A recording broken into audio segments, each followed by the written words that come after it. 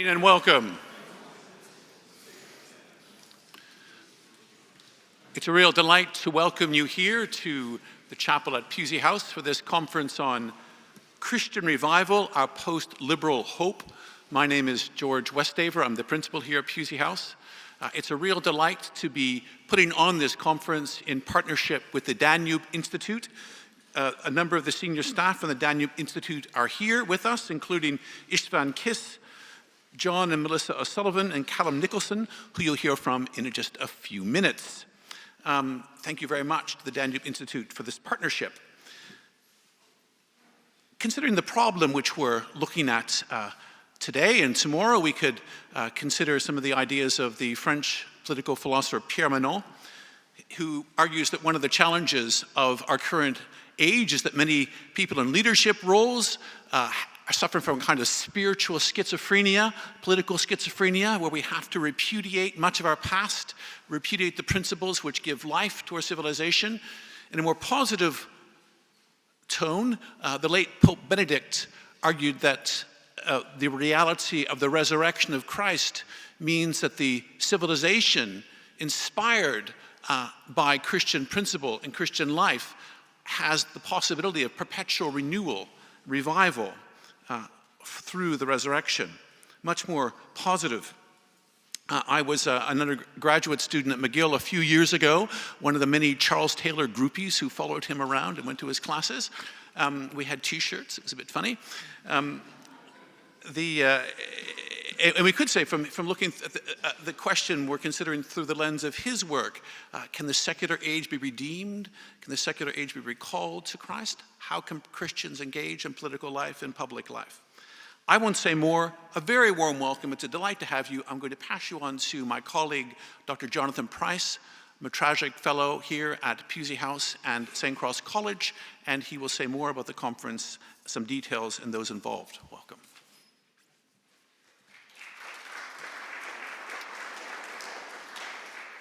Thank you, Father George. Under Father George's leadership and our chaplain, Father Mark Stafford, whom I hope you'll meet during the conference, in the last 10 years or so, Pusey House has grown from being an important institution with long-standing life in Oxford to center of academic life and of holiness of life. And we hope you can experience both of them today if you want to. You're here for at least one, I see. But later in the day, we invite you to an evensong in this chapel, and afterwards to some music, to a small chamber concert also in this chapel.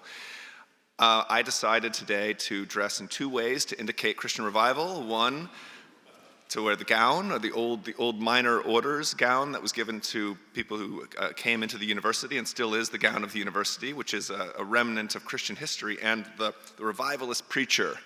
The revivalist preacher jacket, yes. So, because when I hear revival, I think of something a little bit different than the English think of when they hear revival. But part of it might be that sense of revival, but not quite yet.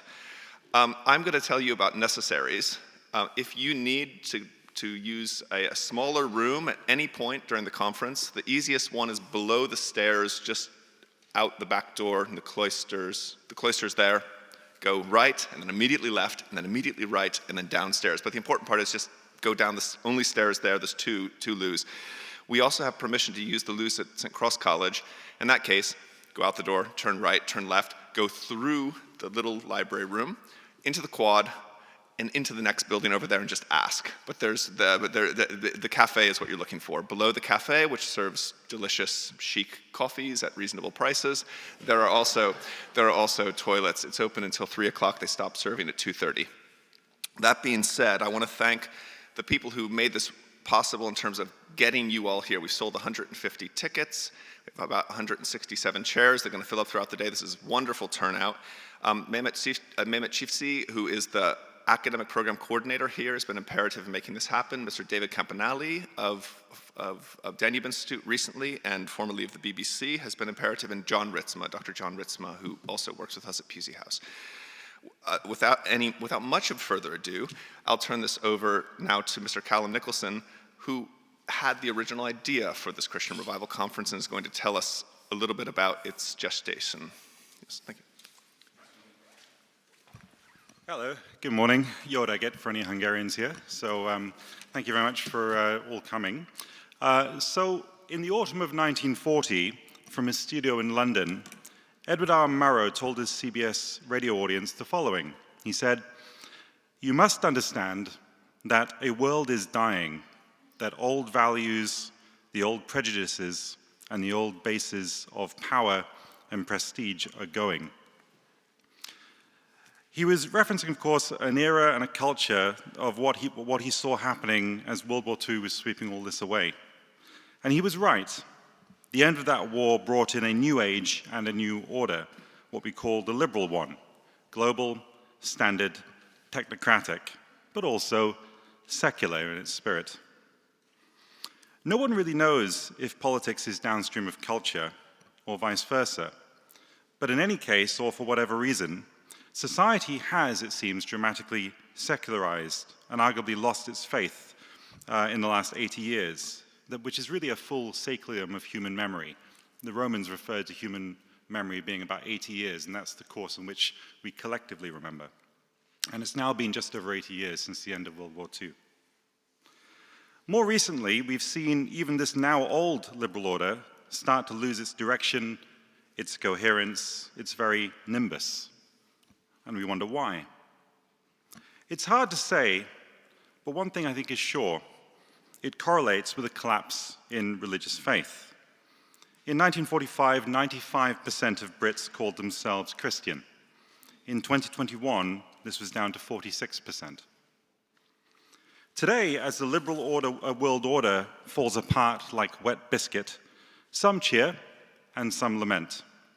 But most agree that its decline is a fact, and at this stage probably inevitable.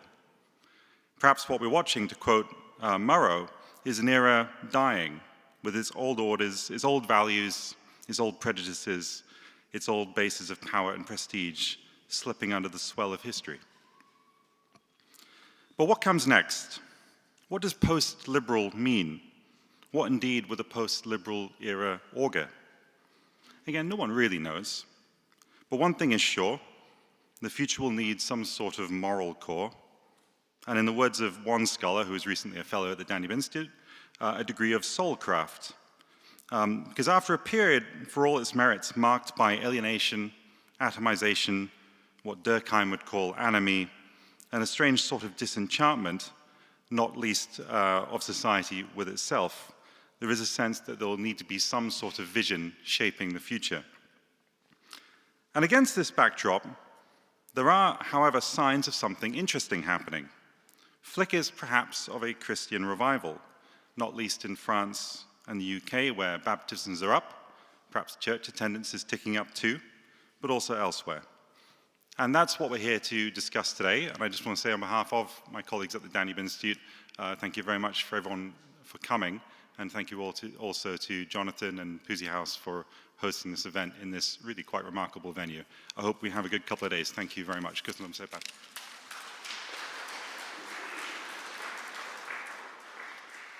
Mr. Ishvan-Kiss will, Dr. Ishvan-Kiss, Mr. Ishvan-Kiss, stand corrected from my correction, will moderate the panel, which will include Mary Harrington and 2 responses, one from John O'Sullivan and then one from Rupert Short. And we might bleed a little bit into the coffee hour. I think we'll give ourselves 7 minutes bleed at this time so that we can fit everything in. So.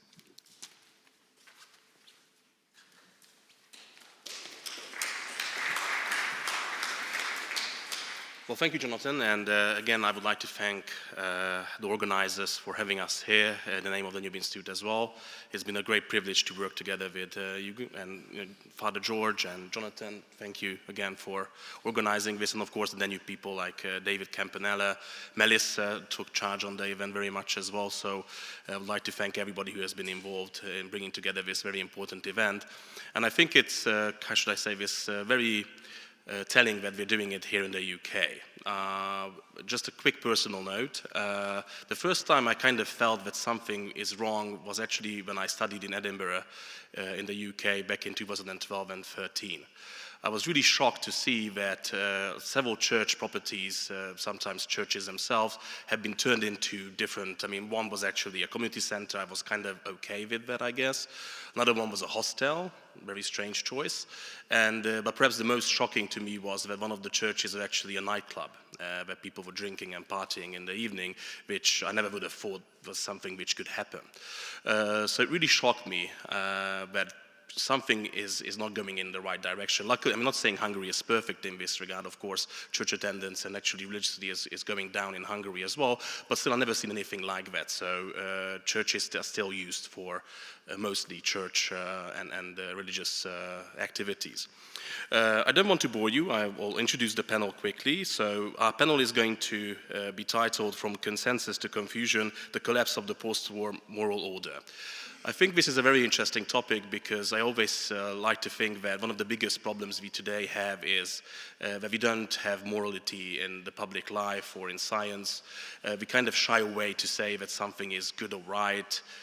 Even you know, saying things like something is beautiful or not beautiful, it's I think the post-liberal consensus kind of thinks that you cannot really put these adjectives to anything because you would be somehow inherently discriminating against somebody, and I think that's a huge problem, and I hope it's something we can talk about a bit more. So we will have a keynote speaker, Mary Harrington, who's we're very privileged to have here. She's, of course, a contributing editor to Unheard, but also she's very well known for causing a bit of a controversy by coining the term reactionary feminism and by writing, I think, a very important and interesting book, Feminism Against Progress. So we're very much looking forward to hear her thoughts, and we will have, after her speech, two discussants joining us. One would be our president at the Danube Institute, John O'Sullivan. I think I could stand here for half of our panel to kind of list all his accomplishments in life, but of course he's been a speechwriter and a special advisor to Margaret Thatcher. He's been editor of several magazines, including the National Review, the National Interest in America, and he's been actually the president and actually the founder of the Danube Institute since 2013. And after John, we will also have Rupert Short joining us, who's currently a research associate at the Von Hugel Institute at the University of Cambridge. He's also a well-known writer and journalist here in the UK. He was also the religion editor of the Times Literary Supplement from 2000 to 2020. I mean, that's a pretty significant time, 20 years. And he also has a very interesting book quite recently called The Eclipse of Christianity and Why It Matters. I think that's, I had the good fortune of reading that book, and I would recommend it to everyone in the room if they didn't. I think it's kind of a very important work, especially for the topic we're talking about. So without further ado, I would like to ask our panelists to join us. Please sit down, and I would also ask Mary to give her opening speech. Thank you.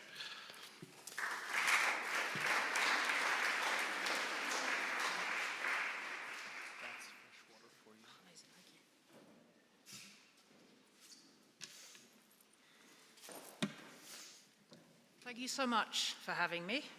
Thank you to Pusey House for hosting us in this beautiful space, and Danube for helping to make it happen. Can you hear me? Is that better? I'm not tall enough. I need to stand on my tiptoes. That's all. Right. Are we good? Is that better? Okay. I'm not going to talk about feminism today. I'm also going to be awkward and situate the collapsing order that we're here to talk about a little bit further back than just the end of the Second World War. Our theme for the overall conference is Christian revival and post-liberal hope. And I want to talk about the way the digital transformation is inflecting both of these, and in fact is helping to drive them. What I see coming is indeed a revival of interest in spiritual matters, but not, as the program suggests, as a consequence of the dissolving post-war consensus. Rather, I'm going to argue that this is in fact a breakdown of the material preconditions for modernity as such. And I think this is at least as frightening as it is welcome. So over the next half hour or so, hopefully more half hour than or so, I'll set out to persuade you that much of what we think of in a vague sense as modernity is inextricable from the printing press, including secularism, a principal villain for this current gathering. But we no longer live in the age of print. After the TV and radio interregnum, which is to say the post-war liberal order, which we're all here to beat on, the print age has been displaced comprehensively already by digital media. It's in the past. We are already in the post-liberal age. With that shift, we also exited modernity. We're well on the way to exiting secularism. This is a done deal. But as we'll see, this has far more existential consequences than some might expect. It is not the re-enchantment any of us ordered, and I think by the time, in time, we will all wish that we could send it back. Or maybe not. To frame this, let's revisit Marshall McLuhan's analysis of technologies as forms. His famous phrasing is, "The medium is the message." By medium, he means not just the kind of communications media you'd expect to form the subject of media studies or media theory. For McLuhan, all human inventions count as media, extensions of our native capabilities, embodied capabilities. The defining characteristic of media, according to McLuhan, is their capacity to act as extensions of man in one capacity or another, increasing one or more of our senses or capacities, and with it our ability to act in and exert control over the world. He argued that we tend to misread media, which is to say really technologies, in that we unthinkingly assume the meaning of a technology resides in what we do with it. Wrong, he said. The meaning of a medium lies not in its use, but its form, understood as a totality. So what does it mean to consider information media as a form? The first thing to say is that this comprises not one form, but perhaps four: the alphabet, handwritten texts, print on paper, and, latterly, digital media, which is so different in its form from the previous that it may yet reverse all of these revolutions for all but a minority. In fact, I think that's what's happening. So let's take the alphabet first. The Greek alphabet is not only the oldest form of writing, it's not quite the oldest form of writing, but it's distinctive in that it represents not ideas, but sounds in a minimum of symbols. This makes it comparatively quick to learn and transferable between languages. It also allows the reader to see words rather than hearing them, or rather to turn sight into hearing. The literacy scholar Marianne Wolf has shown how learning to read literally rewires our brains. Well, not literally with wire, but it literally reforms our brains. In doing so, Walter Ong, the literary scholar, argued, literacy doesn't just alter our artistic forms, but our whole patterns of consciousness. In the classic text, Orality and Literacy, he showed how oral cultures are different from literate ones in distinctive ways. Oral cultures are less interested in, or perhaps capable of, abstraction. When shown a circle, an oral culture is more likely to say plate or the moon, rather than using a geometric abstraction, circle. An oral language is more patterned and rich in symbolism. Oral cultures have more constrained vocabularies because they're limited to what people can remember. Oral cultures are grounded in the concrete life world of that people. For oral cultures, objectivity in the sense we're accustomed to is simply not a thing. Storytelling tends to be highly coloured to make it memorable, because that makes for more interesting, memorable, enjoyable storytelling. Oral peoples will tend to have a bardic tradition of shared memory, what makes the Homeric epics unique, Ong argues, is that they comprise, written down, the oral recollections of a sophisticated spoken word culture just at the cusp of transition to literacy. The historian Adam Garfinkel has argued that it's not a coincidence that what Karl Jaspers called the axial age occurred over that transition to literacy. Indeed, the famous passage in Plato's Phaedrus, where he critiques writing, captures a deep ambivalence within that culture about this. Plato warns in the voice of Socrates that this new technology of writing severs words from those conveying them, risking chaos and misinterpretation. And it poses a danger to memory, he says, as people will just write things down instead of remembering. Bear with me, this is all relevant to the digital age, you'll see. As it turns out, Plato was right, but he was about 2,000 years out in his timeline. After Plato, and for some 2 millennia afterwards, give or take, the West was literate, but only a minority. And those who read did so alongside the technologies of memory that Plato was so anxious to safeguard. This is also important, you'll see. The scarcity of reading and writing materials meant books were rare and precious. Scholars stored their knowledge mostly through the cultivation of trained memory. This is an almost entirely lost art now, unless you're a literature scholar interested in the medieval era. It required the practitioner to visualize an inner place, classically what Quintilian called a memory palace, in which vast quantities of reading material could be stored, usually in summary form, to be retrieved at will. A well-educated pre-modern scholar could retain what were in essence multi-dimensional mental spreadsheets holding whole libraries worth of argument. Table stakes was memorizing the Psalter, which just seems mad today, but that was kids' stuff. And they could assemble these mentally, reorder them, create lengthy compositions almost entirely in their minds. We think of rhetoric as just the manipulation of colourful language. To a pre-modern, it was the whole practice of storing, retrieving, ordering ideas from the mental library, figuring them, and then memorizing the assembly using vivid mnemotechnics so it could be delivered as if extempore. Like they would think I was ridiculous and pathetic for reading to you off a piece of paper. Who does that? What kind of loser is this, reading off a page? But to memorize like this, and I've tried it, it's amazingly effective, but I haven't managed to do it today because that's not the world we live in anymore. This is a highly visual and emotive technique.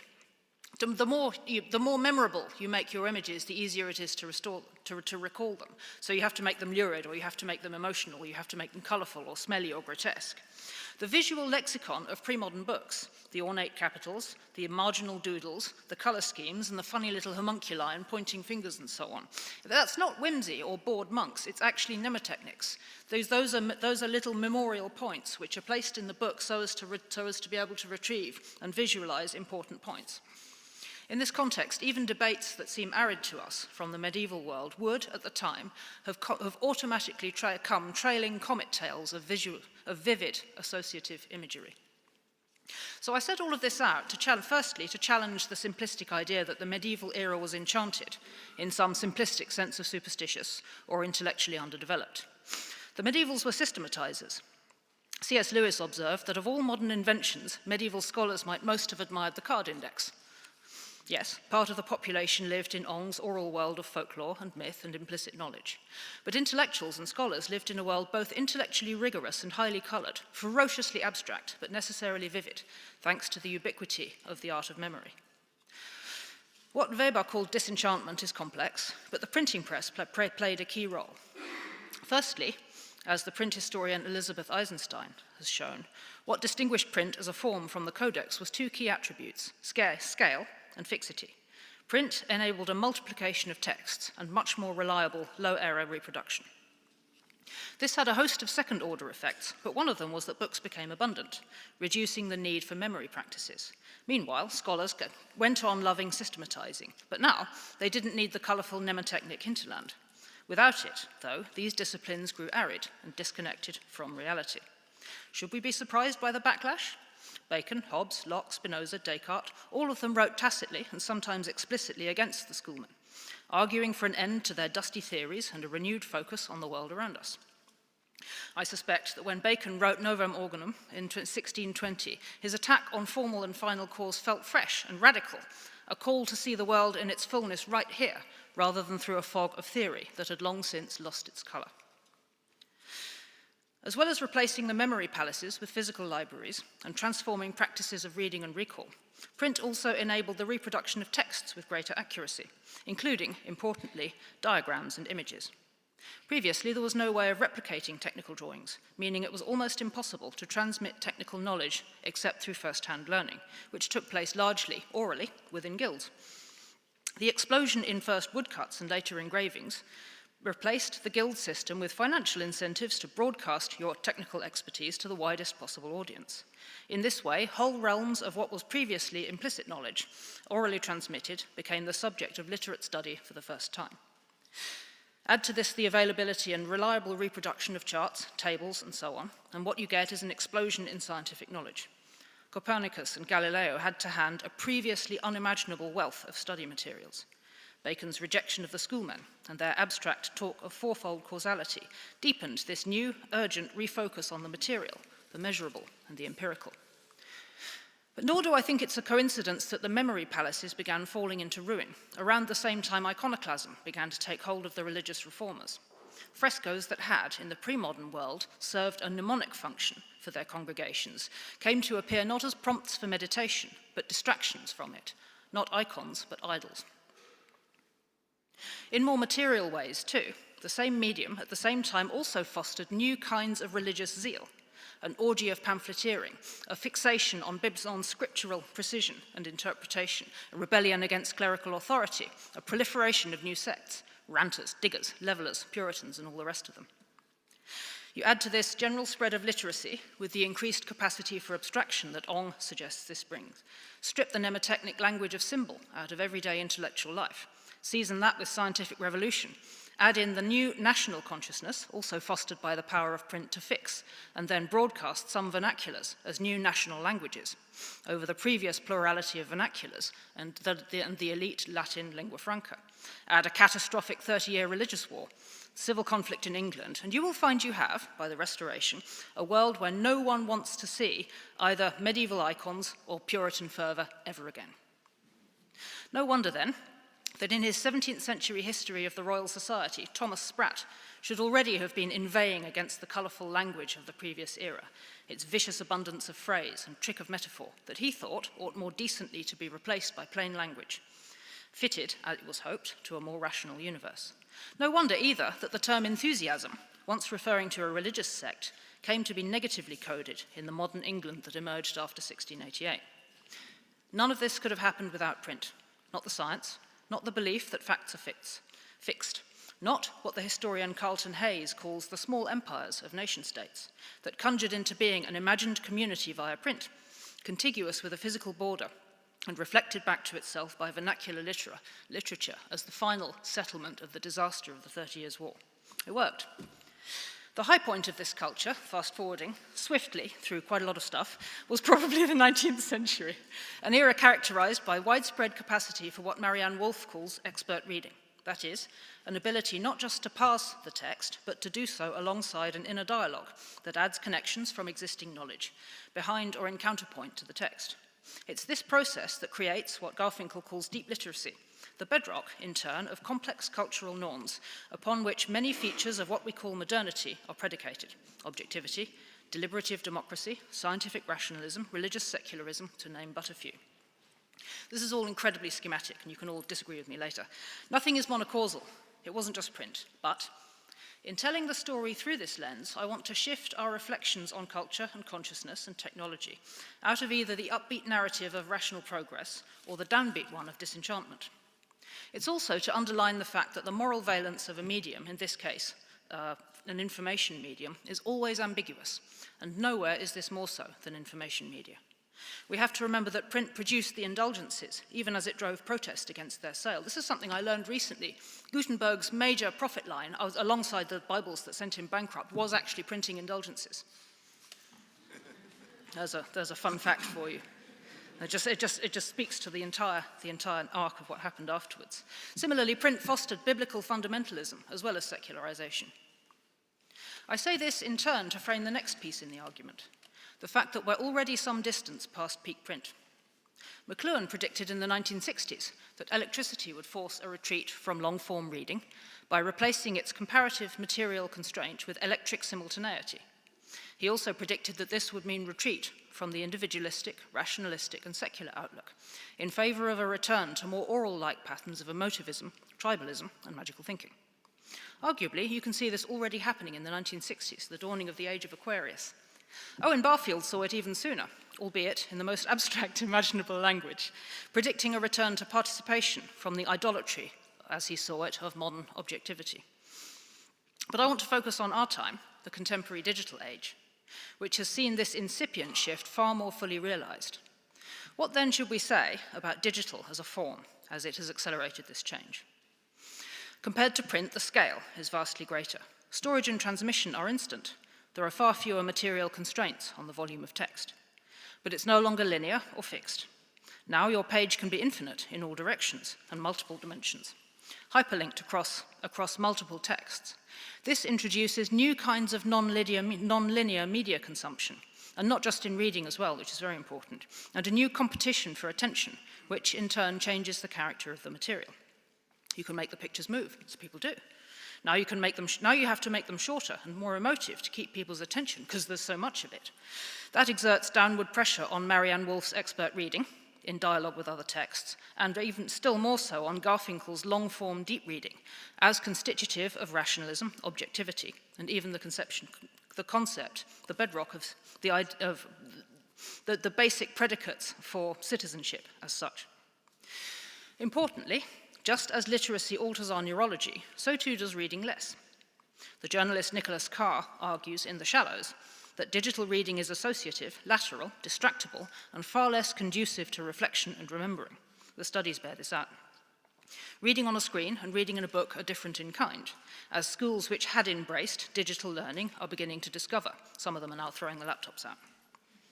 To the extent that one practices and becomes habituated to short-form associative media consumption and continuous partial attention, one loses the ability to pursue long-form linear arguments. A recent report in the FT suggests that the Flynn effect, by which these qualities measured in IQ, and which correspond strongly to the mindset developed by deep reading, are going into reverse for the first time since people started measuring them, in uncanny synchronicity with the widespread adoption of smartphones. To be clear, I don't think phones are making us dumber. The concept of IQ is itself conditioned by print-era priors. Natural ability is what it is, but digital reading really is changing our patterns of thought and forming us along new lines. In particular, the secondary orality that Ong predicted as an effect of TV and radio has been far more fully realized by short-form streaming video. This is further accelerated by the rise of LLMs and voice recognition. Anecdotally, I know of one primary-age kid who simply doesn't accept that he needs to learn to read, full stop, because he can get his iPad to do things using speech commands. University-age relatives report that all but about 10% of their most nerdy peers get AI to do the work for them, because why wouldn't you? From a neurological point of view, this is a bit like sending someone else to do your workout. The workout will still happen, but the formation of your body, or in this case, mind, will not take place. Able people will still be able, but they will think differently, and already do. The iPhone is now of voting age. There are already voting age adults who've been formed in this fashion. And if Ong is right about the cognitive effects of literacy, then plunging aggregate literacy levels will likely tilt the culture in less rationalistic, more agonistic, more personalistic, highly coloured, and more tribal directions. If that sounds familiar. Never mind actual logic. Now we want logic as tribal cage fight, destroying the libs with facts and logic and so on.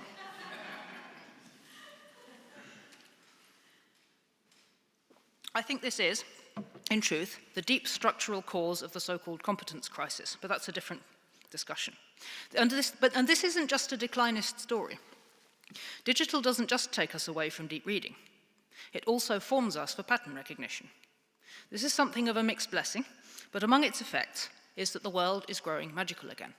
All of the Christian revival that we're here to talk about is downstream of this media shift.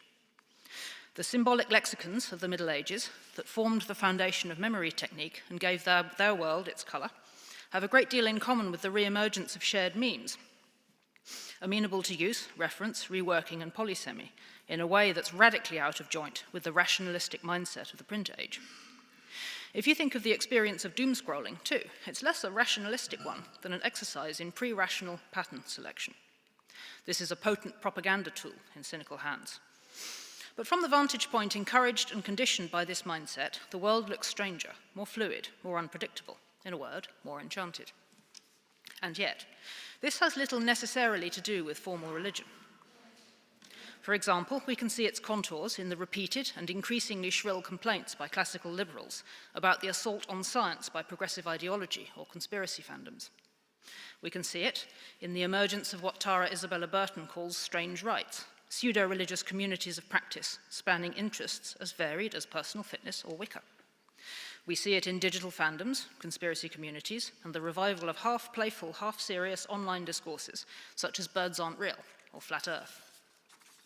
We can see it in what Venkatesh Rao calls the great weirding, the sense that digital interconnectivity and technological complexity has made the architecture of the modern world surreally non-linear, returning mystery to our mental sense of causality in general, not in spite of tech, but because of it.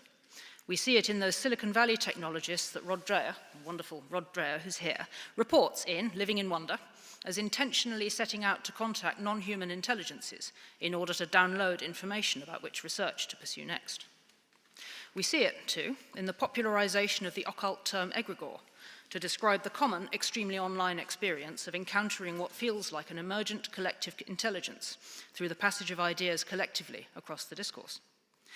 In this world, it's not just easy but intuitive to write medieval fourfold causality per Aristotle and Aquinas, and fiercely condemned by Bacon back into our picture of how things come to be.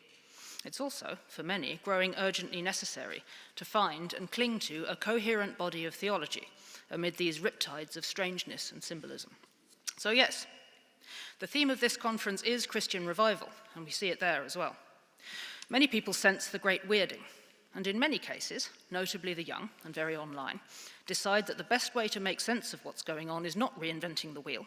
In some cases, I know personally, people have had encounters with internet phenomena so uncanny, they concluded that it's best to take refuge in a community where people will take you seriously and offer to help if you say you feel haunted.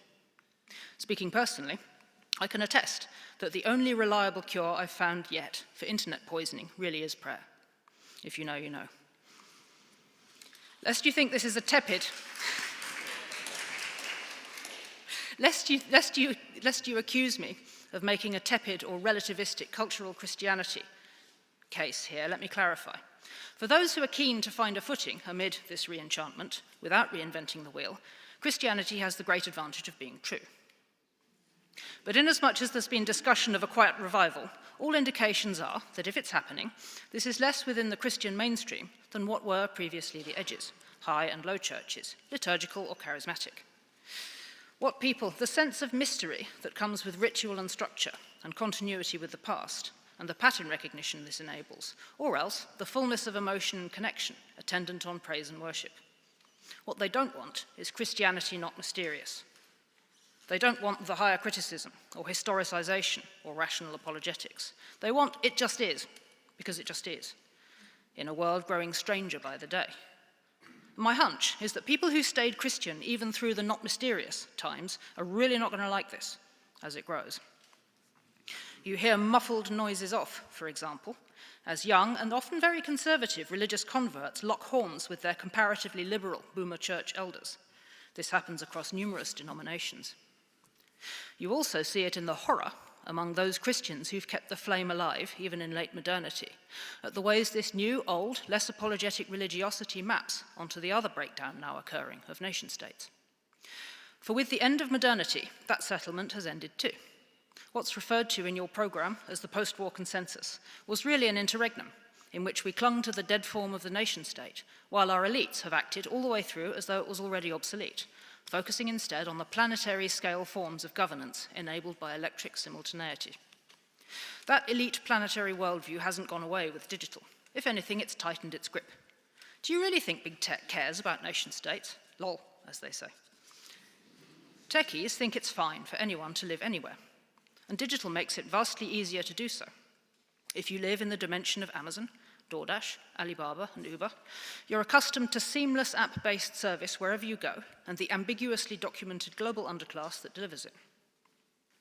Meanwhile, each imagined community, consolidated in print-era nations, is being forcibly reconstituted along lines that, along with being more oral, in the sense of agonistic, emotivist, and indifferent to history or objectivity, are also more tribal. Again, this is not despite, but because of tech. Digital has collapsed distance, such that global mobility is both easy and incentivized. Tribal membership is likewise no longer contingent on geographic closeness. Instead, people cluster by language, affinity, or, increasingly, as in real life gets more atomized, ethnocultural or faith identities. The emerging political and social form, then, looks like a retrieval of the medieval one in many respects. Vast imperial governance architectures, now enabled technologically, under which multiple striated nations coexist, sometimes uneasily. To be clear, by nations here I mean in the Old Testament sense, not in the Westphalian sense.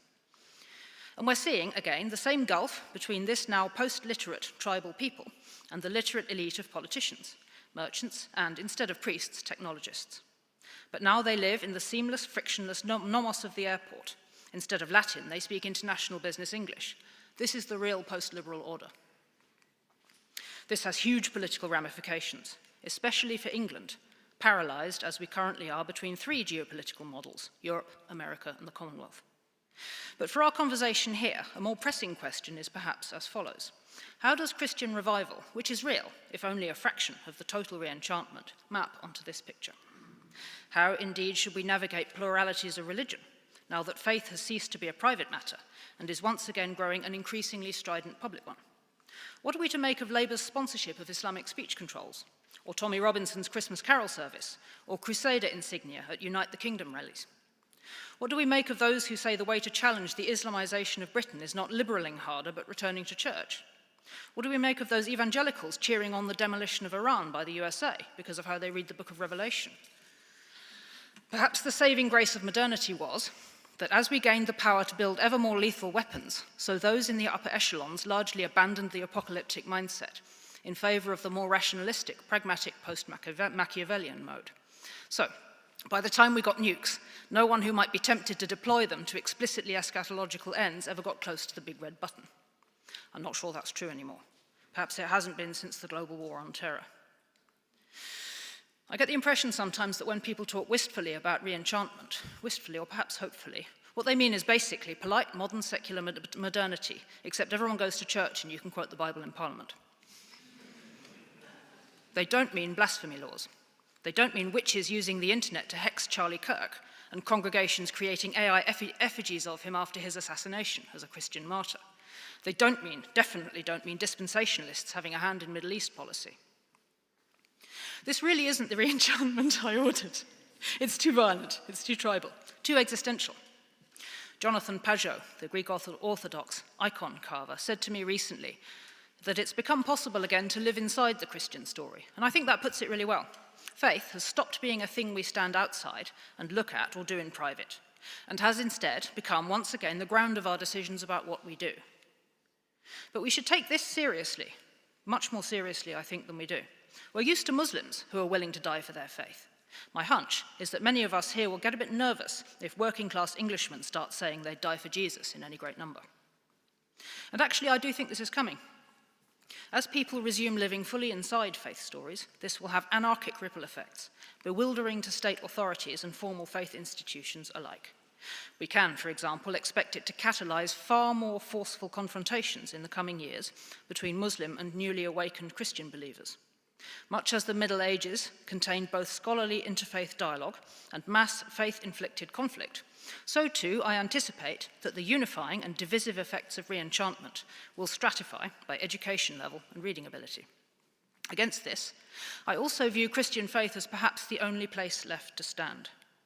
It's perhaps the one worldview that has both the fluidity and the universality to help us navigate the new tribalism, not to homogenize us, but welcome people in their nations without dividing those nations necessarily from one another.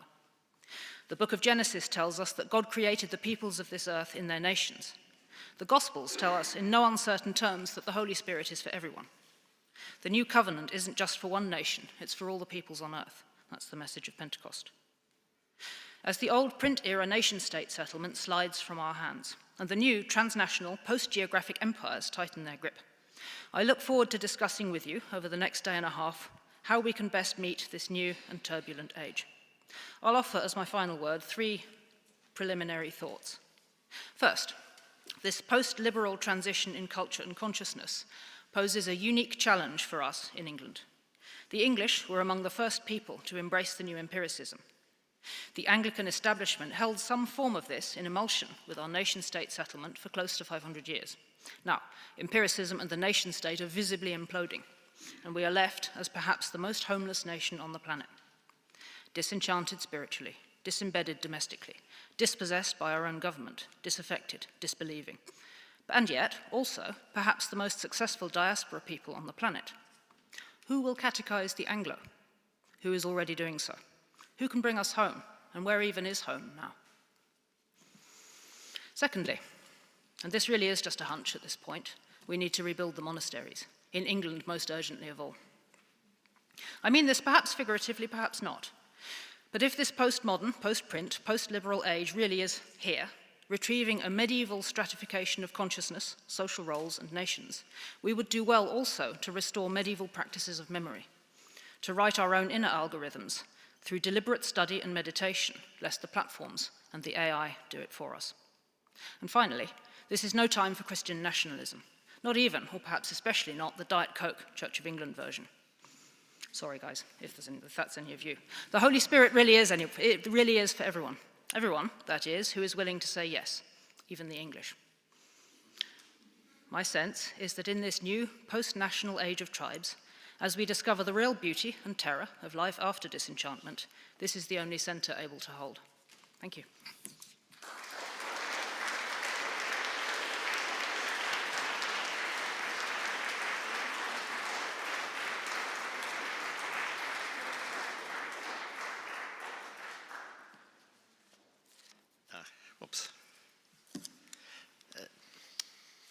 Principal, distinguished guests, ladies and gentlemen. First of all, I want to pay tribute to Pusey House for inviting us to be here. It's a great privilege. I recently saw and was intimidated even further than by Mary's lecture, the lecture here from John Crudas, who gave a wonderful lecture on the Labour Party and the Catholic Church, which spoke to me because I am a Liverpudlian Catholic who remembers many of the things he said. And I really turned it on because I knew I was coming.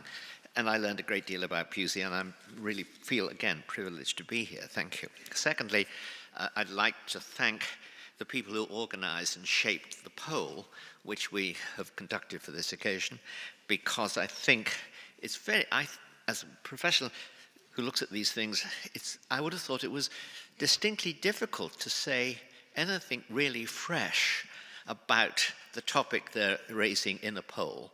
But they have shaped it so well that they produce a set of some information which is, on the one hand, comforting, and second hand, realistic, because it doesn't just ask what people believe. It asks also what they feel about the loss of belief that they have witnessed and whether or not they think it can be rescued, so to speak.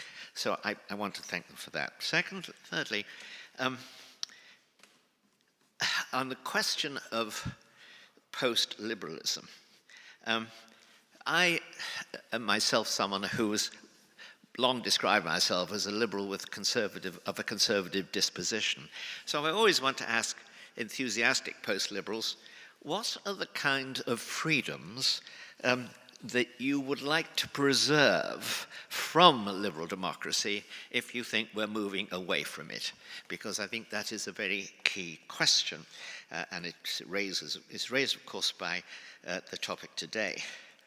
Now, on the point of the world we are in, the situation particularly we in Britain are in, and moving from a past age, as the question on the order paper is, to a new one, I think we should reflect that, first of all, I'm born in 42, and I came to a kind of political consciousness about 1956, a significant year, Suez and Hungary. And in the years since then, I will have to say that I didn't have a sense that we were doing what the paper says. I didn't have the sense that we were moving after 1945 into a completely new world. I didn't really believe what the quotation that Callum delivered from Ed Murrow. Because the thing about ages is they don't resign. They don't come to a sudden halt. In a sense, the age may be dead, but we keep the corpse in the parlor, and we pay occasional, continual, actual visits to it. Now, excuse me when we pay occasional visits to it. Now, that means that the revolution that we experienced, and the one that we may now be experiencing, is an ambiguous and qualified one. It means that we continue to pay obeisance to ideas which are fading, and we continue to resist ideas that are advancing. And therefore, the revolution, when it reaches something like its completion, is much more impressive in a way. It's a total revolution, but that means that the corpse in the living room it persists. Many of the old ideas have not been rejected, they've simply been forgotten, and consequently, there's a possibility always, and I think that's something that may be happening now, that despite the total revolution of theory, I think somebody said the greatest revolution, I think it was Kierkegaard, but the greatest revolution is not the overthrow of institutions, but the fact that they remain there and are emptied of their original content and filled with something hostile to it. And I think I don't need to give any examples of that because we're in a university. So the corpse in the living room is still there, however, and it's showing signs of twitching. And that's one of the elements of the revolution that's happening today. We are remembering things that we have forgotten, and we are still feeling their power, and we're doing so because of the enormous challenges that machine civilization, as brilliantly described by Mary, is changing our society. We are beginning to think very seriously about what we want to keep and what we are willing to see go. Now, we should recall, at the moment, I would say, the corpse in the living room is twitching, and the question is it going to be Frankenstein, or is it going to be Christ? And the choice is a big one, and it's not accidental, I think, that suddenly a very brilliant new movie has appeared in Mary Shelley's book, which poses that question in quite different ways too. Now, the question I want to move to here now is this. We have in this country absorbed, and it's been a good absorption, we have got over conflicts of a religious kind in our society, which we are now more or less forgotten. My first piece of written journalism for which I was paid was in the 1960s, when, as a young journalist, I interviewed the leader of the Liverpool Protestant Party, which had 6 seats in the Liverpool Council at that time. John Cruddas reminds me that the Labour Party had Catholic Action, defending Christian socialism against the strong impact of, well, militant and other things in those years and before. When I interviewed him as a young Catholic, I expected to find a kind of bigoted, old-fashioned anti-Catholic. But in fact, I found a post-Vatican II Protestant, because his only concern, he explained to me, he had no problems disagreeing with me respectfully over such issues as transubstantiation, but what he feared was the Catholic Church's conversion to religious freedom wasn't sincere and likely to prove lasting. I didn't agree with him on that, but I couldn't really contest the reasonableness of what he was saying. Now, you might think that that's a matter of history, but in that when I had tea with him in his little house, which was socially identical to the house in which I and my family had grown up, namely working class on the one hand, but with books in the front parlour, and as Orwell pointed out, the aspidestra in the hall. So I felt perfectly happy with this arrangement and content. But remember, only 20 years before, 30 years before too, my mother had been offended, struck to the heart by the fact that there were parades through Liverpool in which the same party would be preceded by a ham with the words "cured at Lourdes" underneath it. Now, when she told us that, my sister and me, that, we'd never heard the joke before, and we thought it was quite funny. But it wasn't funny to her. And yet that world had gone completely. Now, what are we to think of the present situation? We have a different kind, as Mary alluded to in the talk, we have a different kind of division. The divisions within Christianity, which were powerful and bitter, have gone, more or less, entirely. They've been succeeded by divisions between Christians now and other religions who have now established themselves in Great Britain in a serious way, and particularly, of course, the religion of Islam. That religion, by the way, is as challenged as Christianity by the mechanization of society and of man, and it can be worked with on those kind of grounds. We can form kind of practical alliances. But on the other hand, the divisions also carry great peril.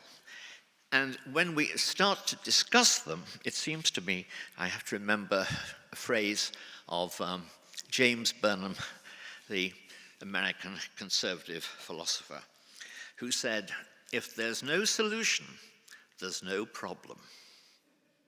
And that's true. If there's no solution to something, you just have to live with it. But on the other hand, Christians cannot approach the question of Muslims and Christians in our joint social life in that spirit. We therefore have to say, we know that there's a solution. We have to have a solution, or else we just have to forget the matter. And that solution, it seems to me, is the question of conversion. We want to convert Muslims. Now, am I proposing a mass political program to do that? Of course I'm not. What I'm proposing is two things.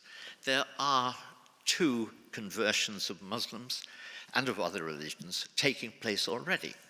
One is to the society of progressive England, and it's one which, in many respects, I hope it'll work. I hope it will succeed, because obviously young women who want a freer life have got their rights. And then there is another, much less discussed, but very powerful movement across the world, but here too, of Muslims converting to Christianity and then keeping quiet about it. Now, do I have a solution? Yes, I do. It's a very, very simple one. It could be uncontroversial, though it won't be. That solution is we have an absolute obligation of enforcing religious liberty in our society. We have to protect those Muslims who want to convert, and we have to make arrangements we have to respect the civil rights of Muslims who want to be Muslims, and those who want to be Christians, or those who want to live a life which is neither, but nonetheless is open to change in the heart as well. You will forgive me for not addressing some of the most important questions raised by Mary.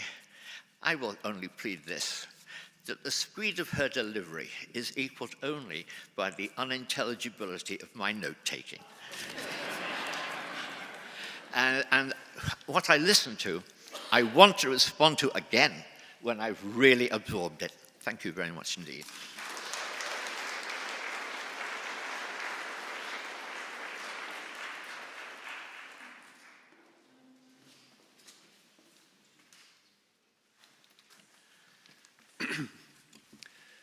It's an honor and a pleasure to be here. I'm so grateful for your company.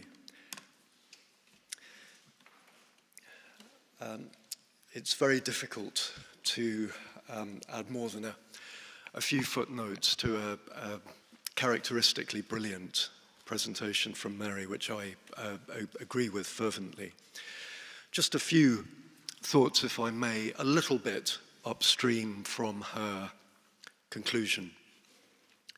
You heard earlier that I've spent most of my career on Fleet Street, even though I now work in a university setting. And as an editor on the TLS, I found that I was the only person who ever set foot in church other than for weddings and funerals. And to cut a long story short, that led to a series of books in which I wouldn't dignify myself with the name of preacher, but I tried to demystify theology and philosophy of religion for a general audience, and in particular to try to demonstrate how it makes sense to those who just don't see the point of religious faith.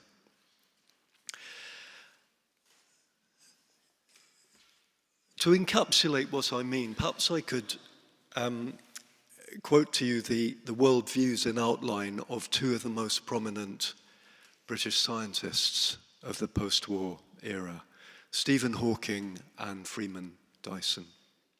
First, Hawking.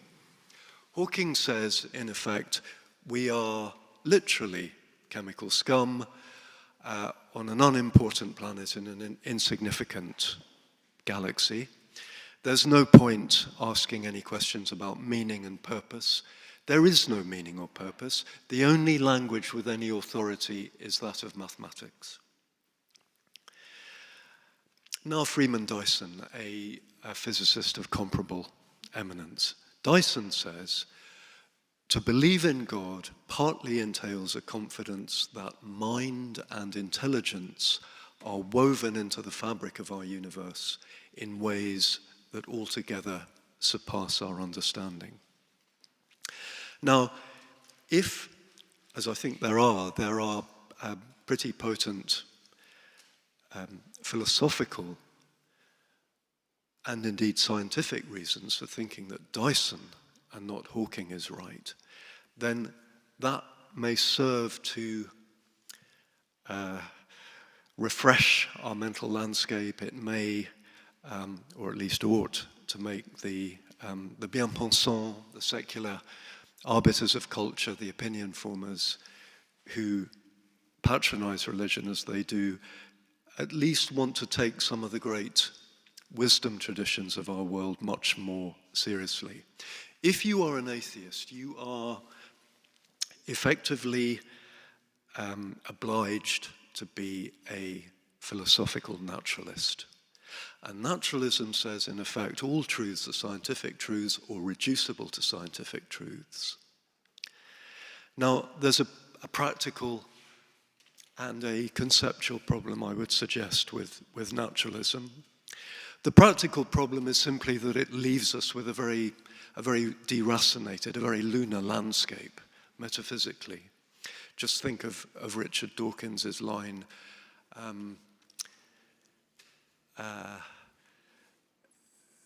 there's just DNA and we dance to its tune. As I say, it leaves us with this lunar landscape. Now, if the naturalist turns around and says, well, if it's a lunar landscape, it's a lunar landscape, just get used to it. As I've indicated, the conceptual problem is simply this.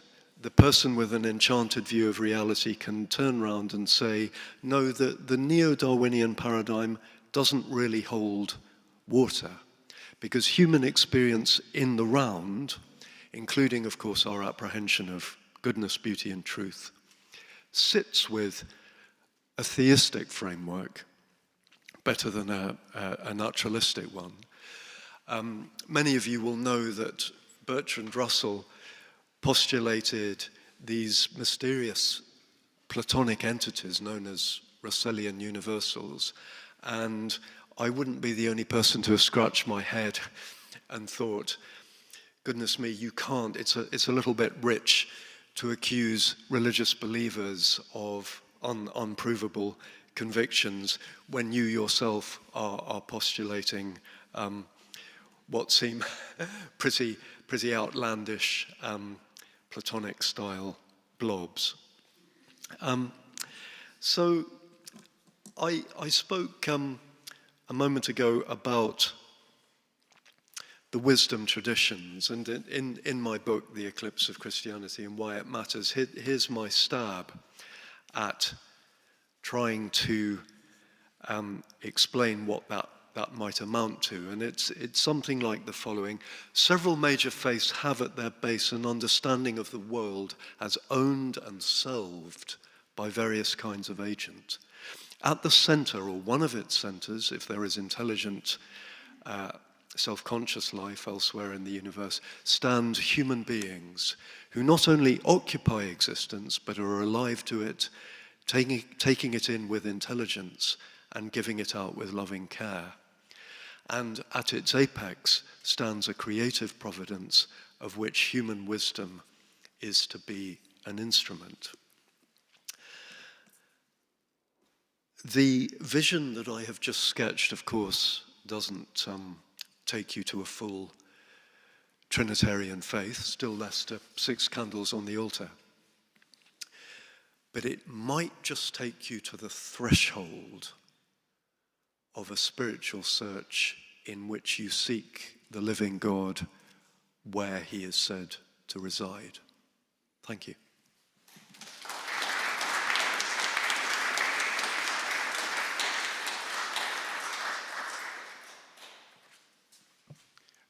We usually like to have time for Q&A. We won't have a lot of it today because we've tried to have as many speakers as possible, but maybe we can take a few minutes just before the coffee to allow you to ask one another questions, and Ishvan would moderate it. Yes, yeah, we have a bit. I think we could take 7 minutes, and then we'll have a 20-minute coffee break and make up a bit of the time. Great. Thank you. Well, we heard a lot of talk about different topics, and I was really kind of fascinated by Mary's talk. I had no idea that we have even the indulgences to thank for the printing press. But so I have questions, but I'm not sure if you have kind of reflective questions to each other, because I would first give the opportunity to Mary to reflect to the 2 speeches afterwards, or if any of you have anything to kind of comment on each other's speeches. I think we should start with that. I'm not sure if not, then I'm happy to ask questions, but... Well, first of all, I really want to absorb what you've written. I'm going to read what you've written. I respond, so to speak, more readily when I'm reading a printed page than when I hear something. But... we're all still creatures of the print era, yes, by and large. That's right. And I'll be gone before it goes, so at least in that sense I'm in a good position. But having said that, I think that the Muslim challenge... Oh, I'm so sorry. The Muslim challenge... Can you hear? No, it's not working, I think. Oh, it's working. Oh, I'm sorry. Yes, turn it on. Okay. The interaction between the problem of the machine and of the increasing shaping of human life by the machine.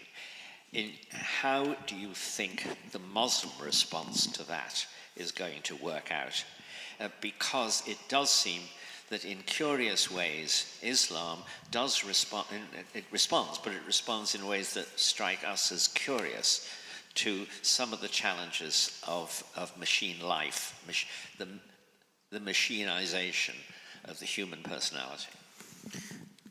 I'm hesitant to speculate too much about this simply because my Islamic theology isn't very good.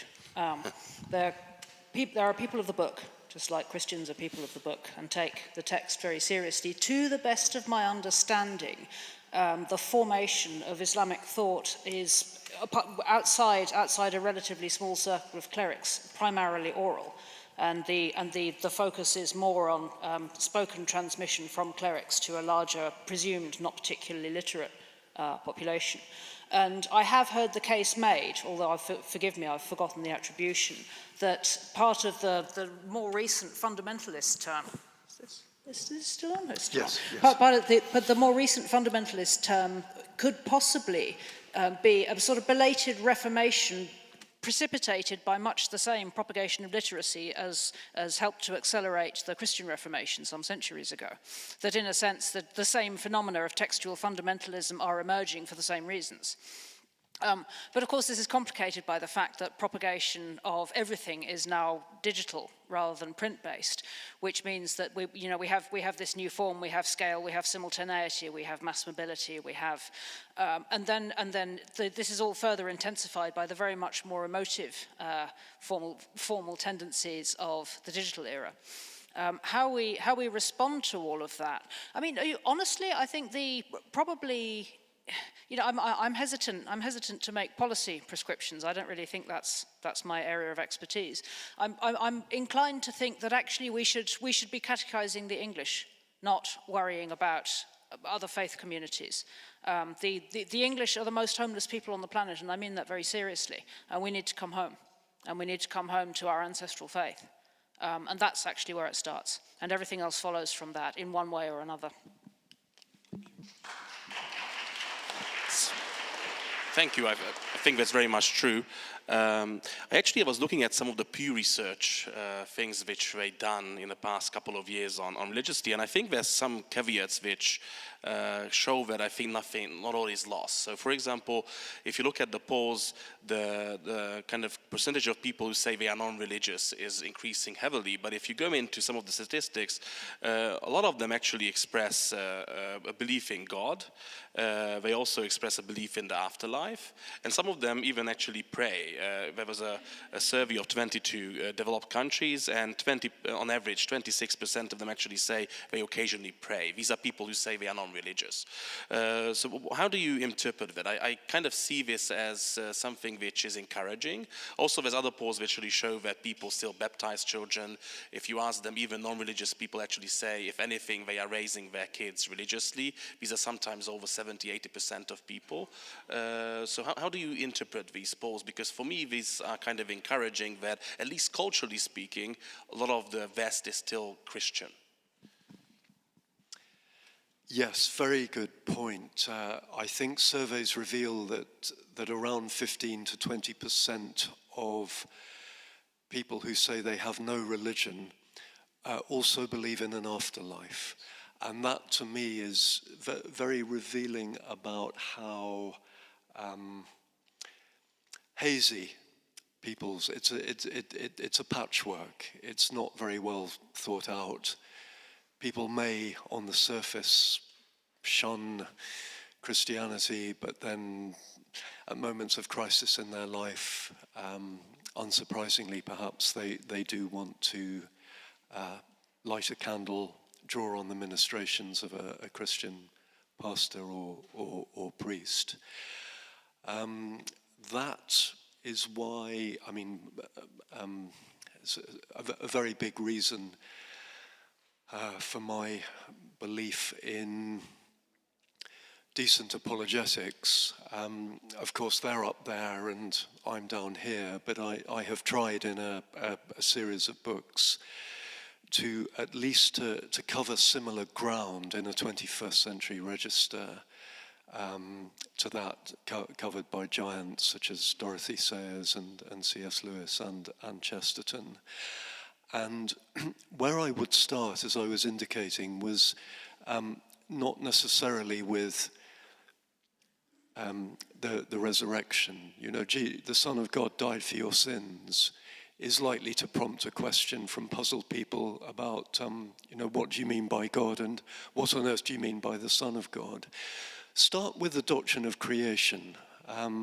Take a leaf out of a traditional Catholic book. The world poses a question that the world can't answer. It's not possible in the terms naturalism allows to say how anything at all can exist. Existence would appear to be on loan from a source, and that means that theism is a valid inference of metaphysical reasoning. And from there, bit by bit, as I say, you may come to a point where you might want to start taking the claims of a faith such as Christianity more seriously. Mary, do you want to come first? Very much running out of time. Just a final closing remark. It remains my settled view that the only way out is through. You know, we shouldn't be complaining. I mean, we can complain about technology because lots of it is horrible. Lots of its byproducts are horrible. But, and also, when I think about the leading voices now challenging physicalism, a lot of them actually come out of the world of tech. And Bernardo Kastrup is a tech bro turned philosopher who talks openly in YouTube interviews about how there is a daemon who guides him in his metaphysical arguments. Now, he's not a Christian, but he's arguing from broadly a metaphysical realist point of view that materialism is just nonsense in largely the terms that... Federico Fraghini, one of the inventors of the semiconductor, has also made the case for metaphysical realism. These are just two arguments out with Christianity that speak to the very much larger trajectory we're making out the other side of physicalism into something else. Now, I think we just, when it comes to Christian apologetics, really, I think you can just say things and just not be embarrassed about it. I think I'll probably just leave it there. Hopefully we can spend the next couple of days just saying things and not being embarrassed.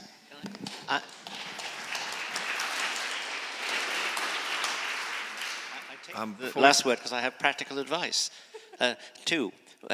First of all, read Chesterton. Georgia Maloney has done so, and it's changed her life. Secondly, have a near-death experience. They change lives.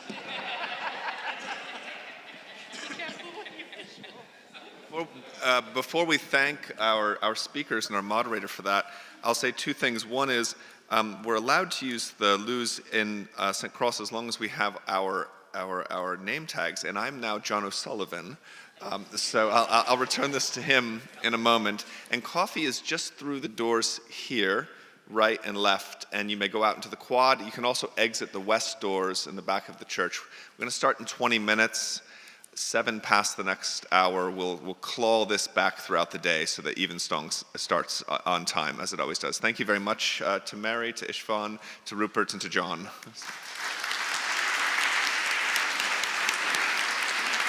When you come back, we will debut the poll of Britain that we've conducted. The 2,000 glorious Brits have told us what they think about our Lord, secularism, Christianity, and the future. Thank you.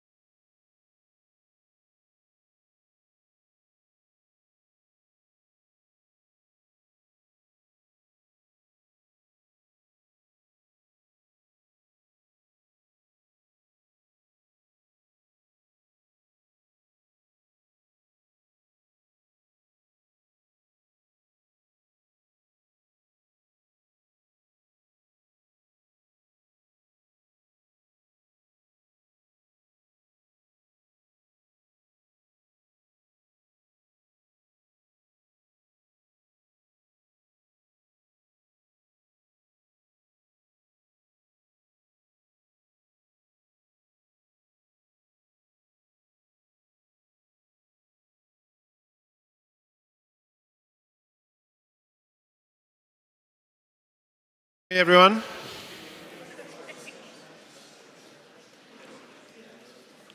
The bell is tolling, which is a sign we need to be still for a moment. Very good to see everyone here today, and again, thanks to the organizers and to Pusey House for this wonderful conference over these few days. Just a brief introduce myself, if you don't know me. My name is Graham Tomlin. I'm Bishop Graham Tomlin. I was Bishop of Kensington in the Diocese of London for a number of years, having taught theology here in Oxford and London for many years. A couple of years ago, I set up something called the Centre for Cultural Witness, which is trying to see how we can strengthen the church's voice in public life. That's something of what I do at the moment as well. But my job is to moderate this session. And this session is called Conversion and Conviction, Personal Journeys as Public Theology. I remember about a year ago reading an interview with Nick Cave, the musician, songwriter, in the Times, and he was asked the question, and as you may know, he's kind of recently discovered or rediscovered a Christian faith, and he was asked the question, why is it that kind of God seems to be on the agenda again? People seem to be talking about God, and he gave a very succinct answer, which I thought captured a lot of where we are. He said, people need meaning, and the secular world hasn't come up with the goods. I thought that captured a lot of where we are. In some ways, we're going to try and explore that theme a little bit, not just at the kind of broad conceptual cultural change level, but also at the kind of personal level, how this impacts people. And so in this session, we're going to be hearing some of the stories of people who have found faith or rediscovered faith in this era of what we're calling crumbling liberal certainties and cultural confusion. And our three speakers are two people who will tell us their stories. So first is Rod Dreher, who many of you will know. Rod, writer, cultural commentator, author of books like The Benedict Option, Live Not by Lies, and his most recent and, to my mind, his best book so far, Living in Wonder. We also have Nicholas Nakin, who is working at the Danube Institute, wrote his PhD in Princeton on Erasmus's patristic scholarship. He was in the army for a number of years, lives between Rome and Jerusalem. But before that, before they tell their stories, we have a contribution from Andrew Hawkins, who is the author of a poll by Whitestone, which has been commissioned for this particular conference. He's the founder and chief executive of Whitestone, called Public Values, Attitudes and Openness to Christianity, to set the context for our more personal stories a little bit later on. So if I can invite Andrew to come forward and speak. Thank you very much.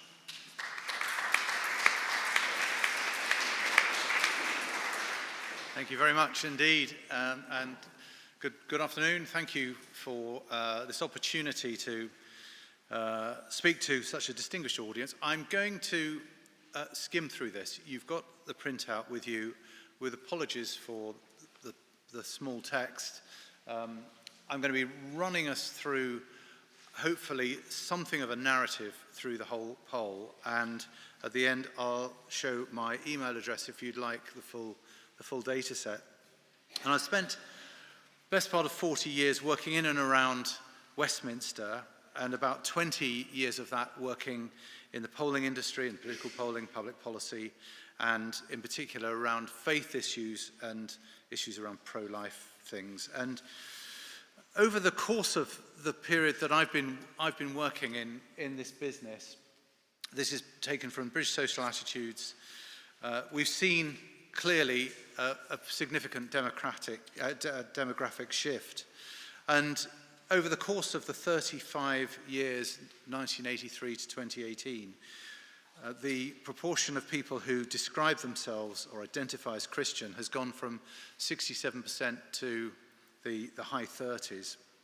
It's been a huge shift.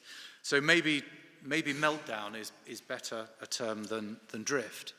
And it's different between different demographics. In some respects, secularization is a cohort replacement process. Here we can see 18 to 34-year-olds at the bottom there, up to 65 pluses.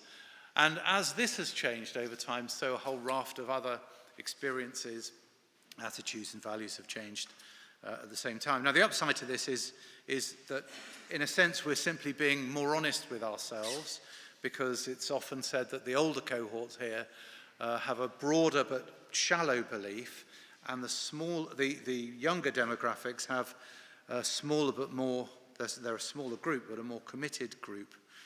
And I guess that's shown in the experiences of some of us, but I'm looking around the room, I may be thinking some of our children, possibly, and possibly even grandchildren, that it's easier to be a Christian in my generation, in many respects, than it is in my children's generation. The contrast between my behavior and that of my peers, whether we're a Christian or not, there seems to be less of a gradient between it with older generations and younger generations.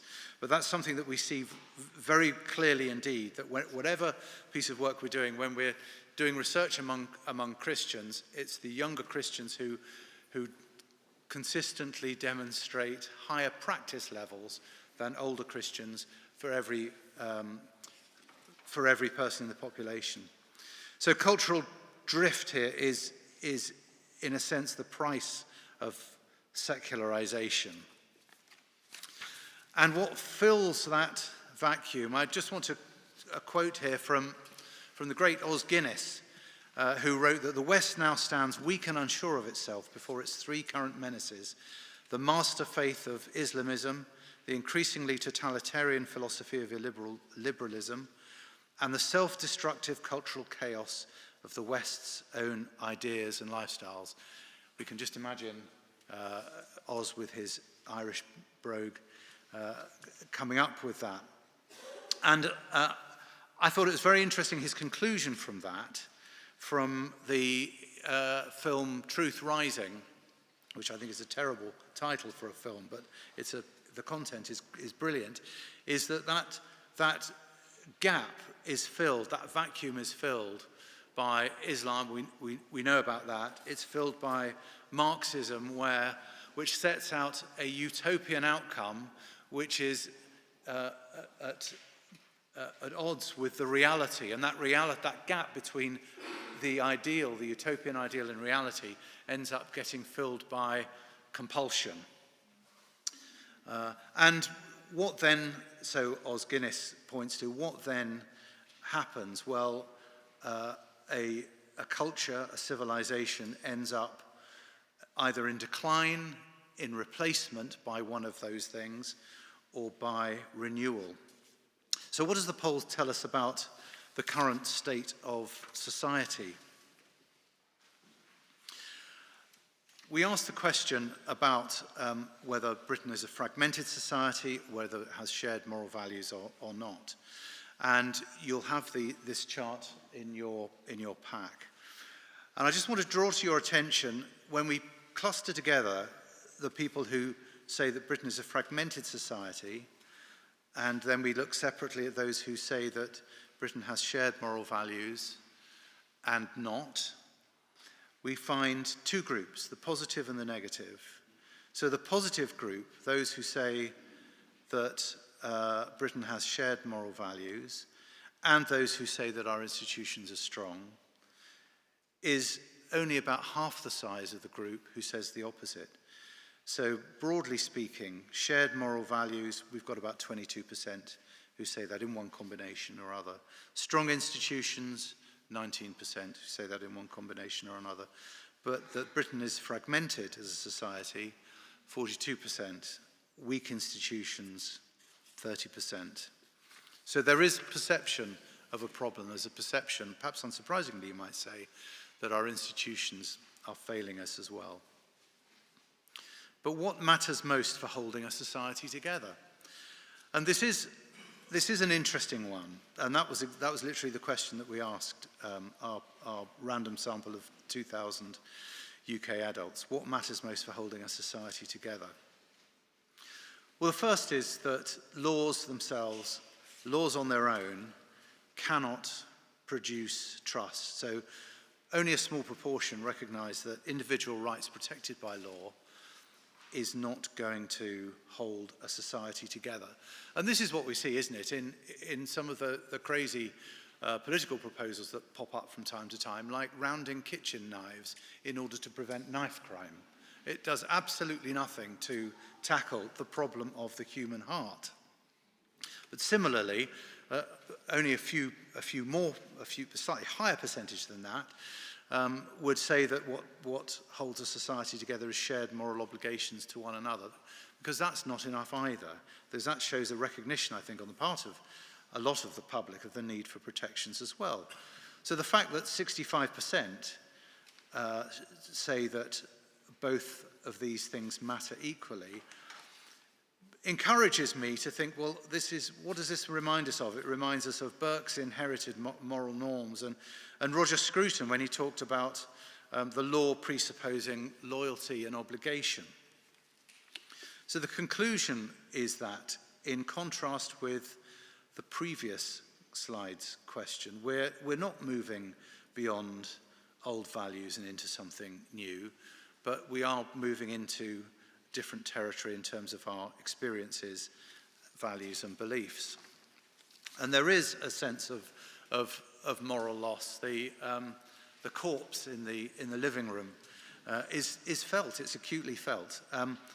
So we tested this with 3 statements which are in your pack. Britain has lost any meaningful shared sense of what's right and wrong. Secondly, there's no objective right and wrong. It's simply what people think is right or wrong in any one moment. And the third is what is objectively right and wrong doesn't change over time or according to public sentiment. And on the first of those, 60% say that, agree that Britain has lost any meaningful sense of what's right and wrong. And interestingly, that's stable across all of the demographics. And there will be the challenge here is to pick up on what the patterns are here as we go through. So it's relatively stable. The group that most feels this is reform voters. And we've got demographics throughout the poll by age, sex, social grade, region, sexuality, religion, and so on. So reform voters stand out there. The second graph here, that there is no objective right and wrong, it's simply what people think is right and wrong. There is only a plurality of people who agreed with that, and that was a surprise to me. I expected the numbers there to be higher, simply because of demographics. So the age group to note there is the 18 to 34-year-olds. So young people are far more likely than older people to say that there is no objective right and wrong, which is a curious figure in itself. And it is complex demographically and politically because the voter group most likely to disagree with this, so they're saying that there is objective right and wrong, is unminded to ask for suggestions here, for guesses, is actually Green Party voters, which I think is fascinating too. And then the third chart here, what's objectively right and wrong doesn't change over time. The younger you go, the more likely you are to disagree with that.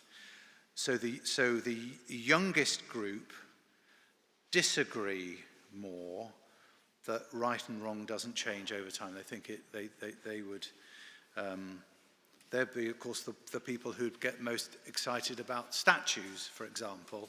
And again, I think that tells us an awful lot about what's really going on rather than what we would read in newspaper headlines. So there's confusion, therefore, about what's right and wrong, what right and wrong means, but a sense that we're not getting it correct. But Christianity still, going back to the corpse, still looms large. A strong imprint remains of our Christian heritage. Overall, there are predictable demographic variations around the notion of Britain still being a Christian country, for example. The most, I don't know what word to use here, nostalgic, I don't know. The people who this is across these figures altogether, these findings altogether, the people who feel most acutely the sense of loss at Britain's Christian heritage tend to be older, they tend to be men, they tend to be Christians, unsurprisingly, they tend to be ethnic minorities, they tend to be heterosexuals, and they tend to be conservative and reform voters. But I think the most important chart on this slide is the one on the far right-hand side, the one testing what people think about whether if Britain continues to move away from its Christian roots, it'll be to the detriment of future generations. The demographics there follow broadly that same pattern. It's most men, it's most over 65s, it's most Christians. But interestingly, it's also other religions too. It's most conservative voters and it's most reform voters. So there is a sense of Britain's Christian heritage. There is a sense of loss if we continue to move away from those Christian roots. We also asked then, well, what if Christianity were to be Britain's foundation? Again, what might hinder that? What might get in the way? What are the perceived threats to Christianity today? And there is one pattern, one finding which I'd like to draw your attention to, which we'll come across again in just a moment, and that's around Christianity becoming too connected to politics, too closely tied to politics, in particular with that younger generation. That seems to be a significant and consistent concern. Older people are more concerned about Christianity losing its place as the foundation for British values. They may be trying to shut the stable door and all of that. But the politics thing I want to come back to in a moment. So back to the role of Christianity. How should Christianity's influence be felt? Should it be practically? Should it be morally? Well, just over half say morally in one sense, either morally and practically, or morally but not practically. And fewer than that, only around a third would say practically but not morally, or both practically and morally. So there is a sense in which Christianity has a moral sense to play. I'm interested in that because what I see in my job, my day job as a pollster, is that actually Christians themselves are far more attuned to the practical outworking of the gospel than we were 20 years ago. What does it mean to be a Christian in society today? There is much less of a gap between the theological and the practical as there once was. So I would regret it if Christianity's role in society played out purely morally and not practically as well. And only a minority want Christianity and state separated. And that minority tends to comprise the nuns, that's N-O-N-E-S, not N-U-N-S, the nuns, people of no religion. It tends to be people who identify as LGBT, and it tends to be Green voters. So in this question, those who say completely separate with no interaction, it's a very clearly identifiable group. But it's interesting as well that in the position that we're in at the moment, where Christianity and state are intertwined, but only in part, and you could argue as well that state and Christianity in reality are separate, but with a moral dialogue, that those are minority positions. But also a minority position is to say that the state should be explicitly Christian. And to what extent, I would like to ask, is this a problem for example, Christian democracy, for example, Christian nationalism, and for example, for Reform UK and other parties who are looking at how this actually translates into political action, political strategy. So what would matter more? Imagine if Christianity were to play a more positive role in Britain's future, what would matter more? And we come back to this theme about keeping faith separate from politics. And I think this is a warning shot. I think it's a warning shot at least in terms of tone, as well as a greater emphasis on community and responsibility. Thank you. We also put to voters a question about a new social covenant, and we define this as a shared set of moral duties and responsibilities drawing on Christian belief in Britain's Christian history. And just very briefly in describing the results to this is a new concept, so the number of don't knows is pretty high. The necessity scores well across all age groups, but those disliking this or who find it not appealing are those usual suspects. And there is under the surface a simmering fear of a moral crusade. Younger people also come out of this much less aware of Britain's Christian heritage and past. But that fear of what does this mean? How is this going to impinge on my freedoms is clearly a concern as well. And just as I come into land on this looks hideously complicated, and my apologies for that. I'd be more than happy to send you this in a more palatable form. It's an old favourite of ours that we like to ask the public what they think of a range of isms, feminism, multiculturalism, and so on. And we've been doing this for years and years. It's a great way of understanding and segmenting different audiences. And I'll tell you what this says in 4 terms. First is that the most popular of the things that we tested, multiculturalism, globalization, your local church, the Church of England, and so on, capitalism, the most popular of these were the feminist movement historically. The least popular were immigration and the Roman Catholic Church, but the Church of England was not that far behind. Capitalism always fares worse than socialism. For those of us who remember the Cold War, that's a curiosity, but that's still there. The Green movement is powerfully popular among the 18 to 24-year-olds and powerfully unpopular among Reform voters. But there is a subtlety around immigration, and that is that, again, with Reform, and I'll just come into land on this one, the reason this is important is that political strategists might look at this and say, well, that means that we've got to go hard in on immigration.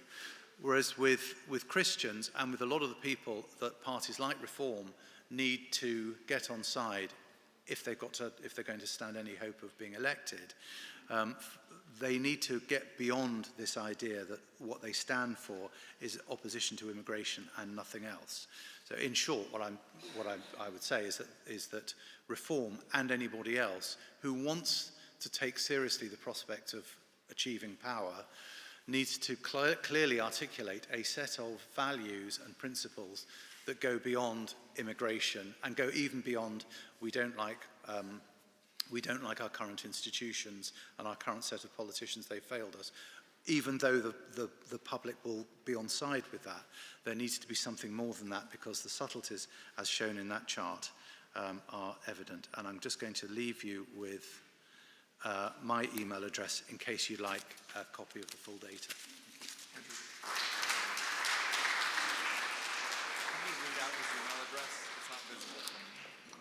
Thank you so much, Andrew. Just to read out that email address, andrew@whitestoneinsight.com, if you want to contact that. So we're going from that's a sense of dipping our toes in the water as to what public attitudes are to Christian faith at the moment. We're now going down into the very personal. I'm going to invite Rod and then Nicholas to come and tell something of their story of discovering, rediscovering faith over recent years. So Rod.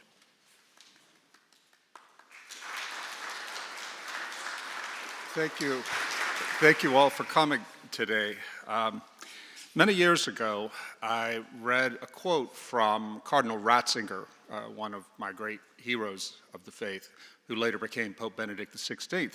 Cardinal Ratzinger observed that in our time, logical, rational apologetics don't really work. If you want to reach people for the gospel, he said, we should lean into the art and the architecture that the church has produced, and also into the saints, the lives of the saints. His idea was not that we should discount rationality, but rather that in today's world, it just doesn't have much purchase. And I think Mary's lecture helped us understand that to a certain degree. He said that rather the encounter with beauty and the encounter with holiness are experiences of the heart that open the mind to the propositions of the gospel. Now, when I read that from Cardinal Ratzinger, I said, wow, my own life is a testimony to that.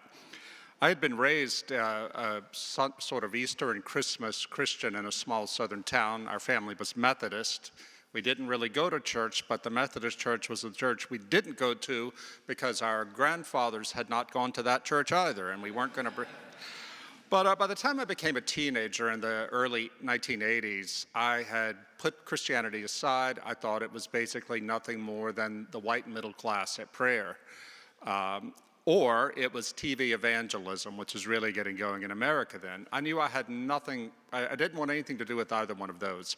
When I was 17 years old, I found myself in Europe on a bus tour, the only young person on a coach full of elderly American tourists. My mom had won a trip in a contest. And we stopped to look at an old church outside of Paris. And I didn't even want to go in, but I walked in, and there I met God. This was the cathedral at Chartres. I didn't even know that this cathedral existed. There was nothing in my life growing up in small town America in the late 20th century that prepared me for the glory of God in that medieval masterpiece. Now, I didn't walk out of there as a Christian, but I did walk out of there on a search. And I spent my university years wrestling with God, wrestling with myself, my own body, and all the usual things college students wrestle with. I went to work as a journalist and was sent one day as a young journalist to interview a very old Catholic Monsignor, Carlos Sanchez. He lived in our city in Louisiana. And he had been born in the 1890s to wealthy planters in Central America. They sent him to the Ivy League. He lost his faith, but respected his parents enough not to tell them. It's a long story. I don't have time for it now, but he had experienced 2 miracles with the Eucharist that returned him to the faith and then brought him to the priesthood. And as I sat there in this old man, he was maybe 96 years old, again, born in the 1890s. As I sat there listening to this old man's testimony, he was luminous and he was weeping, as if these stories he was telling me about these miracles that had happened 50, 60 years earlier had happened just last week. And I knew I was in front of a witness, and that I couldn't stay on the fence anymore. I had to commit myself. And so I did commit myself to becoming a Christian, and a Catholic Christian indeed. Around that same time, I went to interview an exorcist, Father Mario Termini, down on the bayous of South Louisiana for a story I was doing for the newspaper. And I saw things when we went to a haunted house. I saw things, a woman thrown over a chair, candles flying around that could not be explained. And I knew that there was a lot more to this world than the sort of nice middle-class Christianity in which I was raised and which many Catholics even then believed in. There was a lot more to the world than that. So I did become a Catholic in 1993, and I was a very ardent Catholic, as many converts are. The problem is, my faith was primarily in my head. I was so intellectual. I thought that as long as I went to Mass and fulfilled the rules, went to confession, and read all the right theology, my faith would be a fortress. And then, after some years, came the abuse scandal. I was working in New York at the New York Post when I first started writing about the abuse scandal in 2001, but it broke big in America in 2002. And still, I leaned on just confidence that as long as I had the arguments clear, my faith was untouchable. It turned out not to be true. After 3 or 4 years of looking into the eye of Sauron and learning about the deep evil that was systemic in the Catholic Church, and the damage done to children and families, I found I could no longer hold the Catholic faith. And here's a crucial thing. It wasn't that Catholicism was disproved somehow. I would still say to you that the evil of the clergy or do not disprove the claims of the Catholic Church or any church. But for me personally, it shredded me spiritually, and also my wife. So I liken it to trying to hold on to a frying pan, a cast iron frying pan over a fire. At some point, you just can't hold it anymore. That's what happened to me spiritually. We went to the Orthodox Church, Eastern Orthodox Church, not because we thought we could escape the scandal. I don't think there's any church untainted, but because that was the only option we felt we had open to us then. But I knew when I became Orthodox, I had to be a very different kind of Christian. I could not live in my head. I had to live a more embodied life and practice the prayer of the heart and not be so arrogant. God gave me a severe mercy in breaking my Catholic faith. Again, not because I'm here to make an argument against Catholicism, but I'm again here to make an argument against me and the way I held my faith as something so intellectual, something to beat other people up with. As an Orthodox Christian, I had to make a decision from the beginning not to live so fully in my head, and also to stop fighting and just start testifying. I don't think, I've been Orthodox for 20 years now, I don't think I ever, as a Catholic, led anybody to the faith. At least I've never heard if I did. But I constantly get emails from people now saying, I became an Orthodox because of the things you've written. Because I don't say, Orthodoxy is true, you must follow it, even though I do believe Orthodoxy is the truest form of Christianity. All I say to people is, this is what Christ has done for me through the Orthodox faith. If you want to know more, I'll tell you. Now, I'll end with this. One of the most important things that ever happened to me in my faith journey, and this is one of the bases of my book, Living in Wonder, was an event that happened here in Oxford in 2022. I was already writing a book, busy working on a book about Christian re-enchantment, in which I talk about how if we want to reach people for the faith today, we need to go back to pre-modern forms of Christianity, to sacramentalism, to rituals, to liturgies, to pilgrimages, things that modernity has thrown away. We have to re-weird Christianity. Well, during this conference, at the break, a young man named Daniel Kim came up to me. He was an ordinand here, probably a regular at Pusey House, I imagine. He's now a priest, I've just found out. But he was an ordinand at the time. And he said to me, Rod, what do you think is the greatest threat to Christianity today? I said, secularism, atheism. He said, that's what your generation thinks. I'm in my mid-50s then.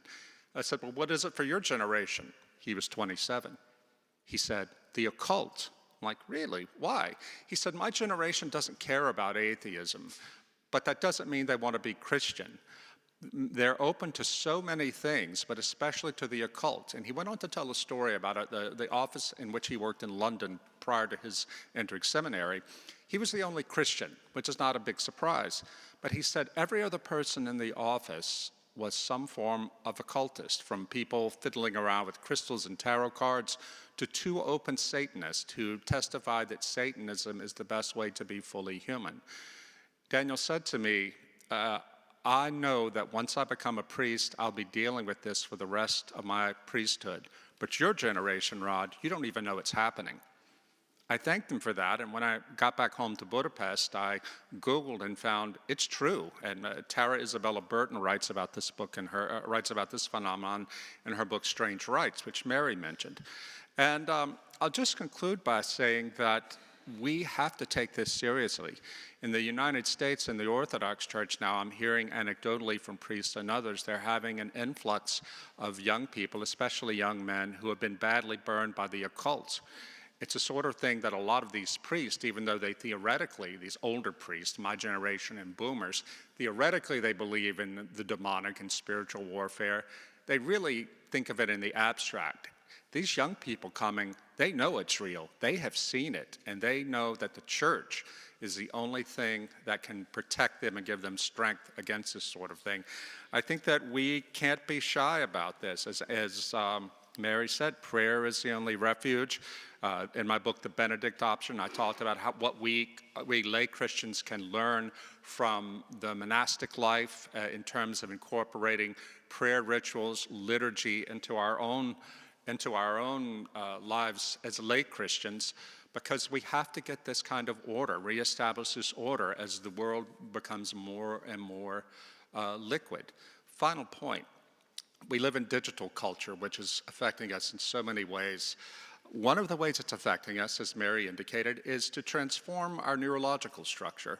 One thing we're finding, and I bet Ian McGilchrist will talk about this tomorrow, one thing we're finding is that the brains of young people who have been subjected to digital culture, to screens all their lives, are being transformed into ways that make it harder for them not only to pay attention, but to perceive the spiritual, to perceive God.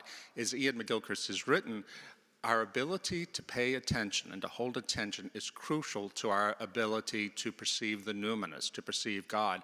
So we are living through a time where, without knowing what we're doing, we are massively re-engineering the human race to make it ever harder for people to perceive God. This is a massive dilemma, but again, so many of us in the church, my generation and older, don't even see it. Thank you.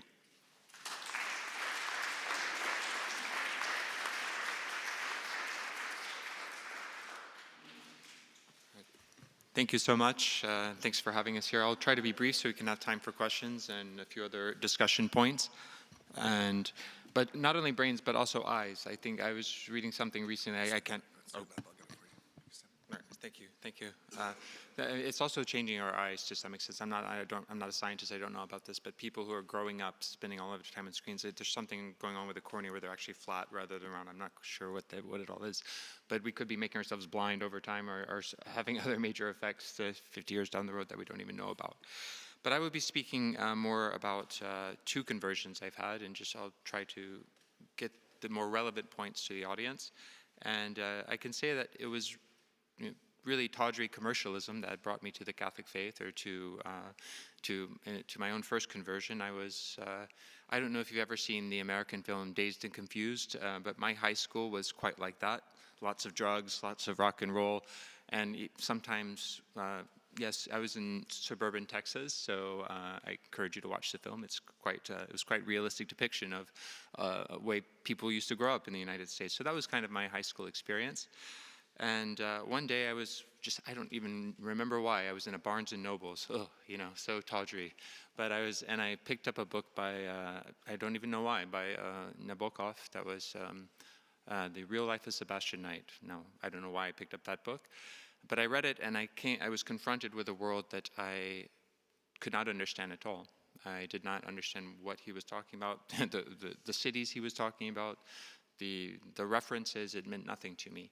And I became very curious, so I bought every book by Nabokov, and I read every one, and I quickly discovered I had a lot to learn. And I became obsessed with him, then I became obsessed with Russian literature, then with European literature, and that's how this all began. But it didn't quite lead me to the faith until my first trip to France, which was when I was 16. And the church is Saint-Gervais, which is not far from the Hôtel de Ville. And I remember at the time they would play Couperin music, because that's where the Couperin used to have all of his family used to play there, and it's quite nice organs, which you'll often find in French churches. And I remember thinking at the time, I want to be sort of part of something that can create this kind of beauty, right? So this was, but I wasn't quite sure. And it took a few years, but I decided by the time I was 18 or so that I needed something. It was really going through Dostoevsky and reading a lot of his works. I think in one book, The Demons, a passage that has always captured my imagination, there's a character who says, look, I have tried my very best not to believe in God. And if I could take that to its logical conclusion, I really must kill myself, but I can't do it. So it means somewhere inside of myself, I believe in God, and I have to find it. And there's something like this. This is very Dostoevsky, of course, but yes, these questions were with me as a teenager, and I said, I'm just going to commit to something. So I need to find something, and I'm going to commit to it and see where it takes me. And for me, the only things even though I was reading Russian literature, with all due respect to Rod, I was never attracted to orthodoxy, so still am not, by the way. 4-hour liturgies can be for more dedicated people, but I said it's either, the only things that could make sense would be revealed religion, Judaism, Catholicism, and I said I'll go with Catholicism. That makes more sense, and they have better churches, and better architecture. So I undertook that path when I was 18. I became a Catholic, and since that time, it's really been a part of my life. But the second conversion I would talk about that was related to that, but even more important, was when I was 26 and I joined the French Foreign Legion. So that was a conversion of a different kind. One of my fellow panelists asked me what I was running away from, and I gave him the correct answer off the cuff myself, in a way. But I was also running away from the person I was becoming and the world in which I grew up. I was at Princeton at the time, And we talked about universities and some of their failings, and I found myself in a context where it was forbidden to ask questions like, what is God? Why do we suffer? How do we live a good life?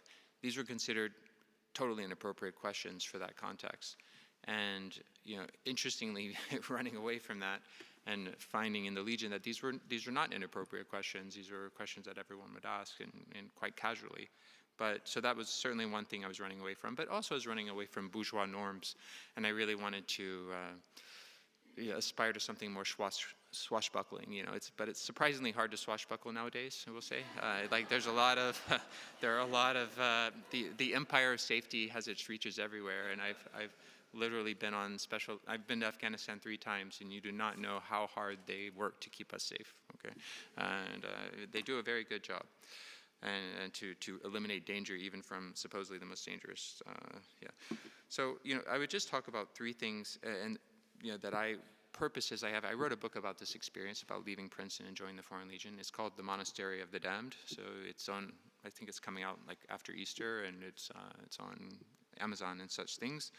But there are 3 things that I really wanted to touch upon that I think are relevant to this conference, and then I'll just conclude with my own bombastic reflections about our age, and then we'll stop there. So the first thing is, what I'm trying to convey in the book is that to a larger world is that you have to take faith, you have to take God, you have to take the Catholic Church, that's my church, other religious traditions as well. You have to take them seriously. I mean, I think we're now at a point where to say I'm an atheist is quite boring, and it does not sound terribly intelligent to anyone, and it's just rather, okay, it's something like old people do. So, I mean, it's certainly not edgy, and it's certainly not of great interest to anyone below a certain age, right? Whereas I think we've lived through a period where it was assumed that, if you had any, assumed is maybe a strong word, but in many cases it's just assumed that, certainly in the university context, like at Princeton, you're just like a borderline, and atheism is assumed, right? You're not supposed to ask questions like, what is God? Or like where did I come from? Why is there suffering in the world? If you were to ask that in a lecture, you would be, or I remember my first lecture at Princeton, and I knew I would not fit in there. They were talking about hunter-gatherer society, and I said, excuse me, like, I really don't believe that we should be talking, like, justifying like things at history, like talking about weird hunter-gatherers that I don't believe in anyway. And everyone's like, you don't believe in hunter-gatherers? I said, not really. It's just not my cup of tea anyway. So there are all these conventions that underpin this what practically assumed atheism that you have to just accept in a public forum. Anyway, so that's something. This is old and it's over and it's not coming back. I personally think the current trajectory, Islam's going to take it over in Europe unless we start changing things fast. But that's a separate discussion that I'm sure we'll have today and tomorrow. But the point with my book is you have to take these things seriously. They've accomplished a lot more than. Well, you could argue this, but I personally would rather cathedrals than smartphones. And I would say that, all of those eras of belief that preceded the modern era accomplished a lot more, and certainly a lot more of lasting value than anything since this era of disbelief. And you could argue that. I mean, maybe the F-35 is pretty cool, but I would prefer Dante myself. But you have to take these things seriously now, and especially in the future. And part of it is because what I just said. If you don't, something will fill the vacuum, and right now that's going to be Islam. I guarantee you. All right. So, secondly, I don't want to dwell on this too much, but one of my own theories is that in the post-Napoleonic era, which was a time when many priests left the church and they went into armies and marched into Russia, you name it. That the faith, and specifically the Christian faith, has been radically feminized, and you certainly see this in the Latin world to a larger extent. I mean, you never see men below a certain age in church. I mean, and that has been the case for generations and generations and generations. That's not a new thing. You could go back to the 19th century. You can go back and read Flaubert, and I mean, they're talking about this. So this is a long-standing post-Napoleonic trend that I think will. we must address. Now, I'm certainly not advocating for inserting the manosphere into like Catholicism or anything like that. And believe me, I've seen enough rather tawdry and unfortunate attempts at this over the past few years. So that's not what I'm advocating. But there does need to be an acknowledgement that in my own, in my own belief, I mean, the Catholic Church is, or at least the Christian Church, I would say Catholic Church, is includes a balance of those two, of the masculine and the feminine, and we've kind of lost that balance and need to recover it. The other point I was trying to make is that you can join the Foreign Legion, you can swashbuckle, you can do things like this, and still have faith, right? And that is something we need to. Having faith does not mean you have to have a boring life. You can have to the contrary, if you follow faith where it leads you. And the last thing, which is relevant to this conference, I think that I'm trying to get with the book, is to have it rooted in and to have it formed in such a way that it could, in theory, be part of a canon, or that it's part of a broader tradition and is engaging with that tradition. I personally think it's impossible to have literature today because we don't have an elite that can validate that literature, and I don't think that. But if we are going back to a world where, which is entirely probable, where there's going to be a vast underclass that's created by screens and that is not really going to do much, and there is going to be elite, perhaps there's a chance to reboot, to start again some kind of elite culture. And so what forms will that elite culture take? With what canon, with what tradition is it going to engage? This is something I'm trying to explore in the book as well. So that's kind of my own conversion story. I would say the more important one was conversion from basically a bourgeois professorship life to doing something a little bit more active in the world.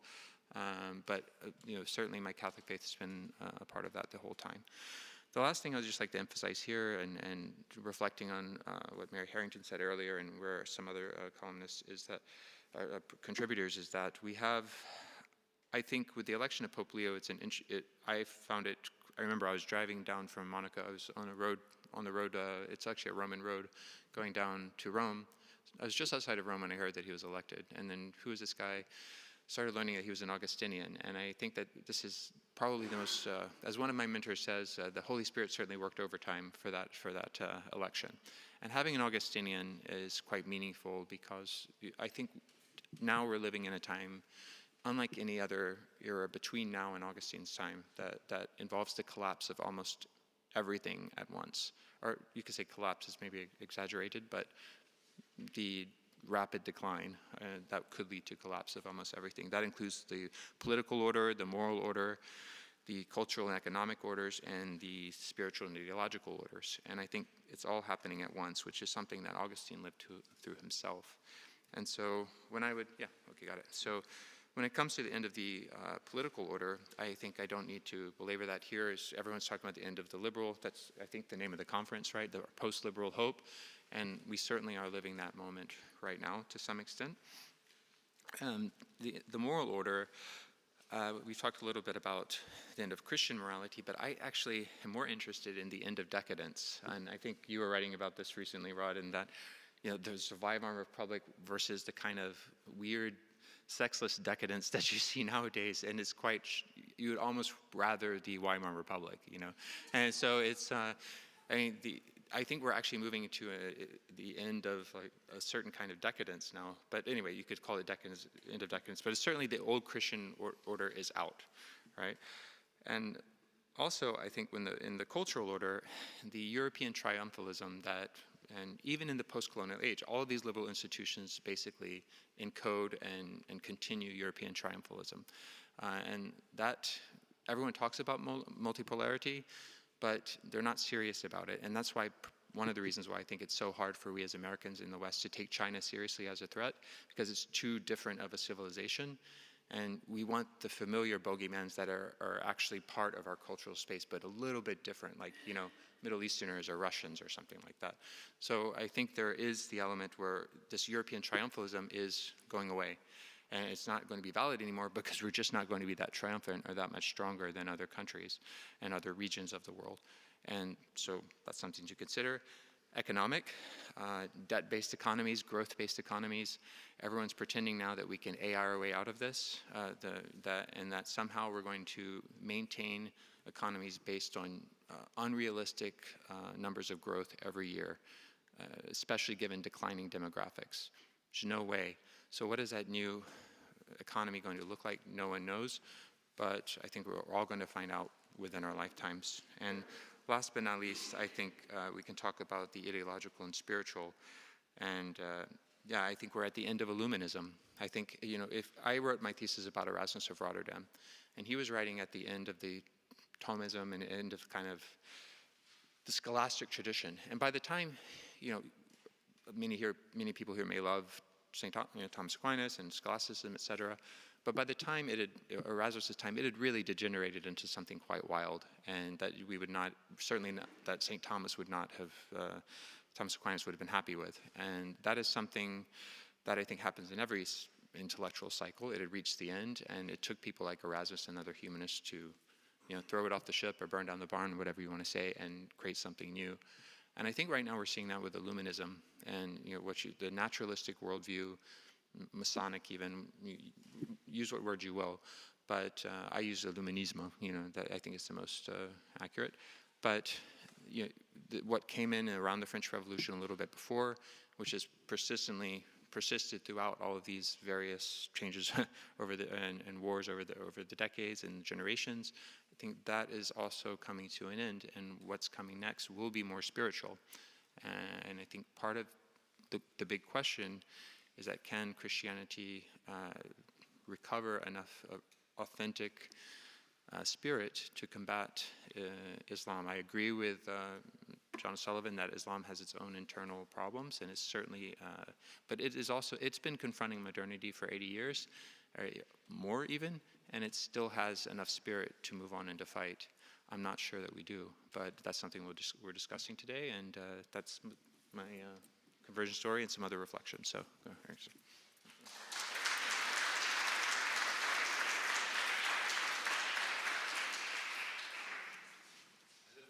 Okay, the sound is sounded all right?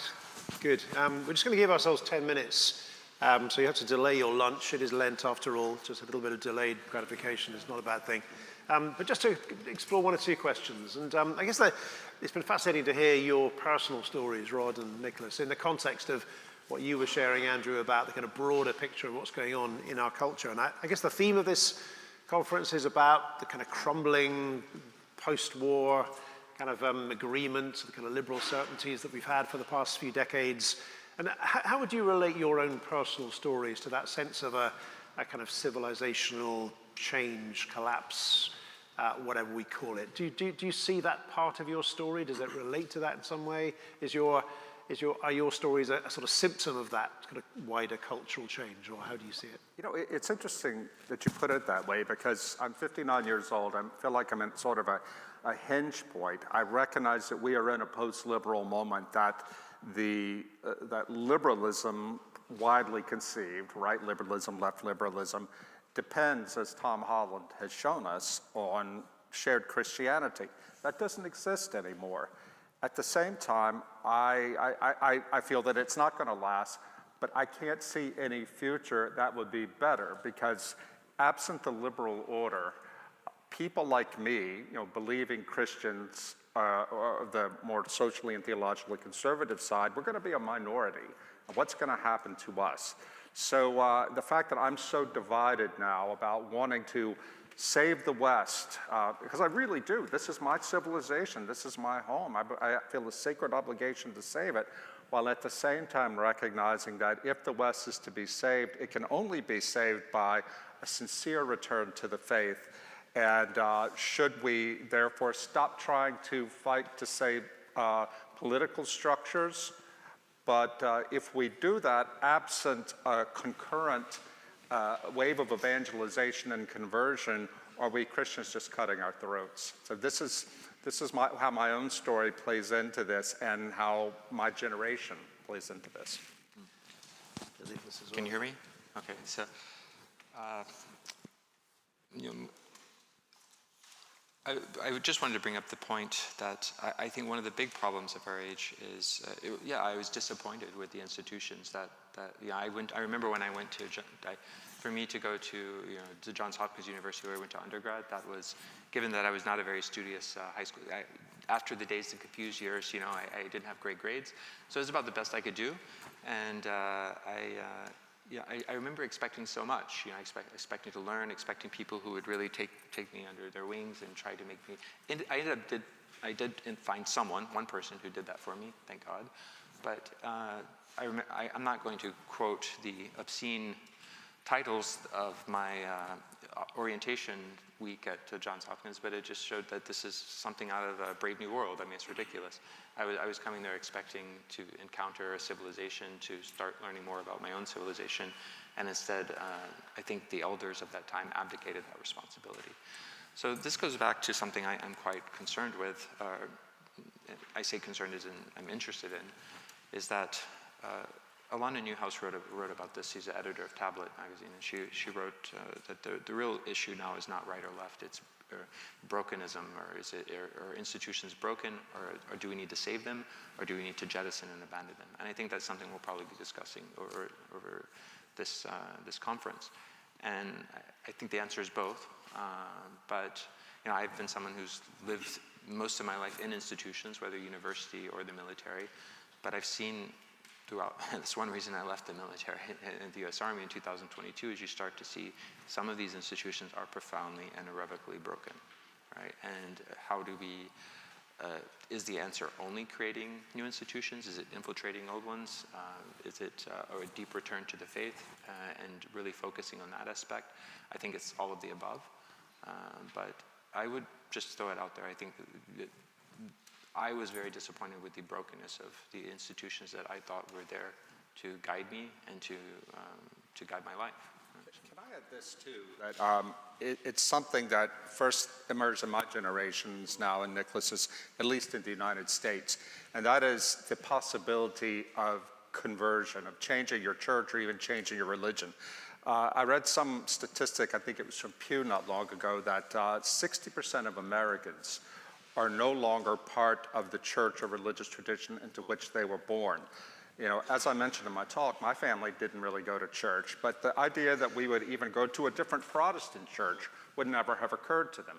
Living in Europe for the last 5 years, I find that my European Christian friends, they're very much of that old world. You either stay what you were born or you leave, but it's so much easier now, the fluidity of American culture, for people to convert. And it was weird for me to become, to my father and mother's generation, for me to become Catholic just because I was abandoning the family tradition. My father said, the Dreers have always been Methodist. I said, do you realize Methodism is only 200 years old? No clue. And then to become Eastern Orthodox is the craziest thing, but it's also normal now for my generation and certainly for my children's generation. And just feeding off that, one more question before we go for lunch.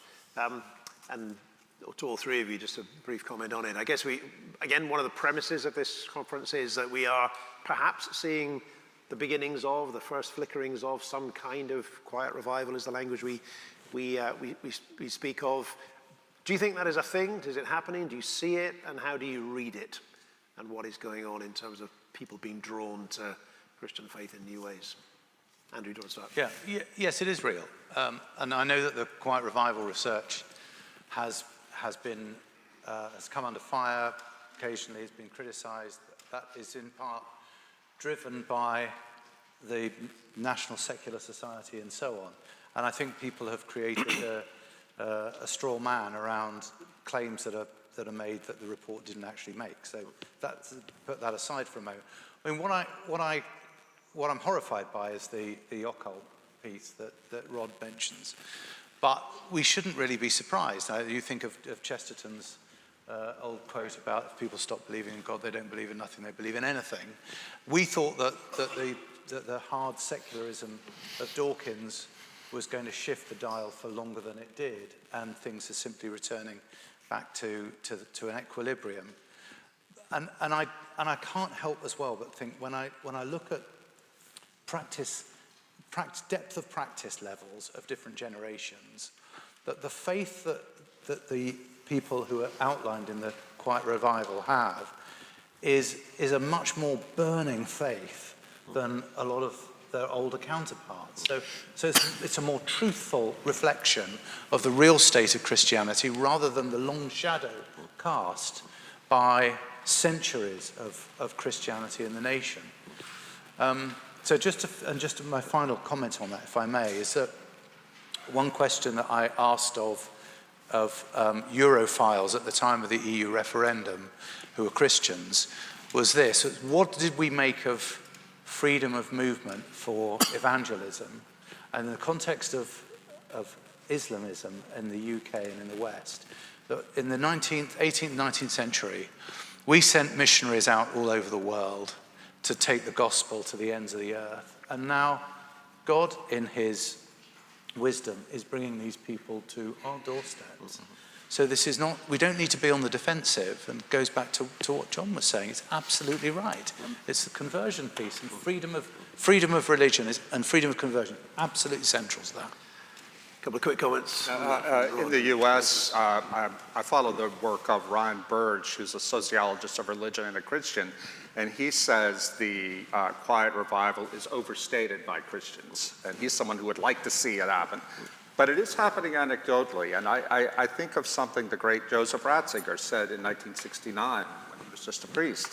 He said that the day is coming when the church will lose all of its money and its power and its influence. People will fall away, and there will be left a small remnant of people who really believe. And those people will be a light to a world grown dark and cold. And I think that generation, the generation we're talking about here, is going to be that light.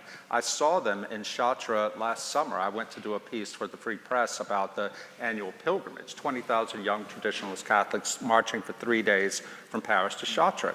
And they were so filled with joy. They weren't weirdos. They were just happy young people, average age 19.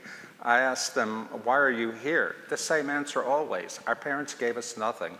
We're here looking for community, for purpose, for meaning, and for God by following the paths of their long-forgotten ancestors. That generation is looking for this. If we can't give it to them in the church, they're going to find it in race nationalism, anti-Semitism, the occult, all kinds of terrible things.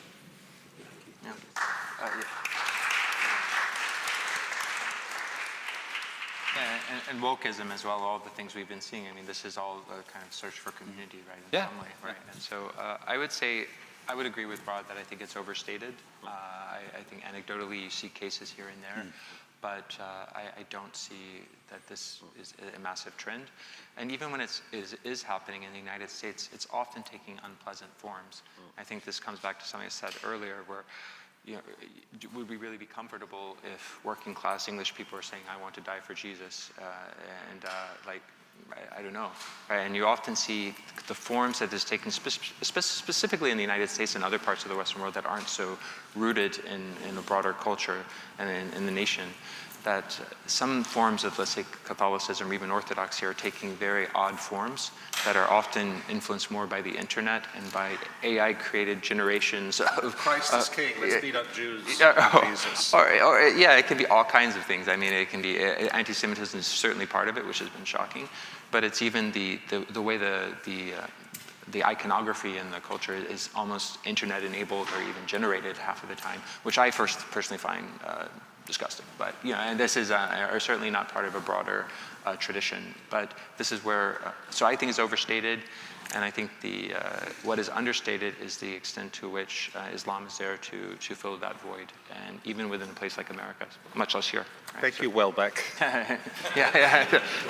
Nicholas, Andrew, Rod, thank you very much, and hand over to Jonathan for our instructions before lunch. Thank you, Graham, for that. We've happily blown through a few extra minutes here, but let me give you some instructions for lunch. But first, let me share something with you. We've had some reporting on the poll while Andrew's been up here. It looks like Hope TV Kenya has featured it, which go check it out. I didn't get to watch it while I was up here. And GB News. We expect a few others journalists who've contacted us throughout the day to be running stories on this, but there's a full story on GB News about Britain's not wanting further decline of Christianity, and quoting the poll and the conference that you're at. So thank you for joining us. Lunch, if you want a swift lunch, just outside the front door of Pusey, there's a little shack on the right. It gets better, don't worry. And it's called Najars, and it has a big line. And they have wonderful Mediterranean fare that you get in a box or a wrap or otherwise, vegetarian or with meat options. And I highly recommend that. There's a little ramen place on the left that can fit about 6 of you, so run there if you want that delicious bone marrow-based broth. St. Cross Cafe, if you go out and down below the quad, has sandwiches and chic coffee, as mentioned earlier. And there's a few other things if you turn right out the front door and go towards Sainsbury's and Tesco. We'll start at 10 past the next hour. And we are technically sold out, but as you can see, the room's not full, so we will release a few more tickets after lunch if you know anyone who wants to join. Every ticket comes with a live stream link as well, so if you know someone else who wants to join us later today or tomorrow, you could offer that to them. Thank you so much. We'll see you at the next hour. We'll thank our speakers.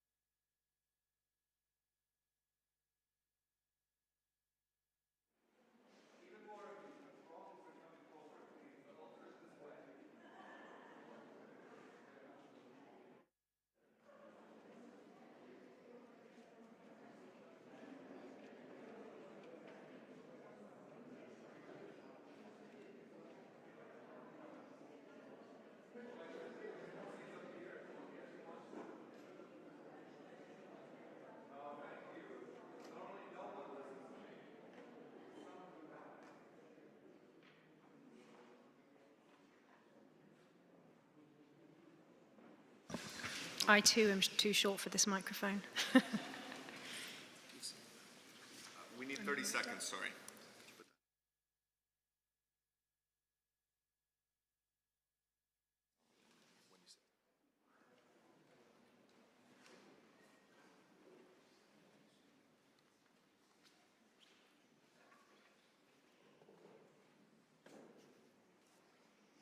Good afternoon, everyone.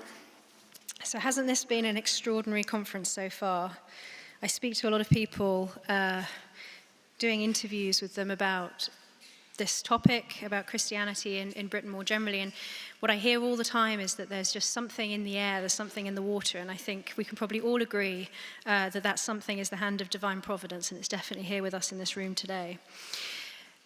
Mary mentioned earlier something that I think goes to the very heart of this next panel, which is that we might not get what we ordered. As John said, it's either going to be Frankenstein or is it going to be Christ? Nicholas also pointed out that something is going to fill that vacuum, and from the comments that people have made today, it seems very likely that that thing might be Islam.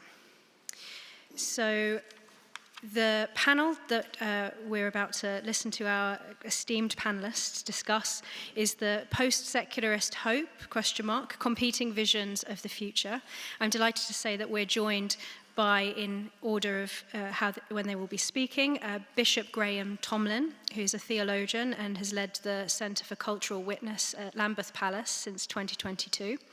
He'll be followed by Raymond Ibrahim, who is a fellow at the Danube Institute, the Gatestone Trust, and also the Middle East Forum. He has been described as one of the most outspoken and informed critics of Islam in the world today, which is a very brave business. And he's also the author of 3 best-selling books on the history of Islam and Christianity. And finally, we will hear from David Olerud-Bolt, who is the inaugural Anglosphere Fellow at the Danube Institute. He's a historian, writer, and broadcaster, and he appears as a political and cultural commentator in the national and international media. So let's begin with Graham Tomlin. Thank you.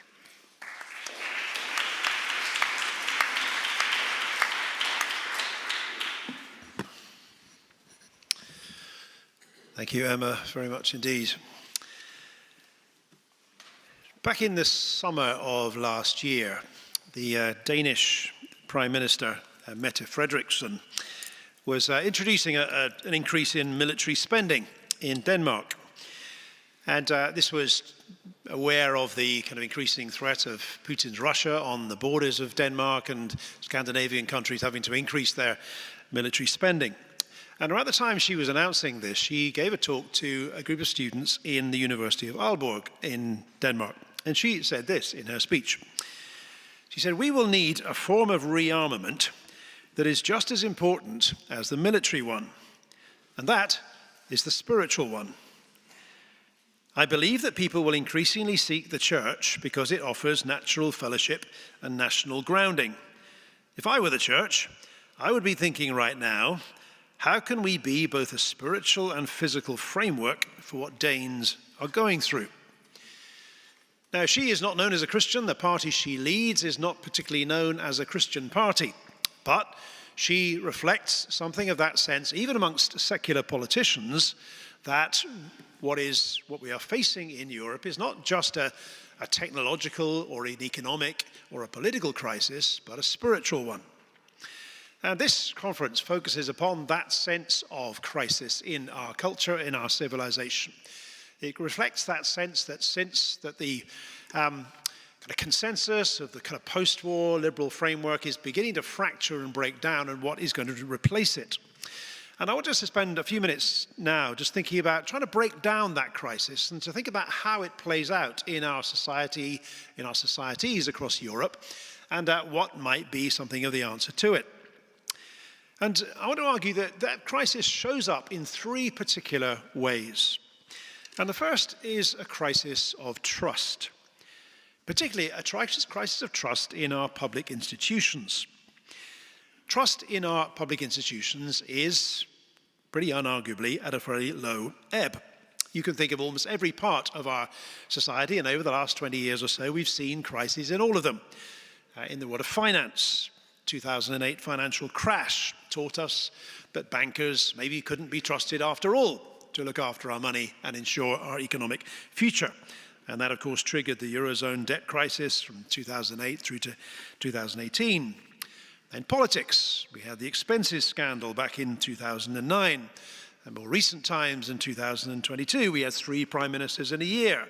And now we have a cost of living crisis across Europe as wars take place in Ukraine and now in Iran, leading to a surge of energy and food prices. Governments seem unable to respond. And so we don't trust governments to be able to do anything about the things that affect us either. We think more broadly of popular culture. Across European countries, poorer communities so often feel unheard, unlistened to, abandoned by what they see as distant elites in other parts of their country or their continent, which of course led to Brexit, to the rise of flags on lampposts, the rise of the AfD in Germany, the Front National or the Rassemblement National in France, and so on. Now, the church is affected by the same thing. We've had abuse scandals referred to already in the Roman Catholic Church, but of course they're not confined to that also. We lost an Archbishop of Canterbury over the last couple of years related to the stories of abuse within the church. The media.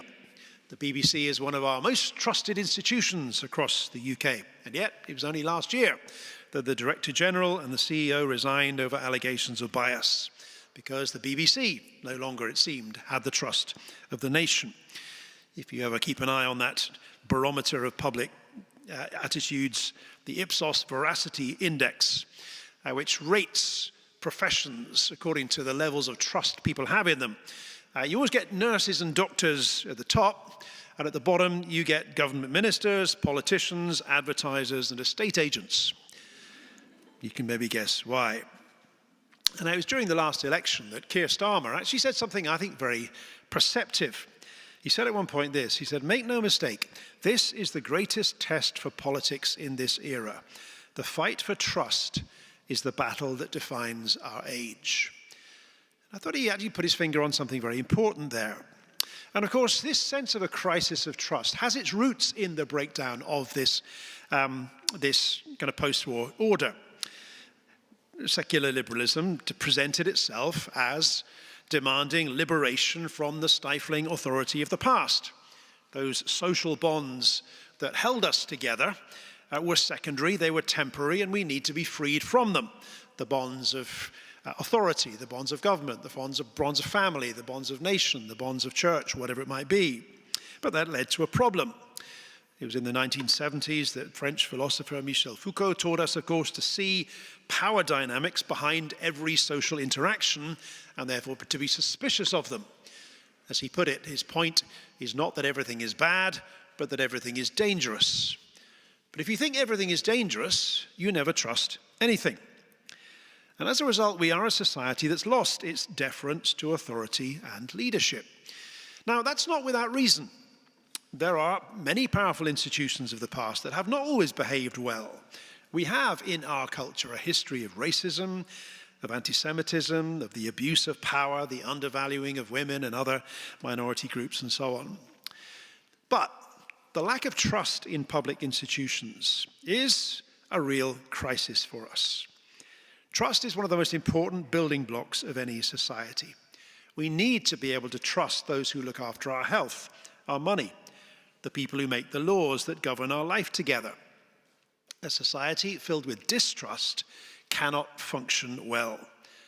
It descends into suspicion, into recrimination, into accusation, polarization, exactly the things you find if you spend too much time on social media. Trust is essential for the good functioning of any human community. It was Graham Greene who put it like this: "It's impossible to go through life without trust. That is to be imprisoned in the worst cell of all, oneself." So there's the first aspect of our crisis, a crisis of trust, particularly in public institutions. The second aspect of our crisis, I would argue, is a crisis of anxiety, and particularly of anxiety towards the future. That decade from 2015 to 2025 has sometimes been called a decade of disruption. We had the Brexit controversy, which deeply divided the UK. We had a global pandemic that shut down life for 2 years and had all kinds of impact upon future generations. We had the death of George Floyd and the eruption of an awareness of the history of racism in our cultures. We had the rise of Donald Trump in the United States and the polarized politics that brought about. We had the growing realization of climate change, the threat of AI and its challenge to humanity, realizing the way that the algorithms of social media fuels levels of anxieties and mental health problems, especially amongst young people. We've all read Jonathan Haidt's Anxious Generation. And we kind of know that anxiety is something that is pervasive in our culture. We're told that 1 in 6 people in the European Union suffer from mental health problems. And they did that before COVID. Since then, it's far worse. It's argued that half of young Europeans, that's between 15 and 24-year-olds, have unmet mental health care needs, or at least they believe they do. And of course, the church is not immune from that anxiety either, because we fear for our survival too. Is there going to be a church in a few decades' time? Now again, when we dig deeper, we can see something of the roots of this. Patrick Deneen's book on why liberalism failed argued that secular liberalism's great weakness was an incapacity to foster self-governance. We feel powerless. We have no agency over what's happening around us.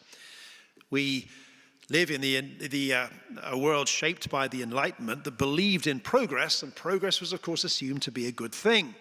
But is it? One of our speakers tomorrow, Maurice Glasman, has this line where he often says, "It's progressing is the last thing you want to hear in the cancer ward." Progress is not necessarily all good, and in recent times we've begun to realize that progress is maybe not quite so good a thing as we thought it might be. So there's a second crisis, a crisis of anxiety. The third crisis is a crisis of relationship. There is, in our times, we are often told, an epidemic of loneliness. 2023, the World Health Organization declared loneliness a global public health concern, especially in the West. A survey recently said that 13% of people in our country feel lonely all the time, and 35%, 1 in 3, feel lonely some of the time. That sense of isolation in our culture is endemic.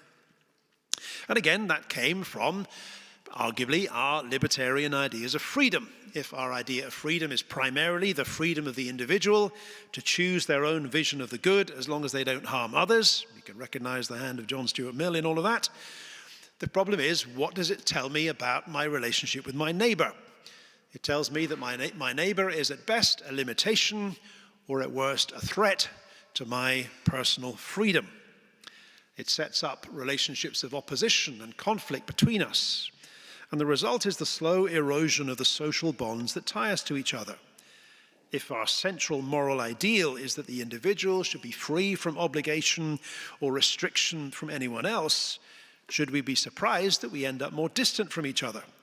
Should we be surprised that we treat each other as enemies on social media, or that we refuse to have contact with those of any other political tribe, or that we abandon those older ties, those social institutions that bound us to each other, family and parish and church and local voluntary societies and so on?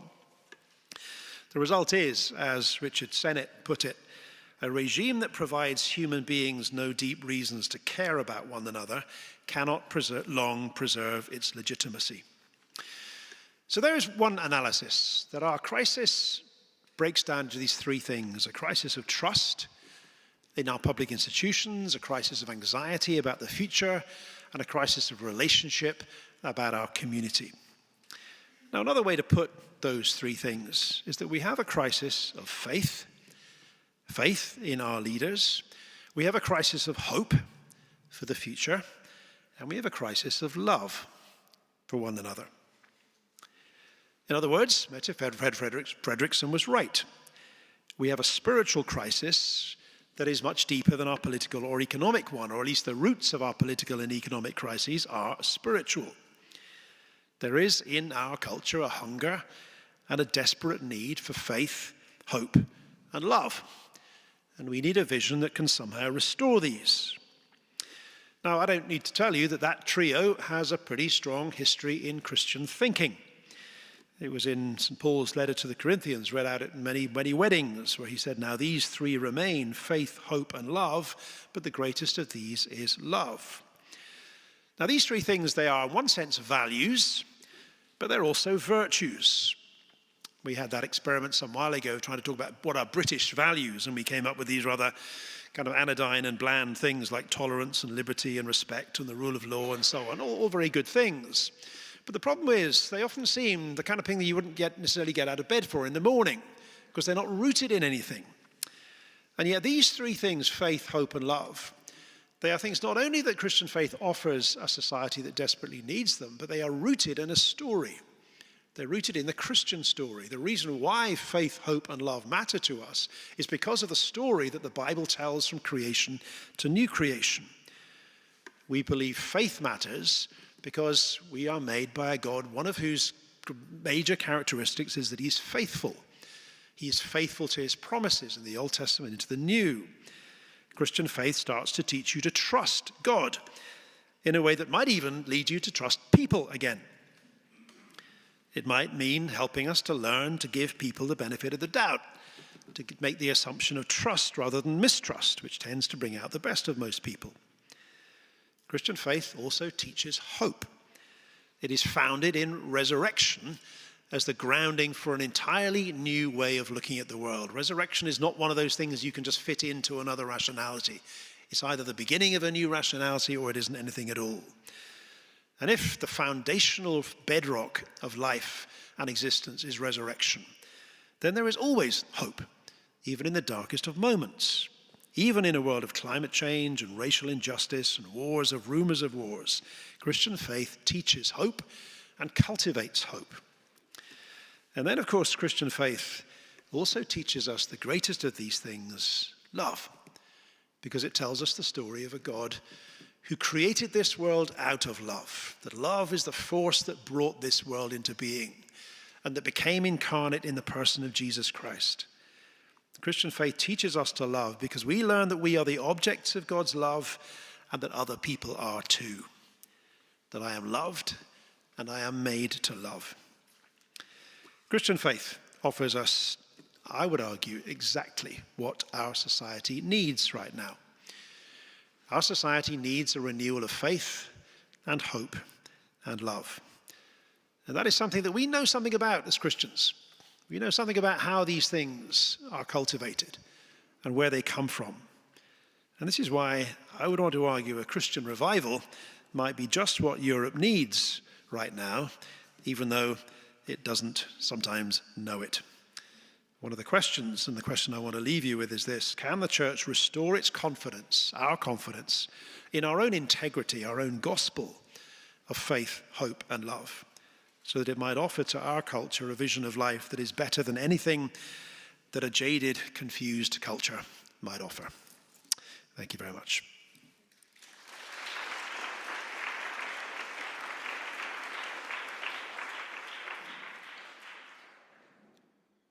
Hello, everyone. Very happy to be with you.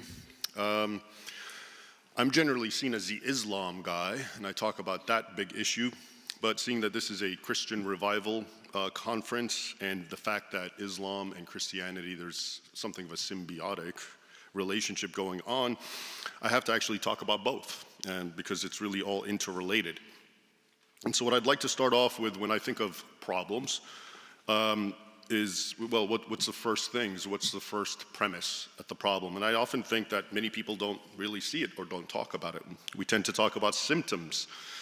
Islam itself in the West, in Europe, in the UK, I see it as a symptom. I don't see it as an inherent or innate problem. And it's a symptom of essentially the weakening or the dying of Christianity in the West. So how did that happen? And one of the thoughts that's been percolating in my mind and I've been thinking about and talking about quite often is the idea that one of the problems with Christianity in the modern era is that it has in very many ways adopted a materialist paradigm, not unlike atheists and secularists. And by that, I don't mean materialistic as in covetous. I mean it in a more philosophical sense, a materialist paradigm in the sense that all that is real, let's say from an atheist point of view, all that is real is what? It's the material, right? It's the physical world. It's what I can see, feel, touch, and measure. And all this abstract talk about your morality and your religion and all this sort of thing is usually jettisoned, and that's one of the problems. But I fear, and I think, and I see that much of Christianity and all of its manifestations in the modern era has adopted this worldview, despite the theological veneer of what they say. So in other words, a Christian can, of course, express profound theological truisms, but at the same time, as they say, the proof is in the pudding. And what I'm seeing is, so how is a Christian becoming a materialist paradigm in a philosophical sense?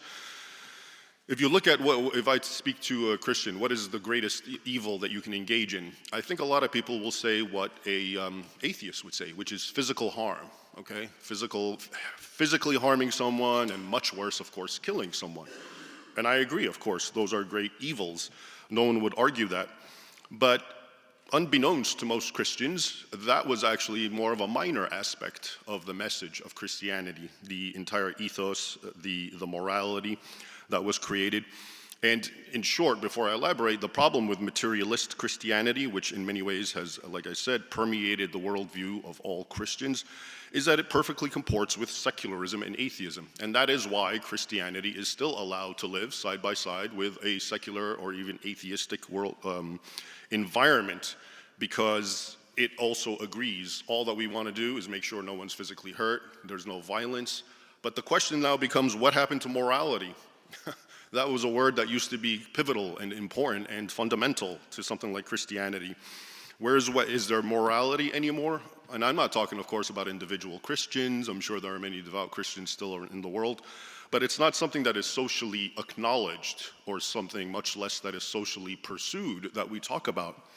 Okay, so, and I think this is my realization, when I think about it, and how morality is not complete, Western people and Christians will say they're moral, but again, it's through a materialist paradigm. And you know that by simply looking at what used to be the greatest sins and the greatest evils for a society.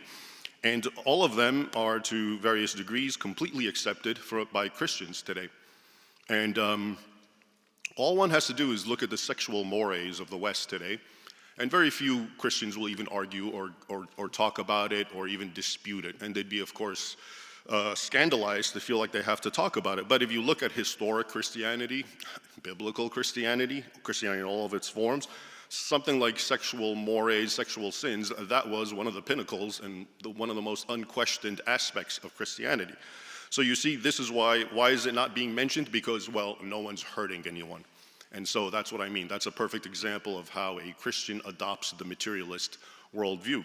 Now, there used to be something, and just to make it simple, you may have heard of, I'm sure you have, of course, many Catholics, Anglicans, of the 7 deadly sins, which actually very much informed the worldview of Christians in the pre-modern era.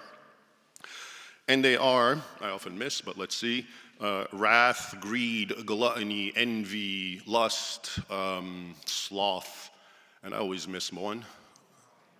Pride. Oh yeah, the worst one. Yeah, I know. The root of them all. Yeah, you're right. Okay. So think about those 7 things now. Okay, that is what a Christian society thought about. Now, these are all metaphysical. They're not material. Okay, these were metaphysical principles. This is what Christianity was all about. Notice, killing is not one of the 7 deadly sins. Why? Because it's a byproduct. Of course, it's evil and you shouldn't do it. But it wasn't seen as a root cause. Now, when I look at the 7 deadly sins, which were fundamental to a Christian society, to Christendom essentially for centuries, up until actually quite recently, not only are they not something that we talk about or something we condemn, they are in fact what we now celebrate, and much of our economy is based on it. And we call ourselves Christians, and we live with it, and we live in peace with this. And I find that very interesting. Pride, of course, is exalted. Pride, is it Pride Month? Think about that. Lust, that's everywhere you look. It's promoted. It's glamorized. Envy, just think social media. Okay, gluttony. Turn TV on. Everything's about putting images of food. Sloth. So it's kind of amazing that, to me, these are the principal issues. These are the first things that were actually at the heart of a Christian order.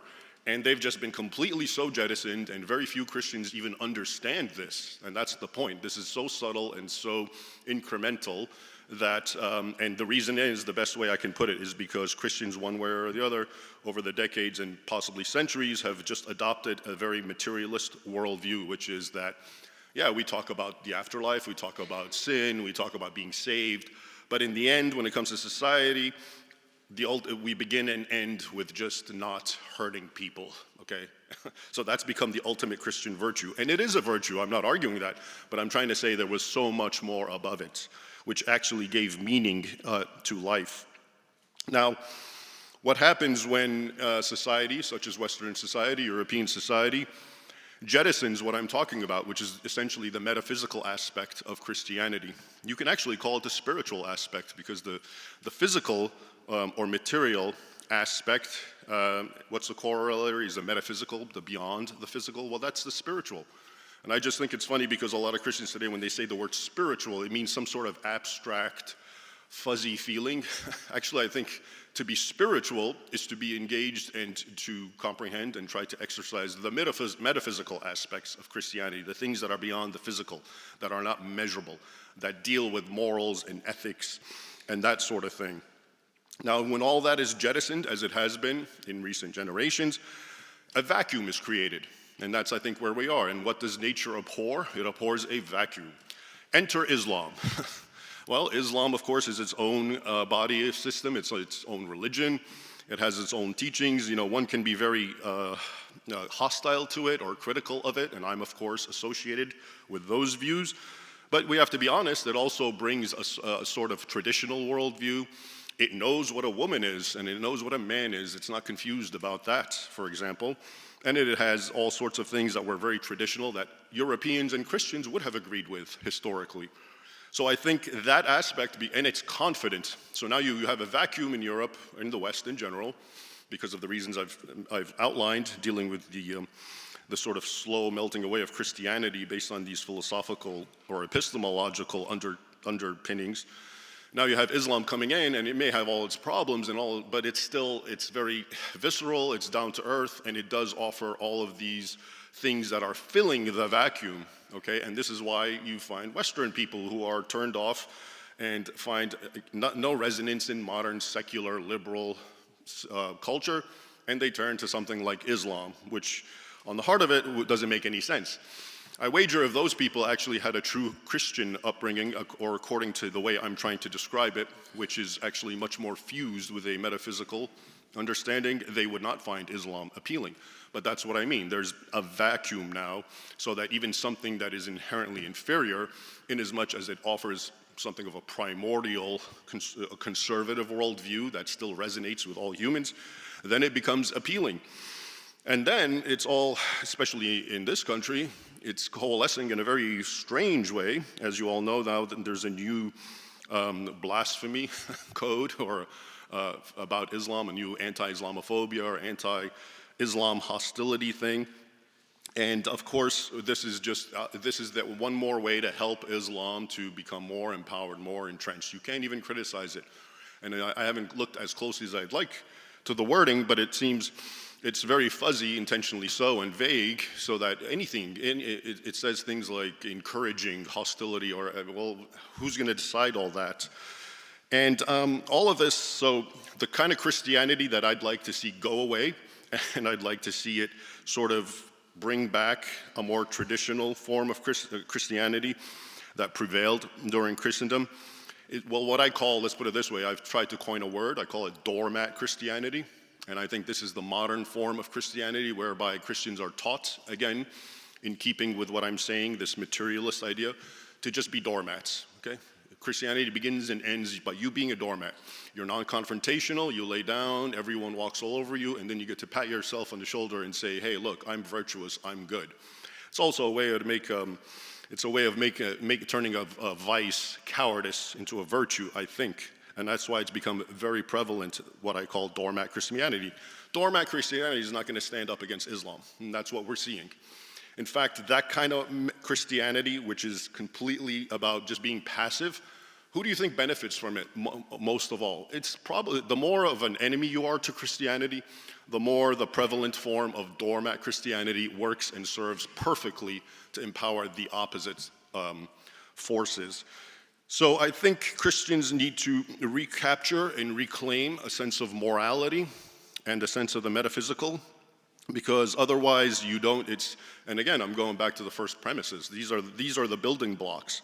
Without these, I don't believe that, let's say, the Islam problem cannot necessarily be addressed in and of itself. You can't maintain a sort of this current culture, which with all its confusions and sort of break away from Christianity, and then be able to resist something like Islam. I think it's all very interconnected.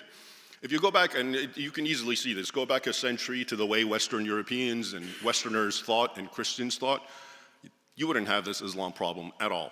Even if it existed, it would immediately be solved. So I think there's a lot of paralysis going on amongst Christians because they just feel like I said, the best they can do is to just be what they've been taught and bred, including, like I said, by forces that don't like Christianity. I saw a video in the Super Bowl a couple of years ago, and as you know, Super Bowl commercials they're very prominent and very mainstream. And all it was images of people washing people's feet. But for some reason, all the people who were washing the feet looked like white, traditional Christian people. And all the people getting their feet washed were, well, one was a trans man, one was obviously, it was like on a migrant border, and it was an illegal migrant. One was a woman committing an abortion, or at an abortion center, and people are protesting, but another woman's washing her feet. And one was a criminal, and a policeman was washing his feet. And then it ended up by saying Jesus didn't hate, he washed feet. And you can just see that kind of message, how it is completely geared to weakening Christianity but making you think you're being a good Christian. Because there's no balance. Of course Jesus washed feet, that's not my argument, but there was a balance. Jesus also hurled tables and made a cord of whips and drove people and livestock out. So there is a room, I believe, for, well, the Bible says so, righteous indignation that is at least funneled in a proper way. And all of that, I guess, is missing. And in as much as people don't get that, I think a lot of this is futile. And I'll end it by what I call the two swords theology.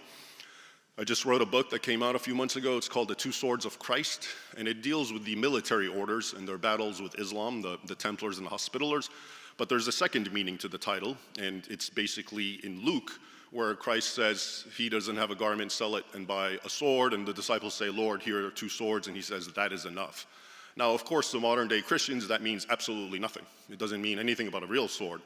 But, of course, there's a long and deep tradition, pre-modern, especially medieval, understanding, which is the two swords. One is spiritual, which I think modern Christians still accept, spiritual warfare, but one is secular warfare, okay?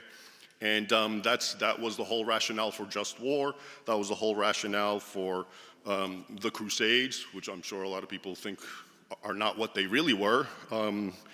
But so that kind of mentality, and again, it's not about physical, not necessarily literal. It's just about being bold and militant, at least vocally, and in your approach to what's happening. Because if you look back, you zoom out and see what's been going on, it's just been one incremental, slow degrade. And no matter no matter what people are saying or doing, or books or conferences, if you look at the scale, it goes down it's like one step forward, 3 steps back. And that's how it's been going. So I think in part with Christian revival and the Islam threat, Christians just need to, again, go to these first things and really recapture a sense of morality that is above and beyond just physical considerations. And once that is done, because like I said, it's all interconnected, the Islam question will become a lot easier to answer almost instinctively and very natively. And that's it. Thank you.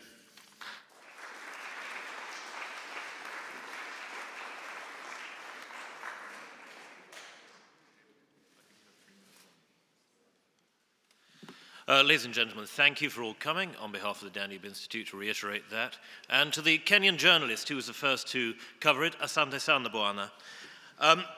I'd like to address the cultural fault lines of Christian revival, which Mary more than touched on at the beginning, so please forgive me if I somewhat repeat what you said in far more elegant and lucid language. It does strike me that there are no members of the House of Commons speaking at this, much as we did try and get them to do, which perhaps suggests that though there is a Christian revival in politics, it hasn't yet filtered through to those whom we elect to represent it in the legislature. Not our House of Commons. And it seems that neither the Tory party nor the Reform party actually knows how to talk about Christianity in a way that is anything really to do with the religious aspect of it. Mrs. Badenoch is happy to describe herself as a cultural Christian, much as her predecessor, Lord Cameron, described his religion as like, was it Magic FM in the Chilterns, weaving in and out, which doesn't suggest that she believes terribly in the reality of the Gospels or of the resurrection, more that it's a sort of comfy thing for her to broadcast to her home county supporters who were dripping away to reform. But then, nor is Mr. Farage typically happy talking about religion, and when questioned when Danny Kruger does, he said, oh, that's just Danny being Danny. Well, what does that mean then? Does that mean that you are going to support a Christian revival in centre-right politics, or that you're going to hive it off to one member of your team by whom you're somewhat embarrassed? And this leads me to think about those people who are talking about Christian revival on the Conservative side of British politics on the right. And it strikes me that they are predominantly a group of quite angry young men, sort of young bearded men in ill-fitting suits who spend all their time online rather than going to church. And they do seem to have some of what Raymond describes, that crusading spirit. When they use the imagery that's been alluded to earlier, the imagery generated by AI of extraordinarily large men on extraordinarily large horses going through the Middle East, clad in the cross of St. George. They seem to think that that is the Foncet Origo of all Christian morality, and that that's everything that they should be aspiring to. There's very little in there, again, about the Gospels. They don't seem really to have thought much beyond the fact that there is, in their eyes, an existential fight against Islam. Now, obviously, it is to be welcomed that there is a revival of Christianity among the young.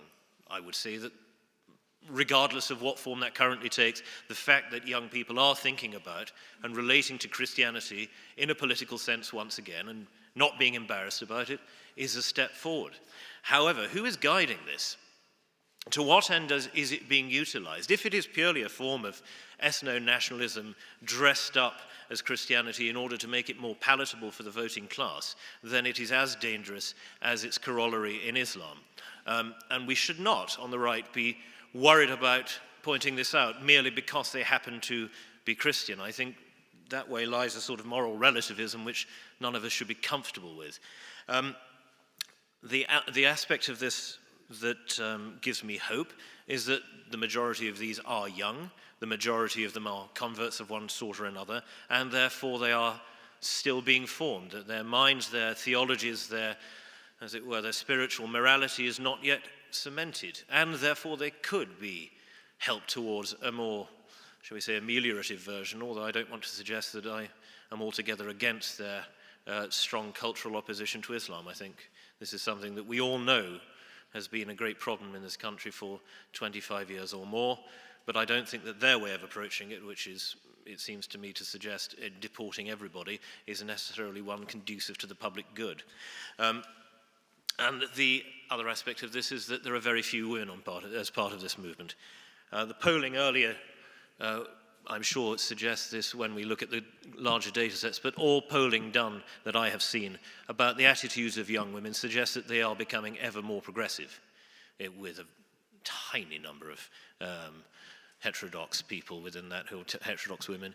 They adhere ever more strongly to the progressive shibboleth. They adhere ever more strongly to what you might call a form of deranged ecocentricity.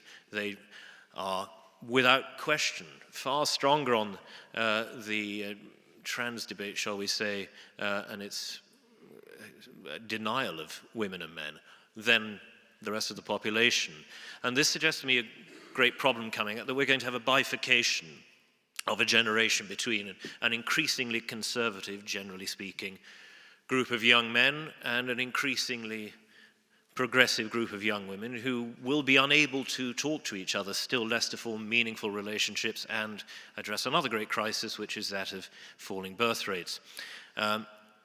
It is traditionally the role of the church in this country, whichever church it be, to help introduce young people, to bring them into partnership and, God willing, for that partnership to be sacralized.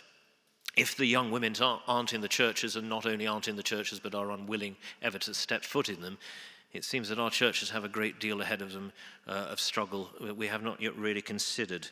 I don't, and forgive me as a former Anglican, I wish I could say something else, I don't really see the Church of England playing a great role in this, because as far as the majority of young men on the right are concerned, it is an insipid milquetoast gynocracy, offering them absolutely nothing but derision. Those from a working class background are looked down upon for social grounds, and those of more educated backgrounds are either considered to be class traitors or simply fascists. It leads to, and we see this, it has led to a splintered communion. The Anglican communion is not a communion anymore. And, you could argue about when that began to be the case, but you certainly cannot argue that it is not the case now with the election of Sarah Mullally to the Archbishopric of Canterbury. How is it possible to argue that the Church of England is any more primus inter pares when it has gone against the wishes of the vast majority of the Anglican communion? I think my own church, the Roman Catholic Church, is possible as an alternative, as a rallying point. Its internal cultural wars of the last few years seem, thank God again, to be drawing to a close, not least because there is a generational divide. Those who absolutely vehemently despise the old right are, to put it simply, dying off. And those who are open to it, whether in the clerisy or in the laity, are becoming more and more comfortable expressing that and are being suppressed less and less for it. The great problem in this country, of course, is that Roman Catholicism is not, as much as I wish I could agree with Mary that it is the historical religion, that's 500 years in the past. And I see no possibility of its becoming once again the religion of the vast majority of this country. So though it may be a cultural answer, I don't think it will be a political answer. And this leads to a quite simple observation, alluding to Raymond's talk, that there is no united Christian front against Islam in this country, against political Islam or against Islam as a creed. Again, questions from the floor about, or solutions from the floor about how that might come about would be most welcome. On the wider question of Christianity in British culture, I think the most shockingly illuminative point I can bring up about how unchristian we've become is our dichotomous attitude to death. During the pandemic, we were all told to stay at home so that nobody died, and then pretty much as soon as the pandemic ended, there were bills in Parliament so that we could kill the elderly and the inconvenient and the unborn. Now, this is, of course, a metaphysical question, and none of it is Christian. We have completely divorced the culture of the nation from any relation to Christian attitudes towards death and the afterlife. And if that isn't the most existential question there is, the attitude to life and death, I really don't know what could be. But the general question must be, what morality if not Christian? We are a Western Christian nation. It is our font et origo, it is our foundation as a nation, our laws, our parliament, our monarch, our sovereign monarch, everything is based on Christianity. So it seems to me, along with Tom Holland and others, that that is what we must return to. But to quote probably the greatest cultural criticism of the modern age, The Simpsons, you don't win friends with salad. And I don't see much but salad being offered by the established church. I'm sorry, I wish it were meat and two veg, but that's your problem. Sam, perhaps you can do something about this in Wales. And the Roman Catholic Church is an ecclesia universalis. It is not a church of the nation, therefore it will not offer it to us. So where comes that solid, full-blooded Christianity that could be the source of a rejuvenated religious and moral life? Again, questions on a postcard, answers please to be returned. Ladies and gentlemen, thank you for your attention, and please do ask those questions.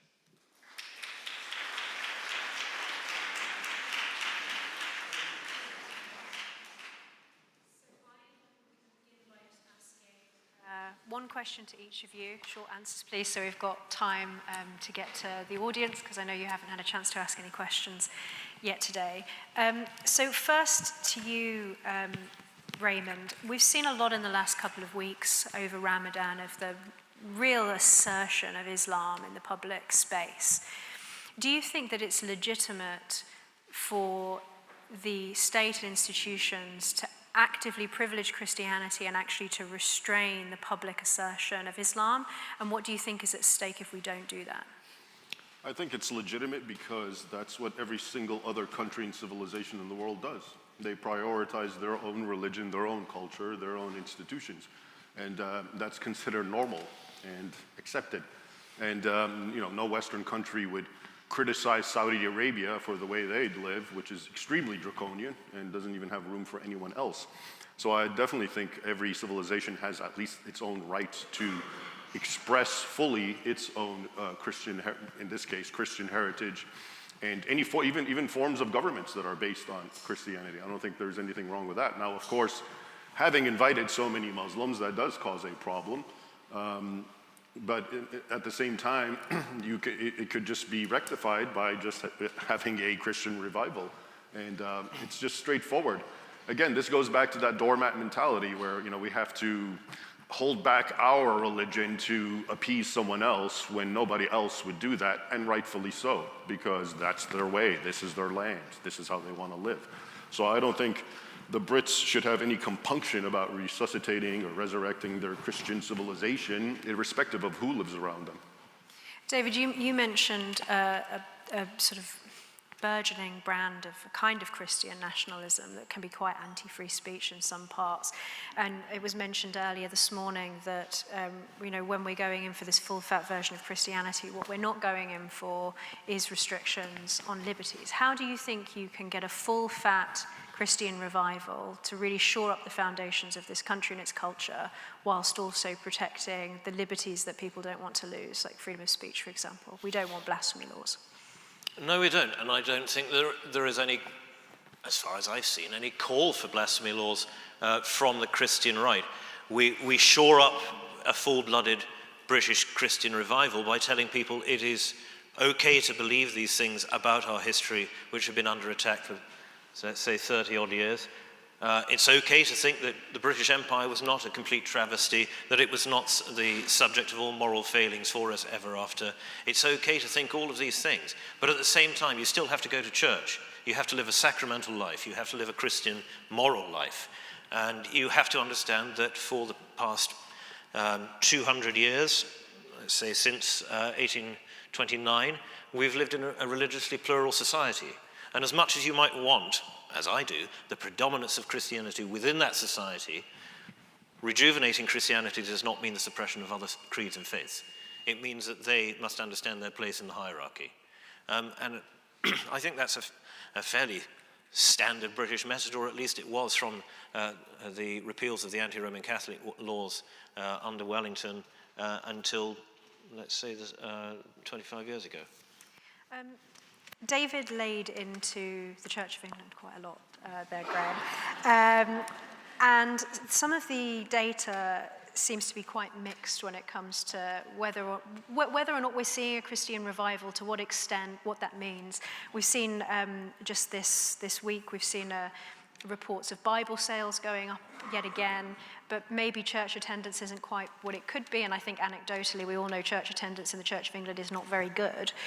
So do you agree, I mean, presumably you don't agree with David's very harsh view of the Church of England, but do you think that the Church of England, given its sort of position in society today, is capable of playing the role that it should do in this revival, or whether that's going to need to come from other denominations, perhaps from Catholicism, which maybe is more prone to traditional forms of worship than the Church of England has become?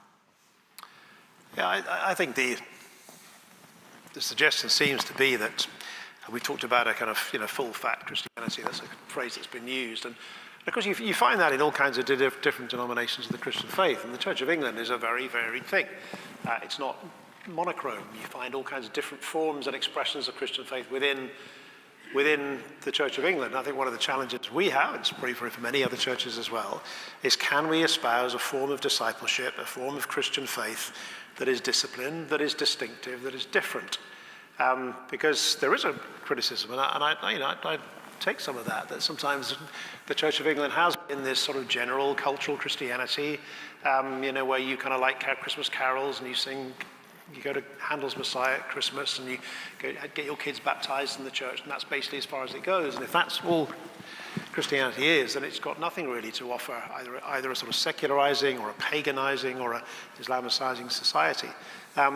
So I think that is the challenge. It is the challenge of not just externally, but internally, maybe more internally than externally, that challenge to develop forms of Christian faith and discipleship that are rigorous, that are demanding, that offer a very different form of life than you can find outside the church. And I know of places where that's happening in the Church of England.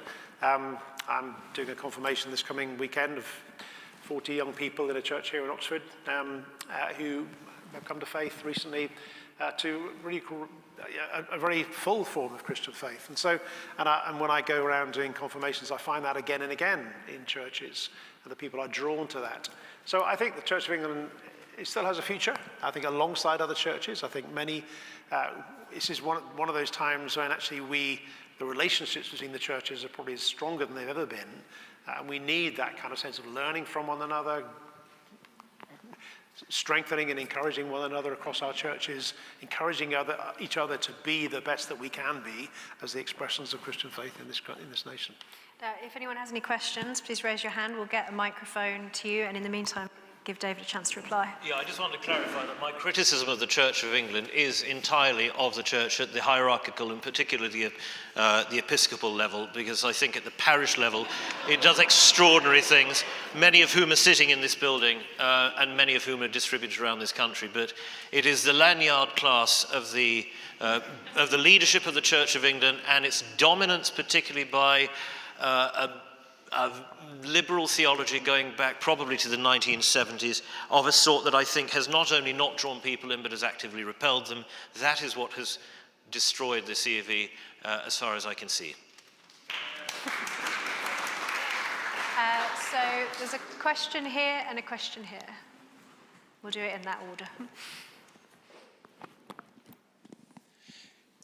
This whole conference is based on the premise that we're moving into a post-liberal age, but some of the things that some of you have talked about and the way you've addressed these issues, it seems to me to be very much fitting within the liberal paradigm. So you said, talked about the sort of ickiness of pre-liberal solutions like deportations, and the idea that we've got to make it okay, restore the liberal neutrality of it. It's okay to be a Christian, okay to think about our history and our past in a positive light, rather than saying, no, we are the English, we are Christian, and this is what we think, in a non-liberal, non-neutral sense. So we're talking about, we don't want a post-liberal world here, but we're still operating within the paradigm of liberalism. Raymond? Yeah, I actually agree. That's obviously it's a divergence of opinion, but I'm inclined to agree with you in that this is kind of what I was trying to say, that Christianity has sort of been co-opted by secular liberalism, and it's kind of coincided with it because there are similarities. The entire Christian message of love, peace, tolerance, turning the other cheek. But to a certain degree, we have to realize it's now being weaponized against Christianity. And that's the whole point. There needs to be a balance. It's not just the doormat variety. There's also room for the whip and cords analogy, which means there's also time when Christians need to get serious and get their hands dirty, as it were, in this sense. So I'm in agreement with you, and therefore I protest that you're associating me with your remarks. And I rather agree with Raymond. My only point about deportations is that though they may be necessary, they are not the sole policy response to the de-Christianization and moral relativism of modern Britain. We've got another question here. And then we'll go to afterwards. I think that's Helen's hand. I will do the deeply unfashionable thing of outing myself as an evangelical.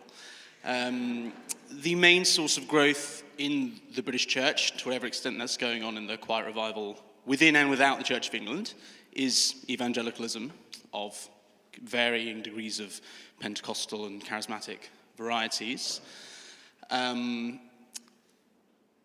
Evangelicals are very willing to hold the line on human sexuality, yet not in any distinctive way on other socially conservative issues, I think it's fair to say. So two questions. One maybe directly to Graham, as I think the representative of the evangelical stream on the panel. Why is that? Why are evangelicals willing to be, martyred, kicked out, lose their parishes over gay marriage, but not over other hot potatoes? And then to what extent does anyone have any confidence that it's the growing evangelical influence in the country that might provide some level of conservative hope?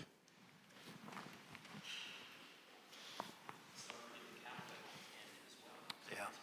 Numbers-wise, that's 2 minutes. If I could just clarify the question a little bit. You sort of talked about gay marriage and one thing, and then other hot potatoes. What kind of things did you have in mind? Immigration. So, Okay.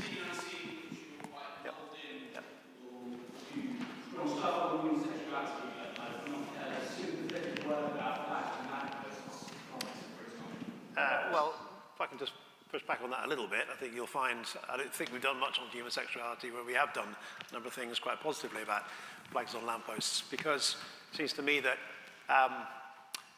I think a large part of it is what we've alluded to this morning. We are captivated sometimes by a very kind of middle-class type of Christianity, which is quite comfortable with people who will come along for baptisms and because they want to get their kids into the local church school, and they'll turn up for a little while and then they'll kind of leave as soon as the kid's in the school. We were comfortable with that kind of approach, but we're not very comfortable with people who want to put flags on lampposts and who are uneasy about the kind of drift towards a secular nature of the country and so on. And that affects not just evangelicalism, it affects many people within church circles, not just Anglican church circles as well. And that's something I think we need to repent on. And I think that's where it is. It's captivated to a kind of middle-class sensibility where we're quite comfortable with forms of middle-class religiosity, which we think, oh, that's fine, we'll accept these people. Ooh, we don't want those people over there. Where it seems to me that there needs to be a sense of, if someone is coming to our church is saying, for whatever reason they have, to come to say, I want to just explore Christian faith, the answer should be no, it should be yes, you come. Whatever that reason is, people come with all kinds of bad motives for discovering Christ. But if they want to discover Christ, that's our job to share Him with them. So I think that's some of that reasons. So we'll go to Helen and then to John, but David's going to come back in on that point. Just a quick point on that. Given the city in which we sit, and given the Oxford movement's extraordinary outreach to working class parishes in the east of London and other places, I hope that those of you who adhere to that part of the Anglican Communion will resurrect the spirit of Father Faber and get out there and make sure that the C of E is not merely a middle-class talking shop.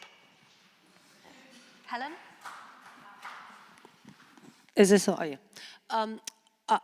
Without wanting to sound too controversial, are we not being terribly arrogant, thinking that somehow we, rather than God, can change the mood in this country? The one thing I haven't heard someone say is all the movements of the spirits have come from the edges. Wesleyan, when we famously had revival, it's actually about listening to God and asking Him how we should move, rather than us having all these theories about what's going to happen next. I don't know how that looks like in the Anglican Communion, but I would suggest that all of us in the Communion of Saints would be doing well to really listen to God's call, and actually, if we did, that might happen again, that revival. Raymond? I sympathize very much with what you say, but I'm reminded of the old adage, God helps those who help themselves. And so on the one hand, it's also very vague, and it sounds pious and it's very appealing, and I'm not against it, but it also, that kind of thinking can lead to a lot of social paralysis, which I think has been going on actually for quite many decades. So I think it's a symbiotic relationship, as it always is with God. Okay, maybe, of course, God starts and initiates, but you have to work with Him. So I'm all for listening to God, but I also don't think that should not become a sort of call to just being inactive and paralyzed and just waiting for God to take care of everything. In fact, I think that's the idea that, to a certain degree, has led us to where we are. Yeah, I think it's an important note to strike, Ellen, that sense of divine sovereignty over something like revival, if that's what we're beginning to see. Just two examples of that, I think. When I do confirmations around this diocese and others, I very rarely do a confirmation these days without meeting a small group of Iranian Muslims who have come to faith through some way or another. Some of them in Iran, some of them having come here and exploring Christianity, largely because they're turned off by the form of Islam that they've encountered in Iran, and they wanted to find something else, and they're attracted by the person of Jesus Christ. Now, no one planned that. No one sat down and think, let's design a revival amongst Iranian Christians. Let's pick this country for it to happen.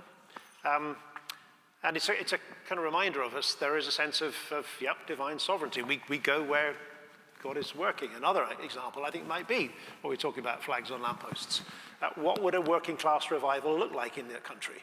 Where would it begin? Maybe it might begin with people feeling, well, I don't like the drift of where the country's going, and therefore I want to put a flag on a lamppost. And there's also sucking of teeth and clutching of pearls at that and so on, within the Church of England. But maybe that's the beginning of a genuine working class revival. If that's where God is working, let's focus on that. And let's follow the lead of the Spirit in that kind of way. So you're right, it can lead to a kind of paralysis, but at the same time there's something quite wise about seeing where is God at work in the society we're part of and following those leads and seeing where that takes us.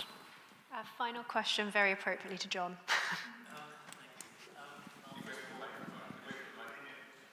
First of all, the bishop has just sort of nuclear exploded my question to him with his last remarks. But that was simply a kind of intellectual tick when he was, in a sense, being critical of middle-class attitudes in the church. I'm reminded of the man who wrote News from Nowhere. Those who disparage respectability as the tepid imitation of virtue are generally the same people who cannot live up to its unexhausting commands. And I'm not. This is not a personal remark. Obviously, it's a rhetorical criticism. But I think that a lot of people do enter faith by interesting side doors. And one of them is they look at the people in church and they say to themselves, well, I like those people. I want to be like them. Well, I can't understand it, but and a very wonderful expression of that, in a way, is Church Going by Philip Larkin, in which he is impressed in part by the fact that this is a sacred place. Why? Because many people have worshipped here. In response to that, any final remarks? We'll sort of go in order of speakers if you want to start, Graham. Yeah, I think we are in a time of extraordinary opportunity for the church. I think in a way there are sort of three options ahead of us. I mean, there are kind of two indigenous religions in Europe, which is paganism and Christianity. And we are kind of tempted back to paganism, to a kind of plurality of gods that we worship. There's no such thing as neutrality. We have Islam as a kind of presence and a possibility for the future. But I think the two big ones are, for me, are paganism and Christianity, which is going to come out of this. And so therefore there's a real need for us to be confident in our faith, to be positive in our evangelism, both in public and in private conversations. And that's where I think we need to focus our time, having that confidence in our faith, not watering it down to that kind of sort of liberal Protestantism that doesn't really convert anybody, as you were saying earlier on, but a full-orbed Christian faith that is strong about the gospel, strong about sacraments, strong about the Bible, and confident in the metaphysical claims of Christian faith and the mystery and the weirdness of it all. David? Well, yes, I agree. The only thing I'd add is if you're Catholic, go to confession, take the sacraments, and get to the altar rail, because I'm saddened by the number of Catholics who far predate my reception to the church, who don't seem to find that terribly important and think it's all about going to Mass. It's not. Final thoughts, Raymond?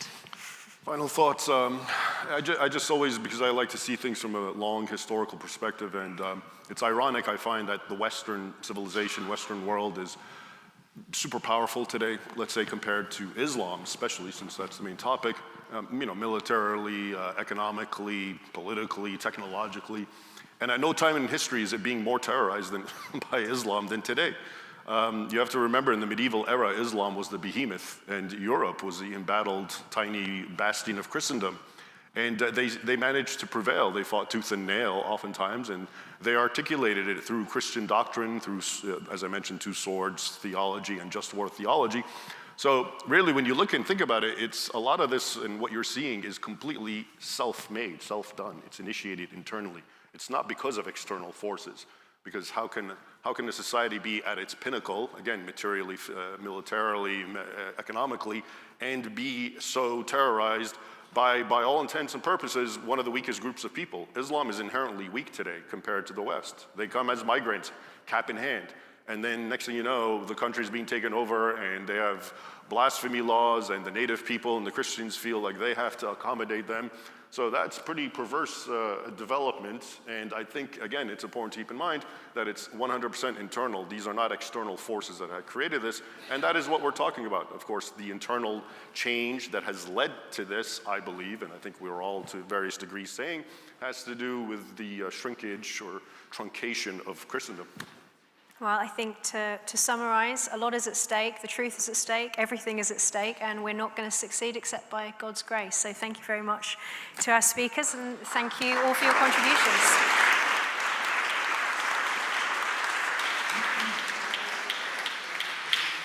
I'll invite you in a moment for a coffee and maybe for a short constitutional around the quad. The front quad I'd recommend of the two. The front quad is my favorite.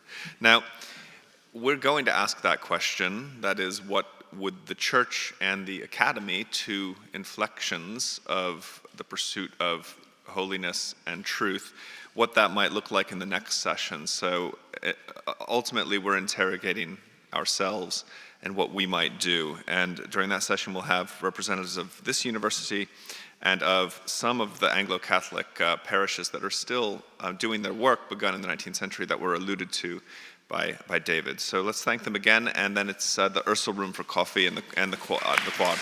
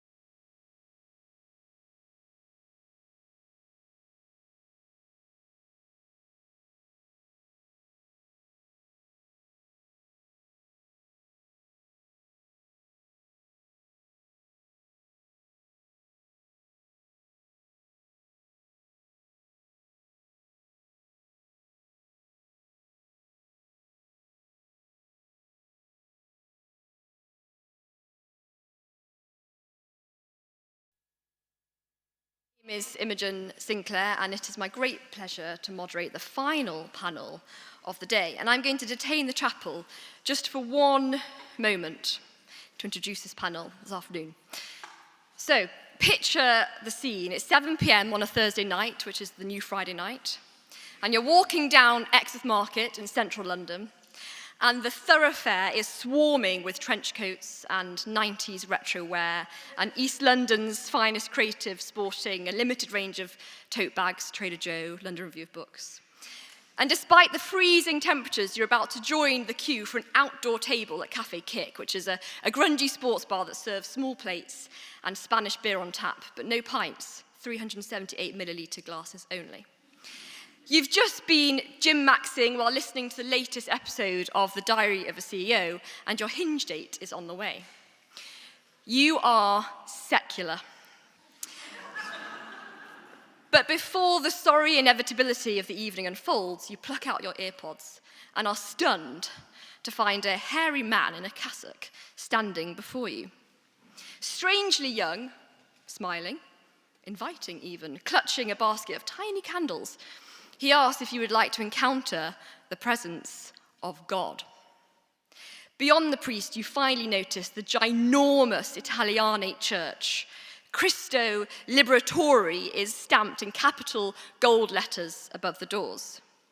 You notice others wandering in with ease, and you follow. You're in.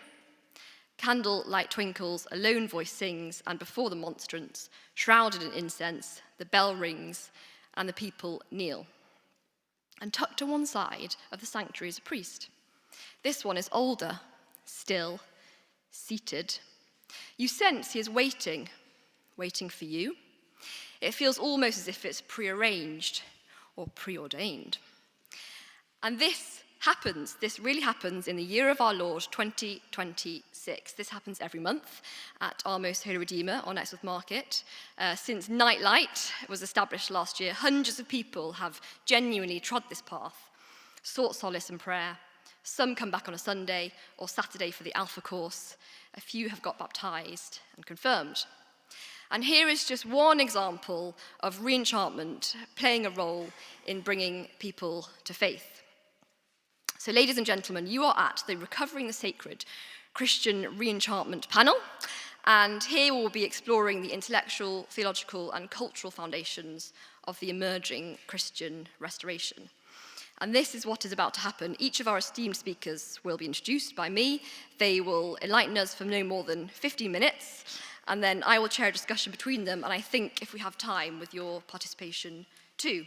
So, without further ado, first up is Father Marcus Walker, who is the rector of the Great St. Bartholomew in the City of London, with a growing and young congregation.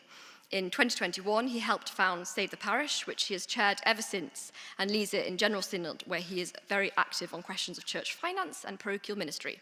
Before St. Bart's, he was deputy director of the Anglican Centre in Rome, the Anglican Communion's ecumenical mission to the Holy See. And you can read Father Marcus in The Critic, The Times, The Telegraph, The New Statesman, and The Spectator. Ladies and gentlemen, Father Marcus Walker.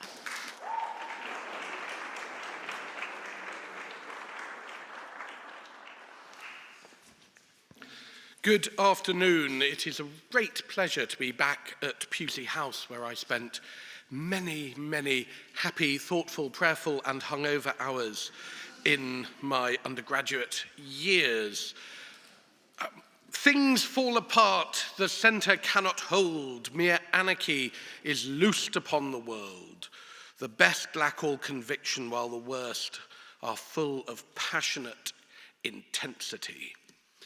The centre is not holding, not here in Britain. There sits at the heart of our national discourse a frightening absence of a shared discourse, narrative, or understanding of the world. And to explore the questions of re-enchantment, we have to explore the questions of the re-sacralization of the public sphere.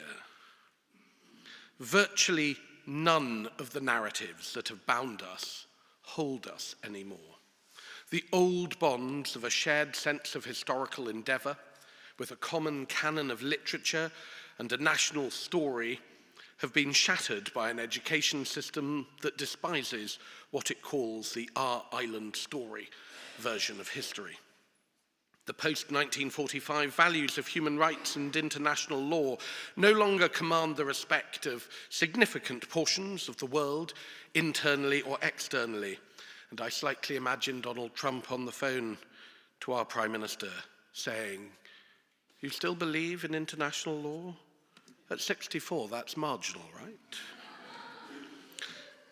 That this is true internationally is obvious, but internally it's increasingly clear too. Not only because of the rejection of positions which were recently almost universally held, like membership of the European Convention of Human Rights or the unassailability of the Equality Act, but also because substantial populations within the United Kingdom and the wider West simply do not see the world through this lens. A teacher is in hiding for discussing the use of the image of Muhammad in a schoolroom. Religiously motivated violence against gays and lesbians has exploded onto the news after a series of brutal attacks in Australia. Both of these incidents emerged from one particular community, which I only highlight because Islam in particular does not view the world through the lens of human rights, though of course, and it's important to note, many Muslims do. Despite the universalist claims of the French revolutionaries who first coined these rights, they are not universal, but emerged out of a very particular culture and world.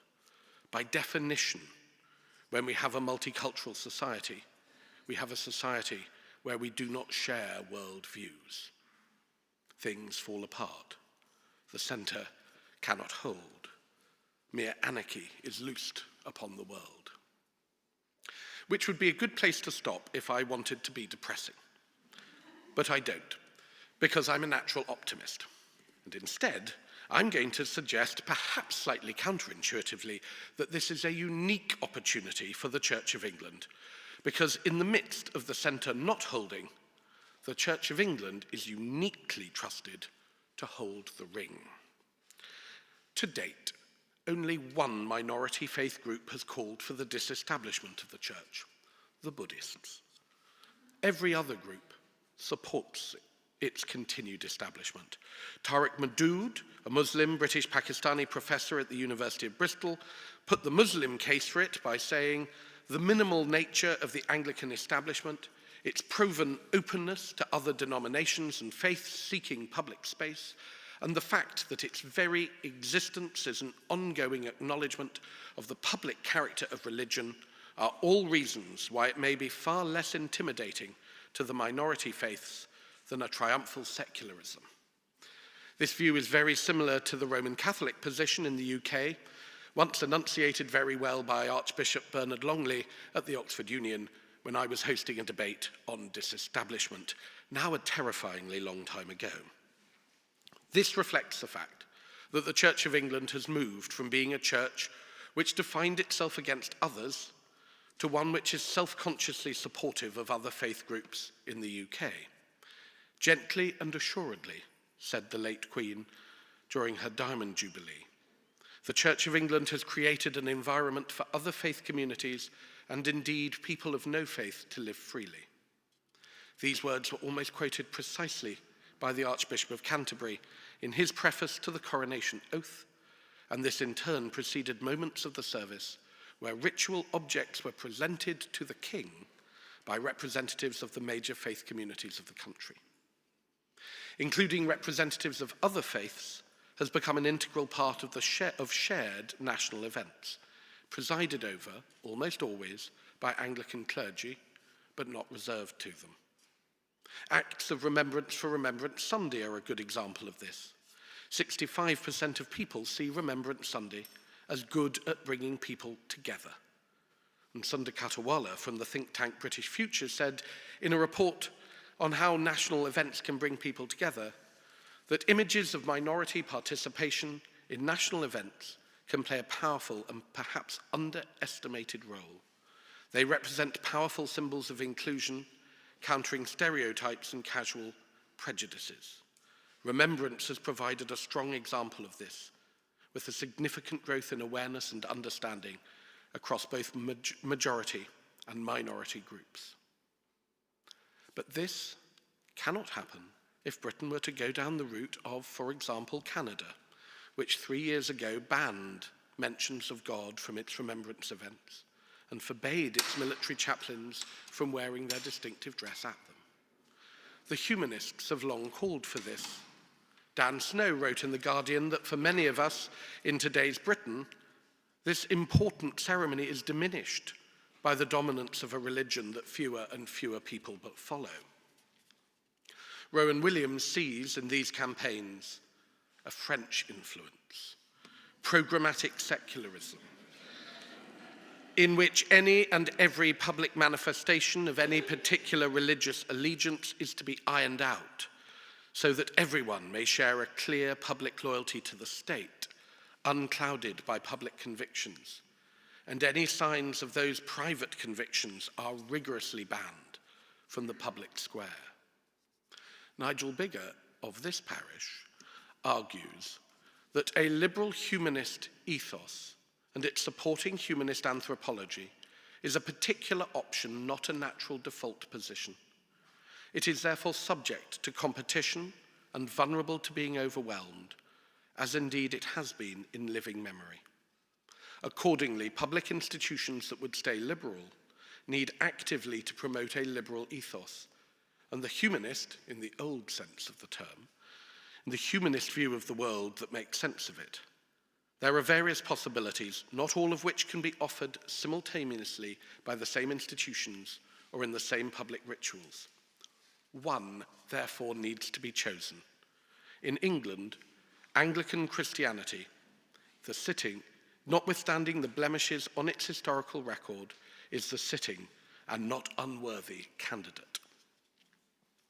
Why is it the sitting and not unworthy candidate? The relationship between the Church of England and England itself is an intense and complex one. It is historical, it is emotional, it is seen in the great events of the nation, it is seen in the food banks and country pubs of the nation, it is intimately involved in the politics of the nation, it is written into the literature of the nation, it is heard in the music of the nation, it is seen in the art of the nation. In short, to borrow from the late Queen, it is woven into the fabric of this country. This is true culturally, perhaps more than anything else. The English Bible, as the great Whig historian Lord Macaulay said, a book which, if everything else in our language should perish, would alone suffice to show the whole extent of its beauty and power, is of course a profoundly Anglican document. But its influence runs so much further than the church which bore it. This translation is not just the blood in the veins of our culture, says Andrew Motion, but the veins themselves. The Book of Common Prayer, that other masterpiece of the English Renaissance, has reached more listeners, says Dermot McCulloch, than the works of Shakespeare. Its 1559 text fed the works of Shakespeare and Milton, Donne and Herbert. The master text of 1662 saw out Jonathan Swift, Charles Dickens and T.S. Eliot. The Church of England is also grounded in the reality of place and people. It is, to use the phrase of Wesley Carr, former Dean of Westminster, earthed. Where the national church gets itself into trouble with unwise interventions in politics, deeply resented decisions during COVID, or the shameful cover-up of safeguarding scandals, the local church is still treated warmly. It was the Reverend Tim Alban-Jones who rallied the community in Soham after the dreadful murder of Holly Wells and Jessica Chapman. After the Grenfell disaster, it was a local church that opened its doors at 3 a.m. for worship and prayer, yes, but also because St. Clement's became a centre for people to bring goods, clothes, donations for local people, as Graham Tomlin, who was speaking just now, said. The great thing about churches is that they're on the ground. We don't have to parachute ourselves in. Every incident happens in a parish. It is little surprise that 75% of non-churchgoers told pollsters that the closing of church buildings during lockdown had had a negative effect on their community. Anyone who has read the National Churches Trust report, The House of Good, which uses the Treasury's own Green Book guidance, how the Treasury measures economic value, will know that the value of churches is assessed as being £55 billion a year. That is twice the social care budget. Community buildings are at the heart of a ready-made nationwide network of community care, helping the people most in need through providing volunteer-led help, including drug and alcohol support, financial advice, youth clubs, after-school care, and job clubs. There are more food banks than McDonald's in the United Kingdom, and almost every single one was set up by, is linked to, or is run by a church and its volunteers. What I'm suggesting, therefore, is that we do not need a retreat of religion from the public square, but a re-engagement. And by re-engagement, I mean re-sacralization.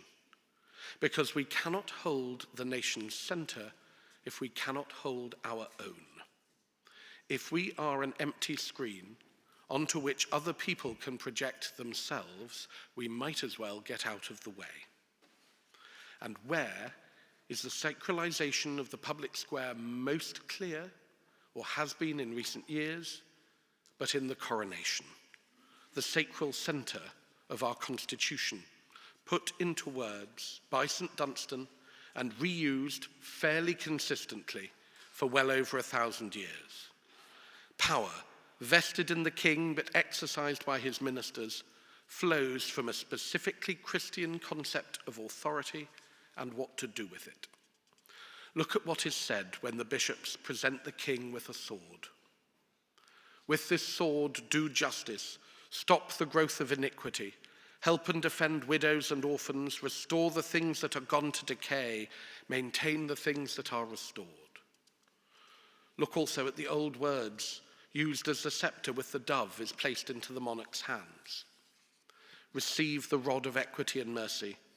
Be so merciful that you be not remiss. So execute justice that you forget not mercy. Punish the wicked. Protect and cherish the just. And lead your people in the way wherein they should go.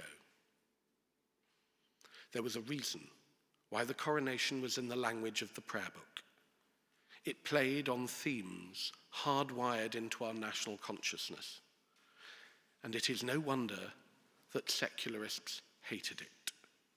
It is a rejection of the anemic world that they have tried to create, centered around precepts which they cannot comprehend.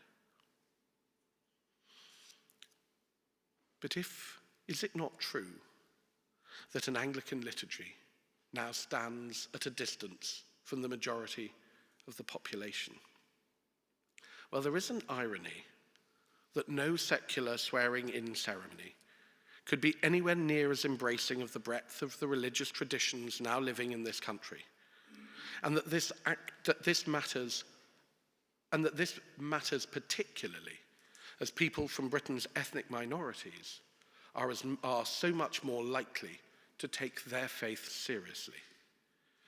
Black Christians are 3 times as likely to attend church than white Christians. 80% of Muslims practice their religion regularly, as do 2/3 of Hindus, Sikhs, and Jews. Creating a ceremony that appeals only to the lanyard class, ironically, excludes them as much as it excludes us. So if we want a centre that can hold, we need to hold fast to the centre that we have, the sitting and not unworthy candidate.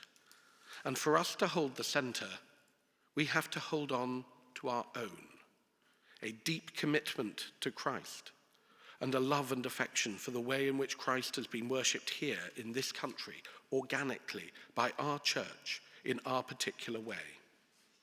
If we do, we might hold true to our via media and keep clear both those who lack all conviction and those full of passionate intensity. Thank you.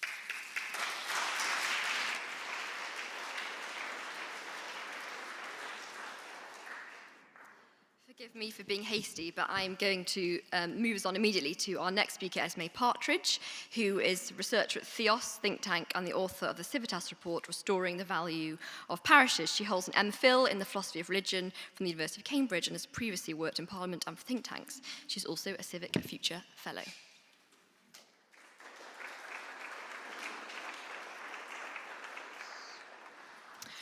Hello, everybody. Thank you so much to Pusey House and Danube for having me speak here today. I am researching the Quiet Revival at Theos, the qualitative side of it. I'm not here to stand up for the statistics, although I can defend those, but maybe in the break. And I wanted to take this opportunity to shed some more light on exactly what it is that younger people might be seeking, and particularly those young spiritual seekers in a very general sense that we've talked about today, those people who are online, flirting with all kinds of spiritual ideas, and how we might best inspire and speak to them.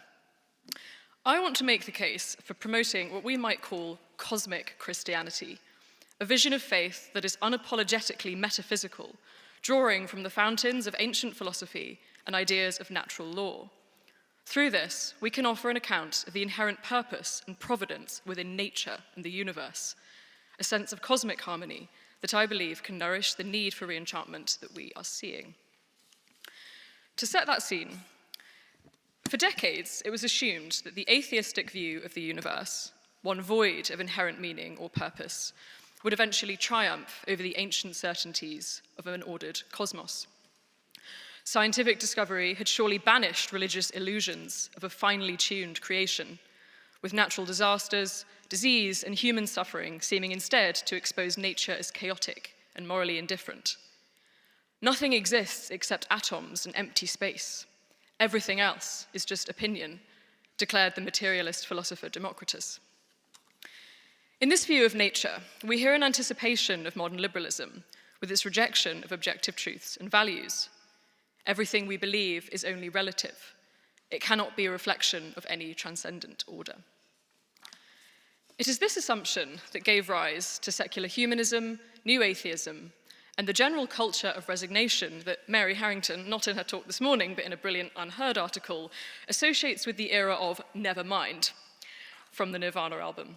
So the grungy world of sex, drugs, and empty hedonism. But, as I think we have confidently established today, the mood may now be shifting. Increasingly, the children of a disenchanted age are no longer persuaded by their parents' skepticism, leading Mary in her Unheard piece to declare that the age of nihilism is over. Out of the void they left behind, many young people are now deciding that there might be some meaning, and that there might just be a purpose to existence. Satisfyingly, a recent study by King's College London seems to reveal exactly this. And this is another poll. Appreciate the one we had this morning was brilliant, but this is getting a bit more specifically onto what I want to talk about. Based on a poll of over 2,000 people in the UK, researchers Bobby Duffy and King Ho Lung found high levels of what they call existential gratitude and spirituality among young people compared to their parents and grandparents. According to the survey, 45% of 18 to 35-year-olds say they feel suddenly and deeply thankful to be alive, at least once a month. That pause wasn't actually intended. Over a third, and this is really interesting, over a third say that they feel a profound awe or wonder at the universe or nature. And also that they feel connected to all people or living things. And those are both feelings that they experience at least once a week. Meanwhile, over a quarter of over 50s say they never experience this feeling of wonder or connection. Finally, a startling majority of 18 to 30-year-olds, almost 70%, believe that there is some guiding purpose in life. Again, a much higher figure than that of the generation associated with the age of nihilism. I don't wish to labour the point here that Gen X and boomers are hopelessly disenchanted, although maybe we should be worried about that, more to illustrate the difference between the generations and the cultural shift it does signify. The feelings experienced by these young people, a deep connection to humanity and nature, a guiding purpose to existence, a sense of being watched over by a higher power, show a clear departure from the atheistic assumptions of a disordered and distracted universe. The question then is not whether we're entering an age of re-enchantment, but rather what form is it taking and how, as Christians, can we respond to it?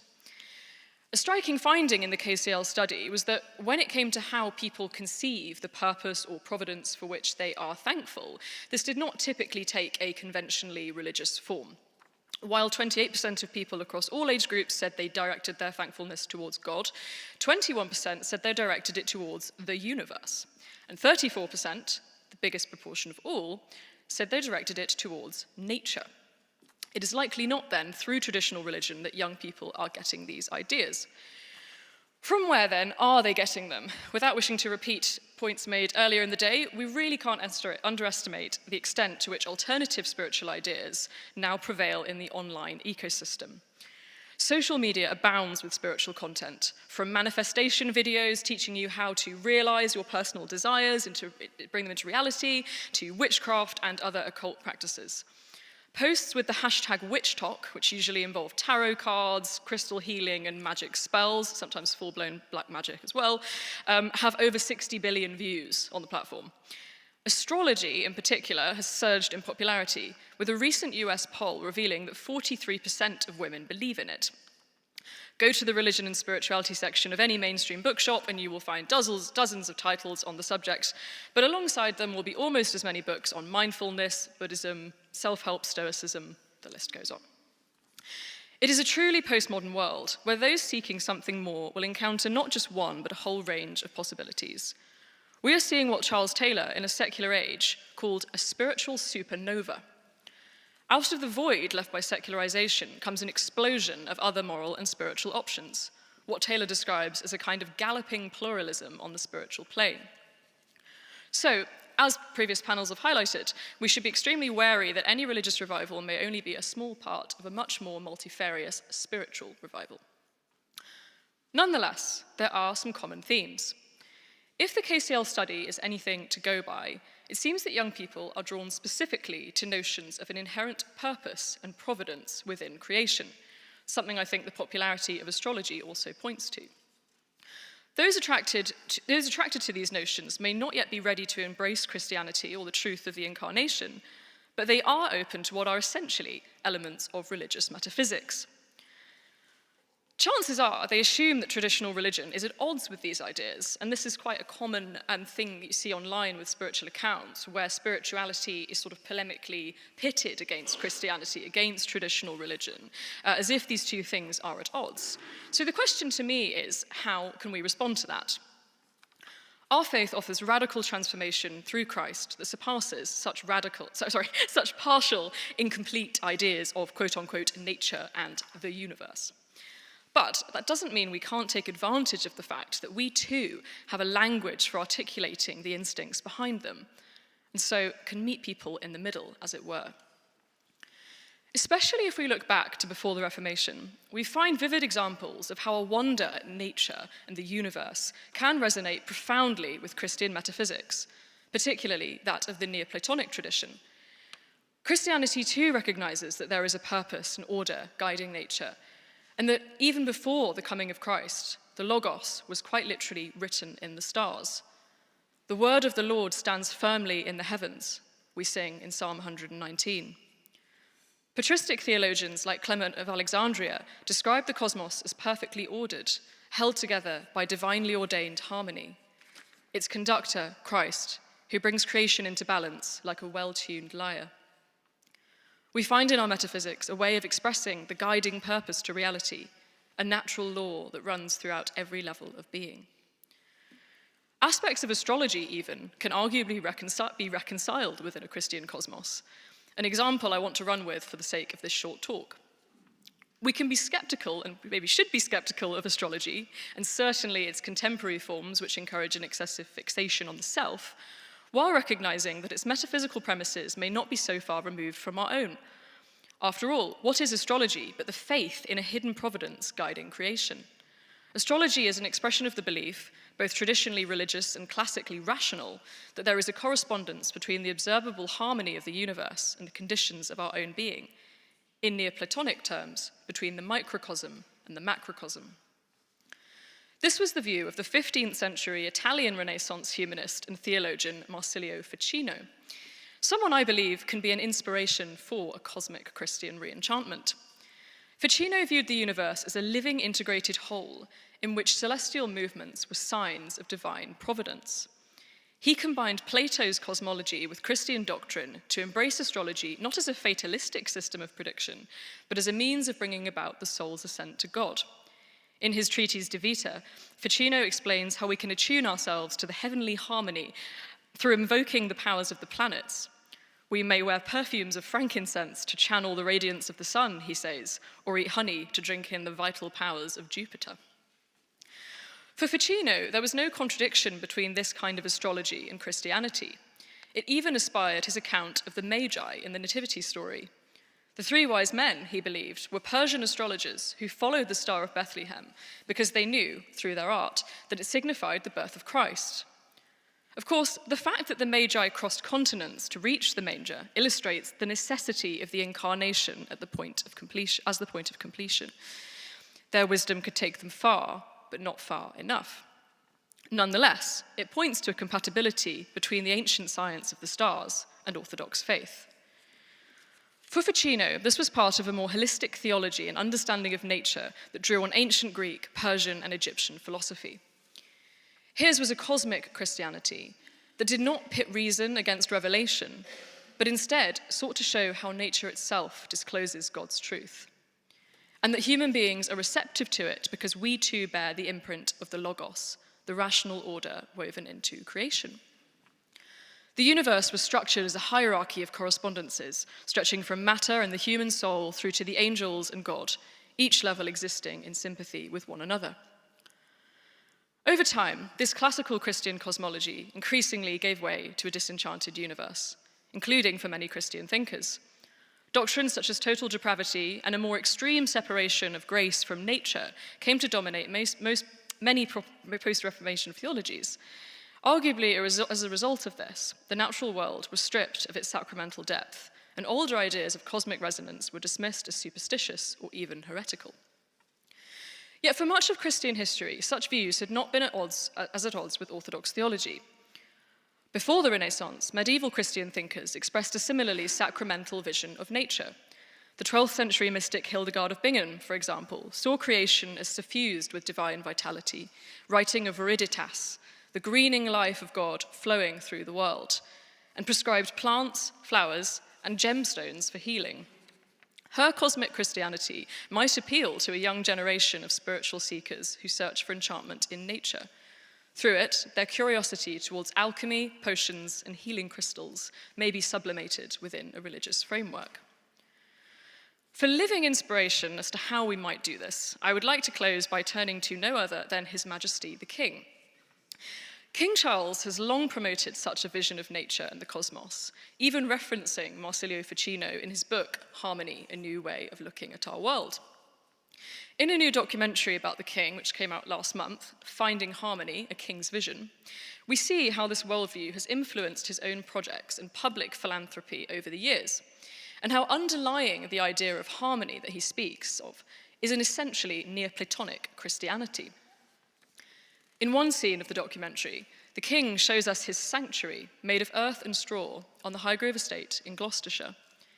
Its entrance, we notice, bears an inscription from the 1662 Book of Common Prayer. "Lighten our darkness, we beseech thee, O Lord." Solemnly, the king reads the liturgy aloud. But he then proceeds, looking up to the sky, to describe the universal principles that govern the entire cosmos. Our bodies are constructed around these proportionate systems, as is all the rest of nature. We are a microcosm of the macrocosm, he says. In this moment, the king reveals his own cosmic Christianity, an awe and wonder with the universe at one with his faith. The king has actively sought to bring such ideas into the public imaginary. Through his School of Traditional Arts, he has promoted the study of sacred geometry and classical architecture, which he believes converge around what he calls the universal grammar of harmony. His educational charity, the Temenos Academy, runs public lectures and courses on the Renaissance wisdom of Ficino and Shakespeare, as well as Celtic epics, medieval mystics, and the Gospels.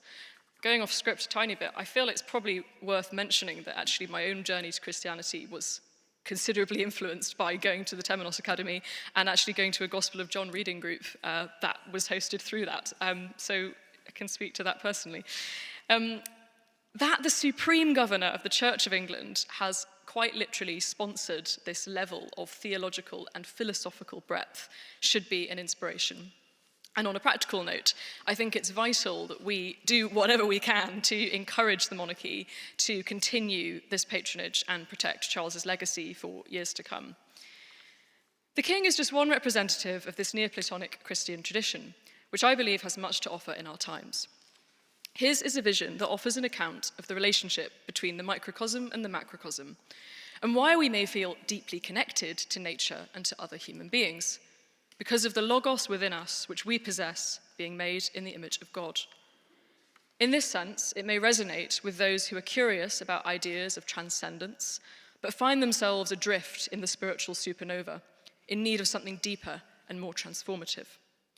This we can offer by bringing a quote-unquote profound awe or wonder at the universe or nature back into a Christian framework.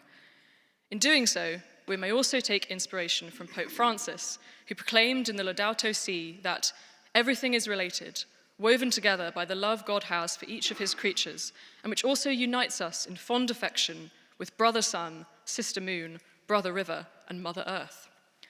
This is the kind of cosmic Christianity we should be bringing into the public imaginary, one that can speak to a generation searching for a sense of order, purpose, and providence.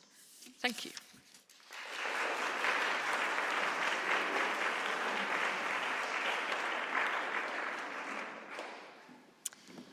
Next up, we have the Reverend Professor Andrew Davison, who is Regius Professor of Divinity, Oxford, a residentiary canon of Christ Church, and no stranger to Pusey House. He came to us from Cambridge in 2024, where he was Starbridge Professor of Theology and Natural Sciences, and from Princeton. Many of his books bear upon the themes of our conference, such as Why Sacraments, For the Parish, and Participation in God, which serves up the sort of Christian Platonism which seems to be proving to be so attractive to young people today.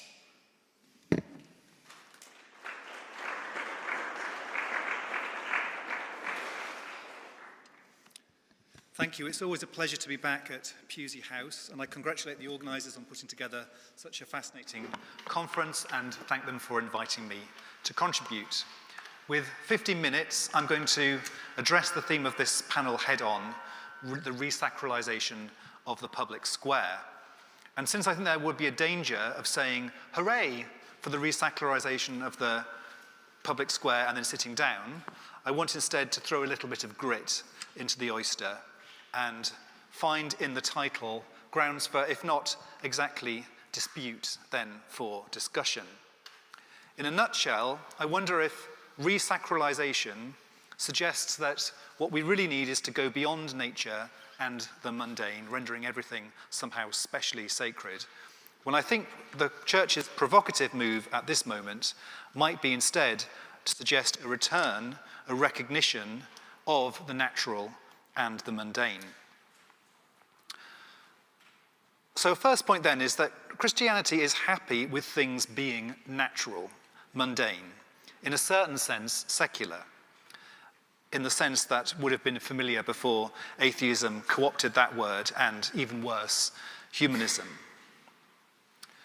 Whatever good things we might mean by resacralization, it doesn't mean moving away from being created, human, rational, mundane. All that is good. And I think that's quite a provocative thing to say in 2026. We don't need to be saved from our createdness, our humanity, from the mundane realm. One of the most striking interventions Christianity can make is to stress that it is fine not to be a film star or a celebrity activist or a unicorn or whatever people want to run away from today, running away from their humanity, their particularity, their finitude, their nature. So any resacralization needs to be a return to the natural and the mundane. Because sacrality and the sacred, if they have to do with being set apart, well, there's a tension there between, in the one sense, in which Christianity does say that God has translated all things, or can translate all things. We read in the New Testament, who hath delivered us from the power of darkness, and hath translated us into the kingdom of his dear Son. But on the other side, in another sense, if you set everything apart, you set nothing apart. And so, in this way, our church buildings are consecrated, and in that way, hallow the whole village. We do not need to consecrate the whole village.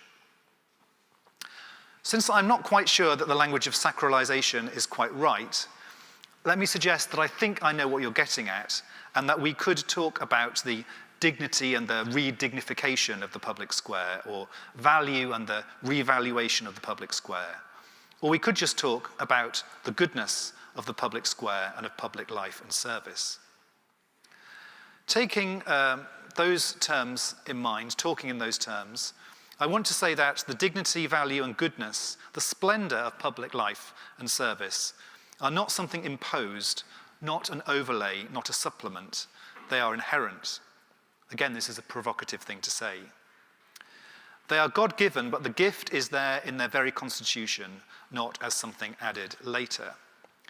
And that may be another reason why re-sacralization or revaluation or whatever may be wrong almost in a grammatical way. Say any of those things, but it would be misleading to suppose that we were adding something that was never there in the first place, adding something extra. I think rather the Christian task is to recognize the inherent goodness, dignity, value, sacrality, if you want, in our common life and public service. Maybe I'm just being a bit pedantic about words, but we sell the pass if we imagine that sacrality, value, dignity are something that needs to be imposed. You'll notice what I'm doing here today. I'm stressing dimensions of the doctrine of creation, of the cardinal virtues, of the common good, of what a neo-Calvinist might call common grace, of the natural law. And of course, there is much that should be added about sin and grace and redemption. But today, I am willing to remain mainly in the realm of creation, of nature, of the God-given mundane goodness of our shared life, for a couple of reasons. The first one, and Father Marcus has already discussed it, is that to dwell on these things is to be in the realm of things that are shared by all people and where there's a great deal of possibility of recognition on the basis of what we all share, what we've been given as human beings. But rather let me stress that, because I think that's a wonderful thing to do, but I'm not going to pursue that line particularly, rather let me stress that this has become so alien, the idea of the inherent goodness, glory, dignity of humanity and of public life and service, that it becomes a radical act for the church to speak again simply of the natural. This idea struck me writing this talk, that we used to have the idea of the preparatio evangelica, the preparation for the gospel. Eusebius of Caesarea gave that name to a treatise in the 4th century. His idea was that philosophy, history, culture, reason, these all prepare the way for the Christian gospel. They're also called a preambula fidei, a preamble to the faith. And similarly, we talked about natural theology and general revelation in creation, which could prepare the way and point to Christ and the gospel. And in morality, we talked about insights, common principles known to the pagans, which offer a jumping off point for Christian goodness. So in this way, history, philosophy, culture, reason, morals, they were all a sort of court of the Gentiles on the way into the temple. But I'm struck by how much that all seems upside down now. And so it may take faith, hope, and love to teach the world about justice, courage, temperance, and prudence. It might take revealed theology to open our eyes to the witness to God in nature. It may be that the Christian And Christian thinking at its most Christian will need to convince people of the value of rationality at its most common and shared. So far from history, philosophy, and culture serving as a preparatio evangelica, in our current deranged world, it is often the task of the Christian gospel to be the herald and witness, a path and a bridge to history, philosophy, culture. The natural and the mundane are no longer a preparation for the gospel. Rather, the gospel is often a revelation of nature or a way into the natural. I think I can have my cake and eat it here. Natural goods are open to all people, and I denigrate no one who seeks to live up to her humanity and is not a Christian. I just think that it may often take a sort of, supernatural gift of grace now for us to recognize what long seemed open, clear, given, shared. So, my suggestion, we can talk about the resacralization of the common sphere, of the public sphere, the public square of our common life, but not in such a way as to say we're lifting away from the natural and the mundane, rather to point to its inherent dignity, glory, splendor, is absolutely central to the church's task. And how might we do that? How might we value the natural, mundane aspects of public life? I'm going to omit civic liturgy, which would be one part of it, since I think that Father Fergus will talk about that, and I have written a book about blessing, which in some ways covers that or seeks to address it to some extent. I have 4 quick things to say, just absolutely holding firm to the idea of human dignity, of the goodness of our common humanity and life, an unswerving insistence upon it at the sharp end of policy. That means being against post-humanism or anti-humanism that we often get talked to about from often, unfortunately, kind of environmental spheres of interest. I think one can be absolutely insistent on the dignity of human beings and be concerned about the rest of creation, but I'm becoming increasingly unashamed about talking about human exceptionality. And of course, the great example of that recently has been assisted suicide, but we would want to pair that with really insistent advocacy of hospice provision and so many other things, parenting, all sorts of things. And of course, practical involvement being as central to our witness as just lobbying Parliament. So something about absolutely holding firm to human dignity, the place of advocacy of reason and education, belief in the category of truth, pursuit and celebration of the intellectual virtues, the church fostering a kind of non-fragile communal pursuit of truth together, simply being in favor of reading, exploring the way in which the church can be an almost unique now forum for conversation. We have a project on AI in the faculty, and I think one thing that might come out of that is producing resources that parishes can use to convene a conversation where they are about the place of this thing in our lives. Because where else is it going to happen? It's not going to happen in our public libraries. The church could open its door and say, we are a place that values truth, discussion, conversation. So do we need resacralization? Well, simply bearing witness to some of the things that we always thought were true 2 minutes ago may be quite a radical act. Third of my 4 things, stressing and valuing civic virtue. I think there's so much to be said here about rediscovering, for instance, what Thomas Aquinas writes about the virtue of piety. So piety is about gratitude towards benefactors whose gift you cannot properly repay. So God first of all, but we also ought to have piety towards our parents, towards our country, towards institutions, the church, locality, and so on.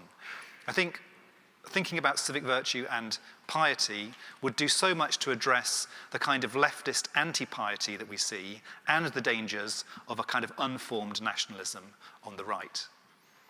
So much that could be said about civic virtue, but just recognizing that from the parish council right up to Parliament and in public service, it matters to behave honourably, and that should be honoured.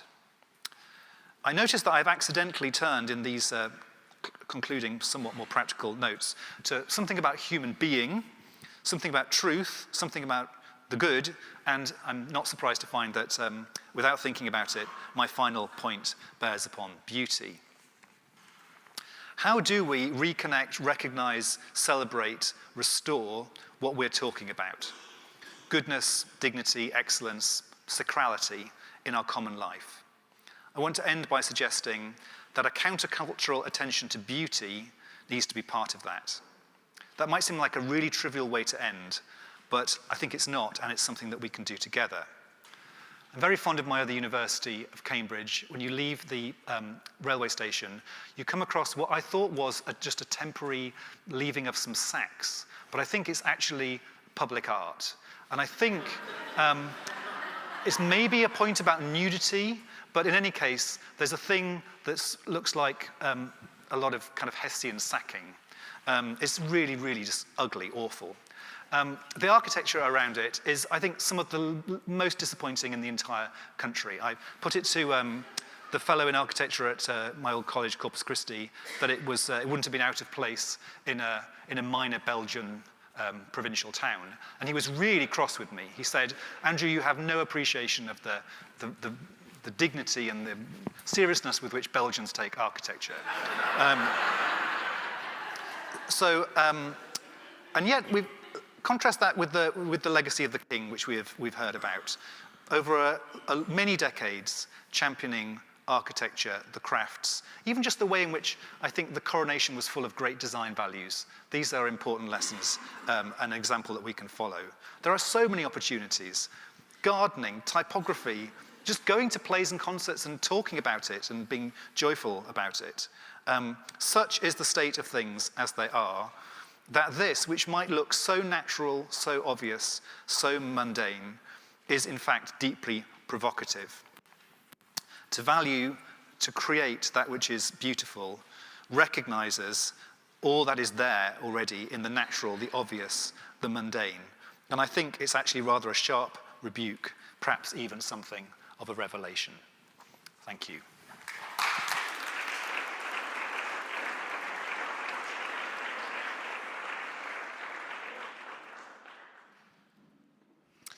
Our final offering. The Reverend Fergus Butler Galley is Vicar of Sholbury and Shorthampton, and is a writer and priest who has ministered in parishes in Liverpool and central London. And according to a biography I found on the internet, he grew up amidst a large family of maniacs, was then educated at the University of Oxford and Cambridge, and has spent time living and working in the Czech Republic and South Africa.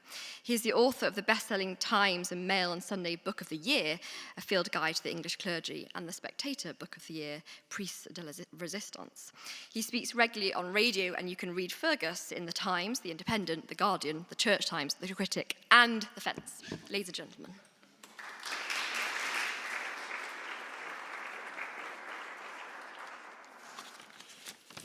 Thank you very much. I'd like to start by saying that unlike Father Marcus, I'm not an optimist. I'm a pessimist. Father Marcus, of whom I'm very fond, is a Whig, and so therefore there's a sort of innate optimism in his way of looking at things. I, however, am a pessimist, and through my ministry in the Church of England, and through my wife's career as a parliamentary sketch writer, I have had a ringside seat over the past few years of the diminishment of the public sphere, the sort of pygmification of public life in England. But the advantage of being a pessimist is that you expect this to happen.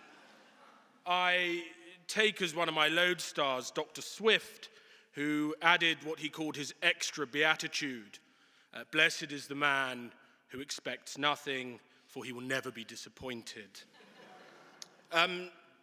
Quite seriously, I take the English tradition, or the tradition of the English church in this regard, very, very seriously.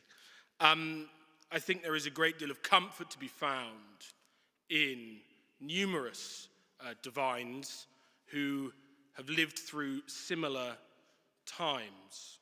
We are here, of course, in Pusey House, a great temple of the Oxford movement, and I draw great comfort from the words of Keble, not only in his Assize sermon, which I recommend to you as a statement against a public sphere that is in the process of diminishing itself, but also in one of his favorite quotes of mine, one of his favorite quotes, my favorite quotes of his rather, which is that should the Church of England fail, you will find it in my parish. I think there is a great deal of hope in that. I look to the examples of men like Dr. Sacheverell in the early 18th century, who warned us of the perils of false brethren within the church, the perils of the fact that there is a church that cannot be pulled down from the outside, might conceivably be blown up from within. I look to the example of Dr. Swift and his cynicism about the state of the public sphere. I recommend to you the Draper's letters. I recommend to you, of course, his modest proposal. A culture of death then has lessons for our culture now. But I go back even further, and I'm conscious we are a mixed bag, mixed bathing in terms of ecumenical relations here, back further to prior to the Reformation. There is an astonishing sermon I recommend to you, the Sermo Lupus ad Anglos, the Sermon of the Wolf to the English by Bishop Wulfston, which was preached somewhere between 1010 and 1016. Bishop Wulfston surveys a country where faith in institutions has broken down. He surveys a country where the crown has been robbed of its historic rights. He surveys a country where the right of trial by one's peers has been removed. He surveys a country where gang rape has become the norm in certain parts of England. He surveys a country which he says is sorely sick. As I said, one of the great benefits of being a pessimist is you believe that we have been here before. And yet, the question is, where do we find hope? I'm a Christian pessimist, not a nihilist. One of the great wonders of the rhythm of the Book of Common Prayer, about which I want to talk to you a bit today, is the repetition of the Psalms over the course of the month. And I was ruminating on this on the day when Psalm 106 came round. The people of Israel are struck by plague due to their faithlessness. And what happens? Very simple verse in Psalm 106. Up stood Phinehas and prayed. Up stood Phinehas and prayed. What I want to speak to you about is, to be honest with you, about what I think is the denuding of the beauty and dignity of our public sphere, the, as I say, pigmification across church and state, but also to strike a message of hope. Hope that prayer works. Hope that prayer, not only as the giving of our hearts and minds to God, but prayer in the tradition of the Epistle of James, prayer linked with action, is something that might genuinely change hearts and minds for the future and begin to remedy some of those problems. Not least because, of course, it has happened before. We heard earlier about the need for revival, to have an eye on the edge, forgotten the difficult, the things not taken seriously by church or state. Where are those edges now? Or perhaps more importantly, where were they 10, 15 years ago? Believe it or not, Father George will tell you this. I was a considerably wilder teenager and undergraduate than my current dignity might suggest to you. And I used to go very often to house parties out in houses outside of Oxford, and prior to that in rural Kent, where I was a child. And yet, because of this strange call of God that I felt, I would go smelling like goodness knows what to churches, sometimes having not gone to sleep over the course of the Saturday into the Sunday. And I would go to the 8 o'clock communion service. And it would be me and a group of old ladies, all of whom I'm sure are probably dead now. And we'd repeat those words of the prayer book. We would repeat the words of prayer that had been hallowed in that place for generations. We would repeat an honest owning of our sin, and we would repeat the promises of grace. Hear what comfortable words our Saviour Christ saith unto those that truly come to him. So, for me, there was this retreat to the edges as a way of being brought into the life of Christ. And I think that is something that I suspect has resonated over the course of today. Being honest about where the edge has been, about where what the church has forced to the edge, what the state forces to the edge, and the extent to which it is from the edges that there is reconversion, and it is from the edges that there is revival. That is something that has happened before. I've been reading recently a great deal of literature written by clergy in the 1650s. Not a fantastic time to be ordained within the Church of England. You have a Commonwealth government determined to undermine all that was good and holy and right about this country. You have a concerted effort to remove many aspects of the church, and people are given two options. There is what I call the Juxon option, and there is the Taylor option after two bishops, Bishop Jeremy Taylor and Bishop William Juxon. Bishop William Juxon retreats to his estates just north of Oxford, and he hunts for 11 years solid. Much to be said for that option. Much to be said. Exceptionally tempting. An option I myself have indulged in the past, and an option which I consider going back to almost every day. But there was a truer and holier option. The option of Jeremy Taylor, who writes Holy Living and Holy Dying, who goes to serve God's people, and above all, he keeps the rhythm of prayer. The Puritans then, as now, were adamant that prayer in the public sphere needed removing, essentially. It was a matter of individual conscience, and we've heard the kind of invidiousness that language actually sort of masks, the language of individual conscience, in fact being an attempt to create the mythical neutral sphere. My friends, there is no neutral sphere. It does not exist. Human nature is such that neutrality is impossible. We saw that in the Commonwealth in this country. They saw it in the French Revolution. We've seen it in numerous societies. As I said, the advantage of being a pessimist is none of this is new. It has happened before. But one of the things the Puritans seek to get rid of is the Book of Common Prayer, and it is the thing that Jeremy Taylor continues to use, and the thing that brings him most comfort and brings him most hope in those dark days.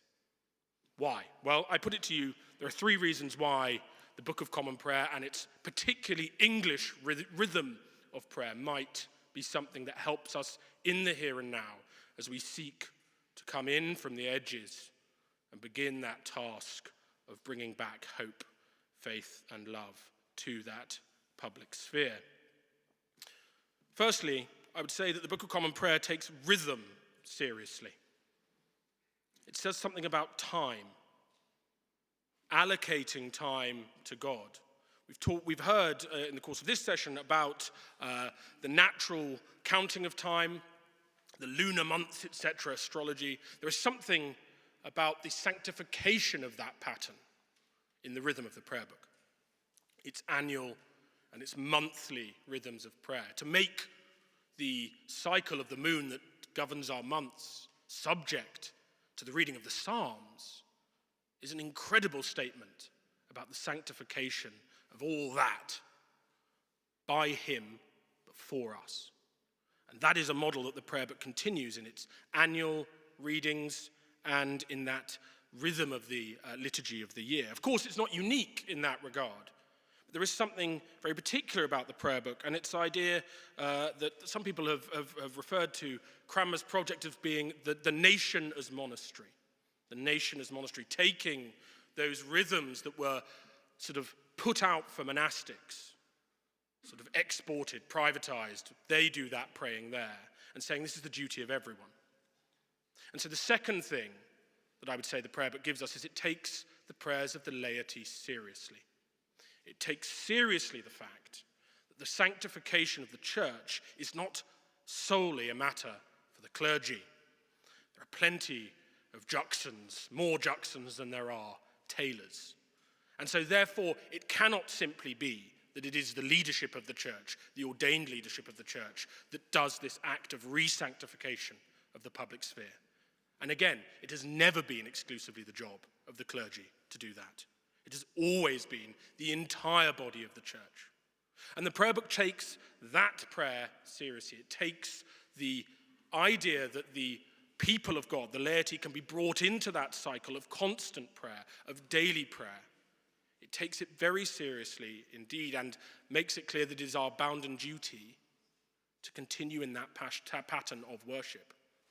And we have heard about the comparisons with a religion like Islam, where the pattern of prayer is very public, it's very evident. There is a Christian version of that. And indeed, there is an English Christian version of that that exists within the patterns of the prayer book. Finally, and this is perhaps where I will do some damage to my reputation as a pessimist, the prayer book takes prayer seriously, and it gives the impression that it works. That is a very, very important thing. That we have to pray as if we think these prayers are efficacious, as if we believe they will change not only our own hearts and minds, but the hearts and minds of those we are praying with them, and indeed those who are not listening to them, those within this diminished public sphere. That is why the prayer book is so keen on those prayers for the church and for the state. And indeed why the diminishment of prayer for church and state, one might argue, is having the effects on the church and the state that we see around us all the time. So, like all good clergy, I'm delegating. It's over to you, the people of God, to enter into those rhythms of prayer. And I give you the Anglican option, but I know there are Orthodox, Roman Catholic, and indeed Free Church models that enter into that. But the business of prayer is all of ours. That will be the thing that radically changes the public sphere. That will be the thing that brings it back into the overarching purposes of God. Thank you very much.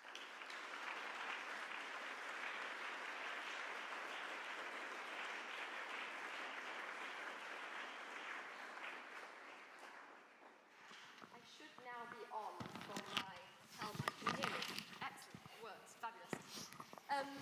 It is now my privilege to moderate a brief discussion between panellists. I think we will then open up to the floor for further questions.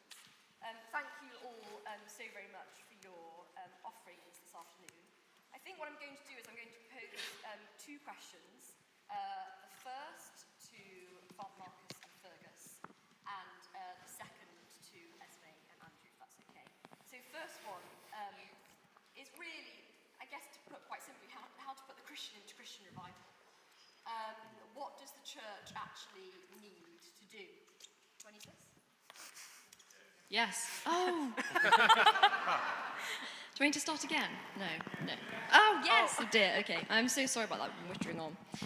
I've thanked our speakers, etc., etc.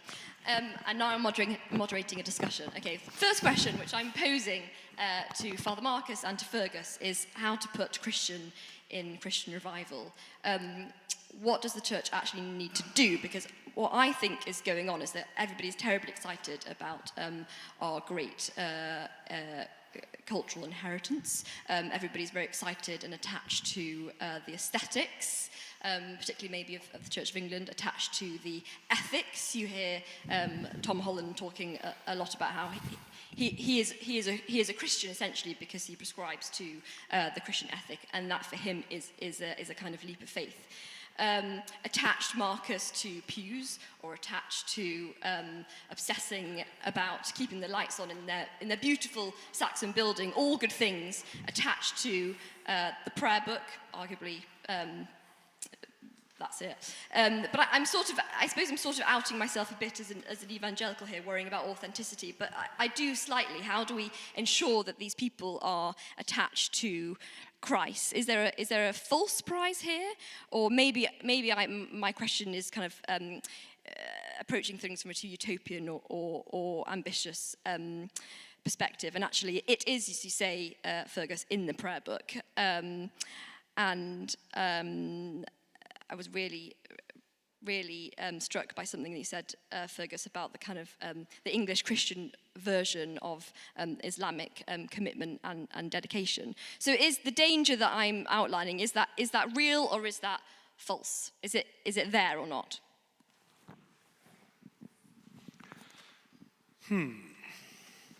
I think I would challenge your question, because I would say that what you have laid out is Christian. Primarily because Christ is incarnational, and therefore Christ is in those Saxon buildings, and Christ is in the way in which people have prayed over centuries, and Christ is in the things of beauty which people value. That doesn't mean that that should be the sum total. If that's it, we're a heritage organisation.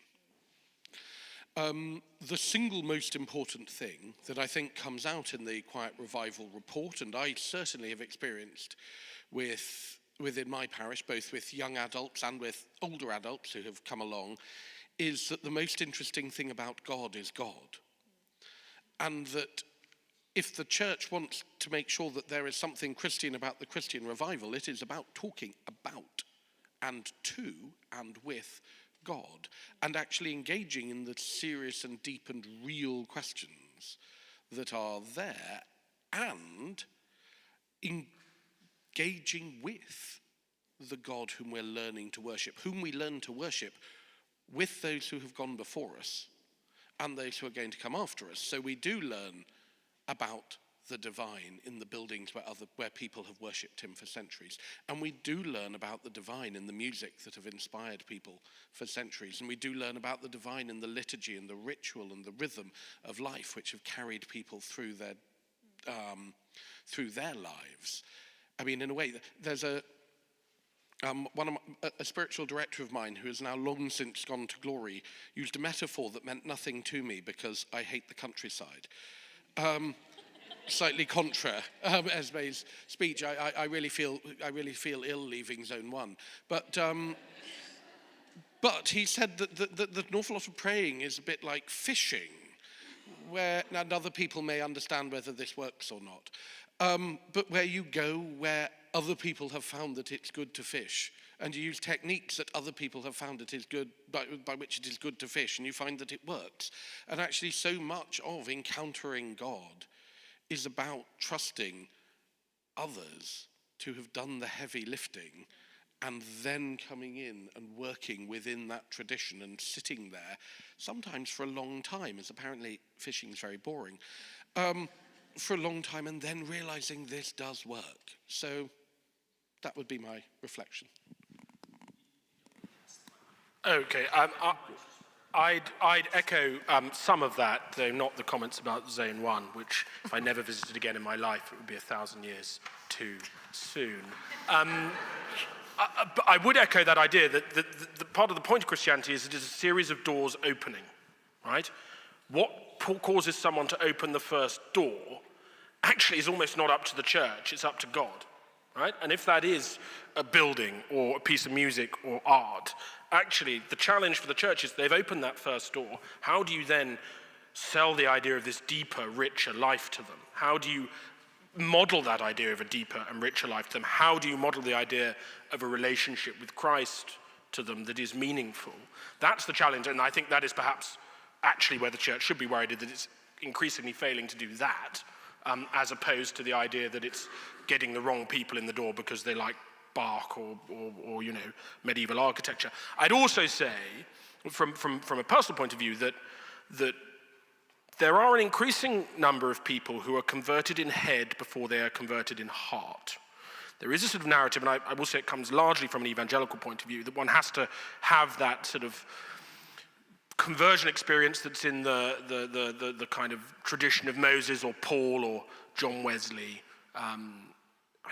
But many of us don't have our hearts strangely warmed. We have our interest piqued. I've always thought strangely warmed sounds like people going to the lavatory in a swimming pool. It's a completely alien concept to me. It isn't something that it's not the way I think. So I'm not saying, I think this is actually probably more of a personality issue than a theological one. But there are plenty of us for whom we've made the intellectual ascent to Christianity, and we are now spending our lives trying to cultivate a heart for it. I appreciate there are plenty of people who have a heart set on fire by the Spirit, who then have to struggle with the kind of, the intellectual claims that the creed makes. I don't actually think that should be an either or, and I don't think one is a better version of faith than the other. I think a lot of that depends on you. So I would say that actually I'm perfectly happy for people to be, I'm overjoyed people are intellectually stimulated by Christianity. Saying that 25, 35 years ago, people would have looked at you like you banged your head. The fact that is changing is a good thing, but let us trust the Spirit for the kind of warming of the heart to carry on throughout the whole of a Christian life. Thank you. Andrew and Esme, again, kind of similar jumping off point. The people are excited about culture. You're often hearing talk about cultural Christianity, civilizational Christianity, how do we then live? But in both of your papers, you were talking about Logos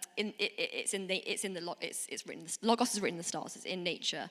It's in the mundane. It's already here. It's earthy and it's raw and it's material. What is then the connection point? Partly the reason I'm asking this is it'll really help me with my thesis. But what is the connection point between culture and nature? And is there something in the fact that are we arguing that there's a sense in which Christianity is the natural culture, the first essential culture? Is that a valid argument to make, or is that confused and horribly esoteric? I'm interested in the kind of in that connection between nature and culture. Any remarks? Welcome. Okay, it's a really interesting question. I mentioned Ficino, who I'm just personally obsessed with because I think he represents this deeply humanistic, syncretistic in the best possible way, fusion of Christianity with ancient philosophy, in a way that I think can speak to people who are kind of drawn to these quite vague notions of the universe and providence, but want those to be presented within a coherent and powerful framework. And I would actually draw on Ficino again to answer that question, because for someone like Ficino, yes, the truths of Christianity have been partially disclosed through nature, through human reason, and also through other traditions. And he has this idea of the Prisa Theologia, the ancient theology, which he believes is present in the ancient Greeks and the Egyptians and the Persians.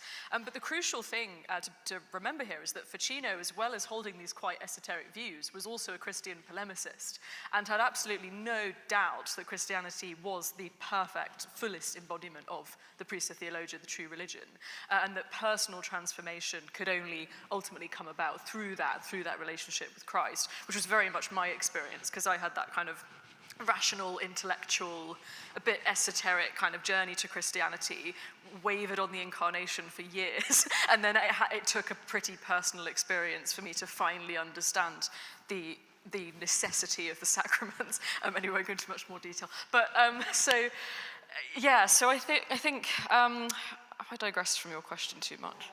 That's great. Remind me the kind of connection between culture and nature.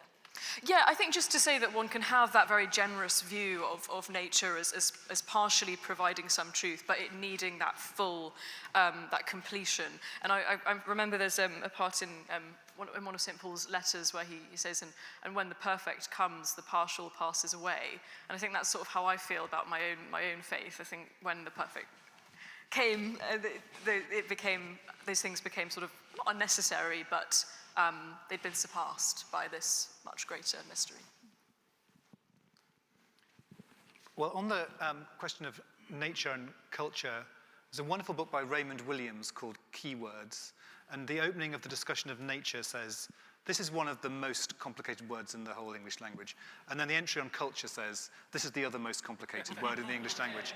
I think I'll happily have a cup of tea and we can talk about it. But I did have a wonderful PhD student called Nathan Lyons, who wrote a book on the relationship between nature and culture. Well, a thesis became a book published by UP called Signs in the Dust. It's wonderful. So I don't need to say anything, just read what Nathan had to say.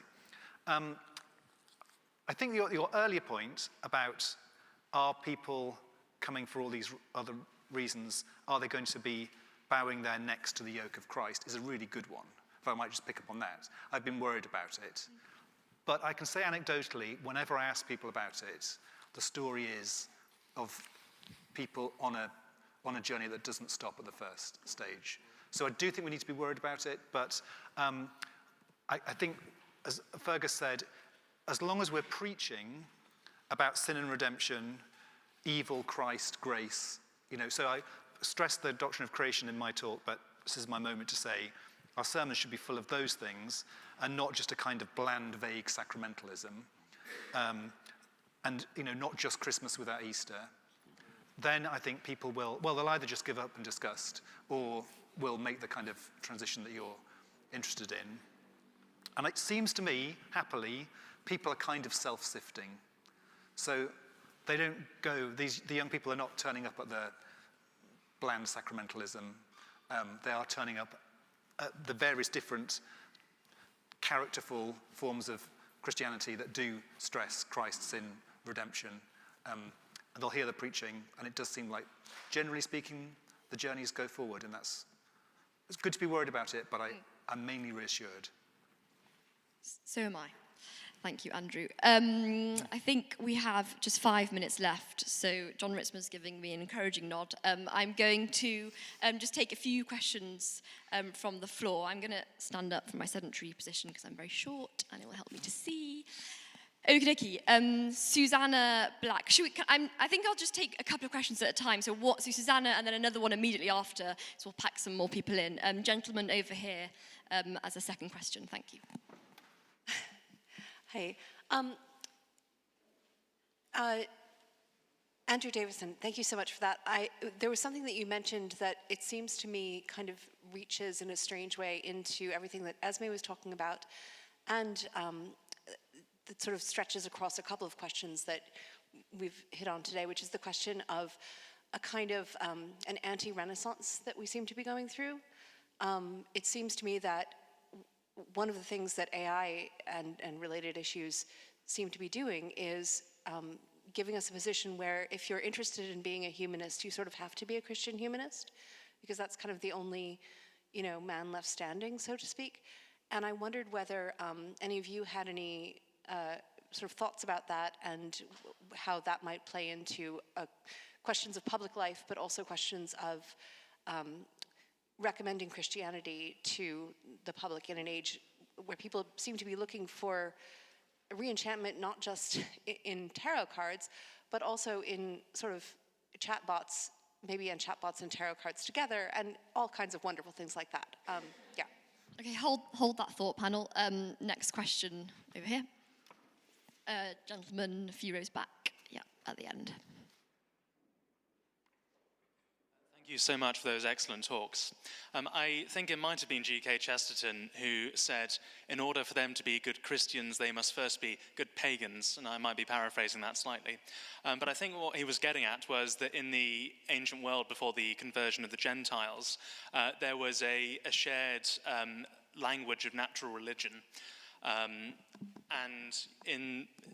I think this presents issues for when Christianity eventually evangelized to other civilizations.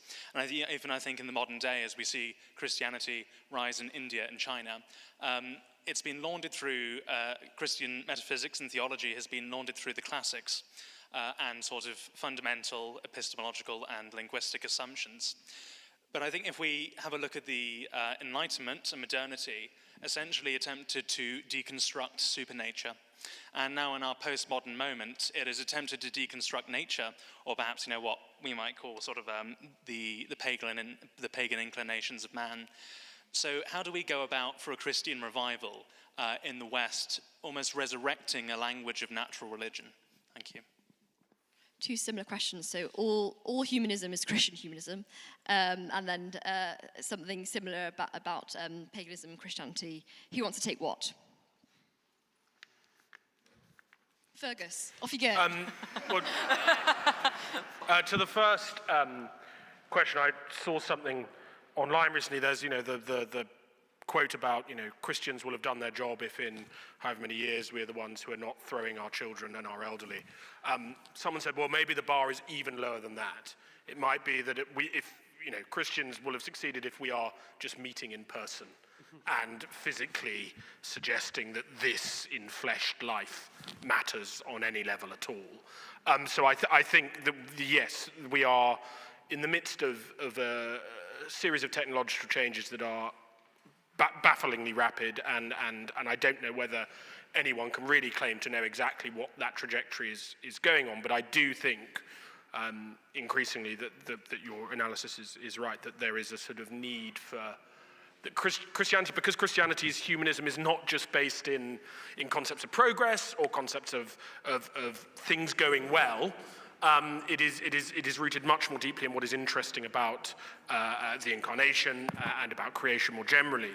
That there is a kind of the sell-by date is, we're perhaps reaching the sell-by date of secular humanisms and their replacement by technological models and by something even more terrifying. So I do think there's a kind of a strength to Christian models because of what they are based on, which further I think emphasizes Andrew's thing that these are the things we need to be really emphasizing.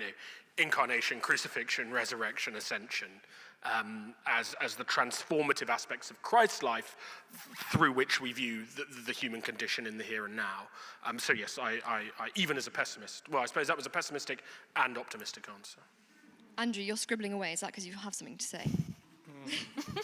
Well, I think that it's good that this language of humanism has been put before us, because I hear it from many excellent people. Luke Bretherton, Regis Professor of Moral and Pastoral Theology, has made it quite a priority in his work now.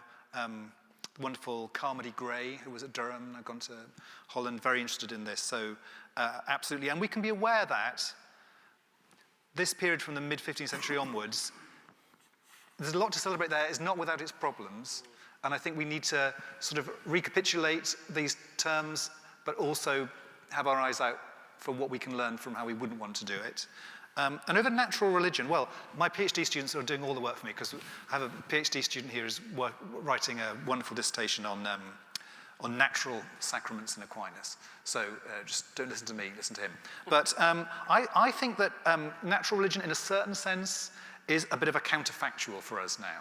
I mean, we can ask interesting questions about the world before the patriarchs, or what might go on in undiscovered bits of the Amazon, but I think Christianity is going to be pretty ambivalent about celebrating natural religion. But we would want to say all of that you get and more within the church. So I absolutely think the church is the true heir of paganism. Not all these druids that do made up rituals. We're the ones that are getting up in the middle of the night and inseminating a font on Christmas Day, Easter Eve, or rogation processions and so on. So I think it's really important we're the true heirs of that kind of paganism. And maybe that category that I introduced of piety is where what's good about natural religion can be expressed.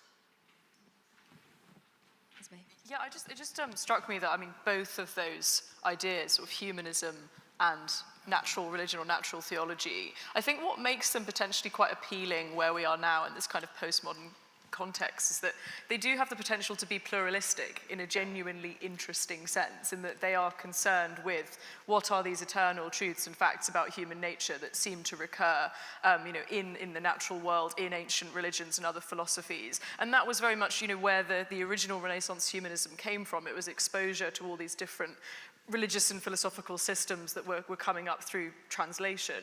And I don't think that's a coincidence. And I do sort of think we can't pretend that we can just magically switch off pluralism. That's the condition we're living in. So I think if we can find a kind of civilizational narrative where we can actually recognize where there are shared truths, I think that'll be really interesting. And I will say that this is hopefully the subject of my book, which may take several years to write, but put that out there.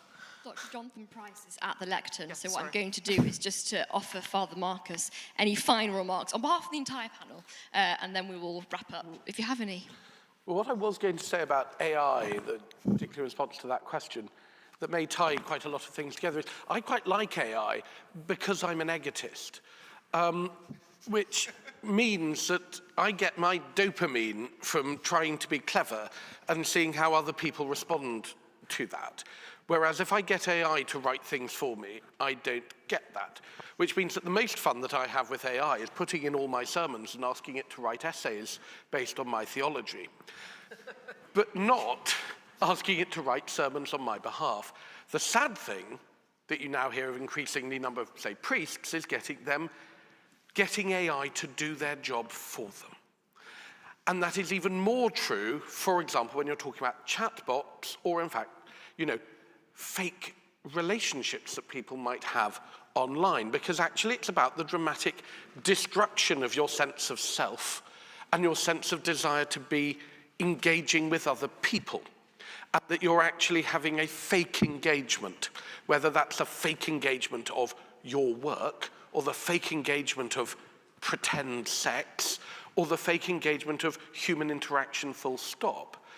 And actually what Christianity has to call us back to is our intrinsic reality as creatures made in the image and likeness of God, engaging with other creatures made in the image and likeness of God, and that we see the divine in others, and that in doing so, we appreciate the divine and others even more, and that real physical encounter is essential to that.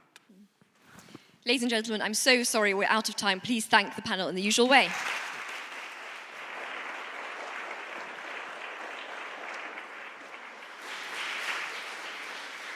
Okay. You don't have to go anywhere, but you'll have a chance to stand. Evensong will begin in 8.5 minutes time-ish in this room here. It's a kind of evensong, not a choral evensong. It's an evensong where you are the song as well, so we'll get to sing together in the way we do at Pusey House for our evening programs. 15 new tickets have magically appeared. Ian McGilchrist will be here in the morning. If you know someone who wants to attend, encourage them, and we'll make a little more space in the morning for them.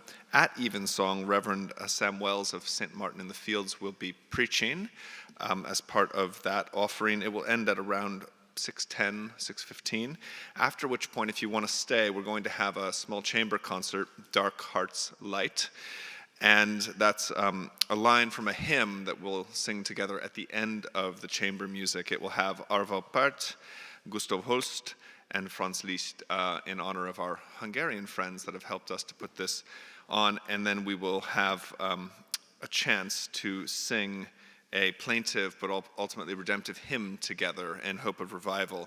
I don't think there's anything more right now, except tomorrow you should know our start time is 1 hour earlier. We start at 9:30 with Dr. Ian McGilchrist. So thank you very much. For those who've ticketed or attending the dinner, drinks are just after the concert upstairs, and do take one of the concert programs now and join us at 6:30 to 7 for the chamber concert. Thank you.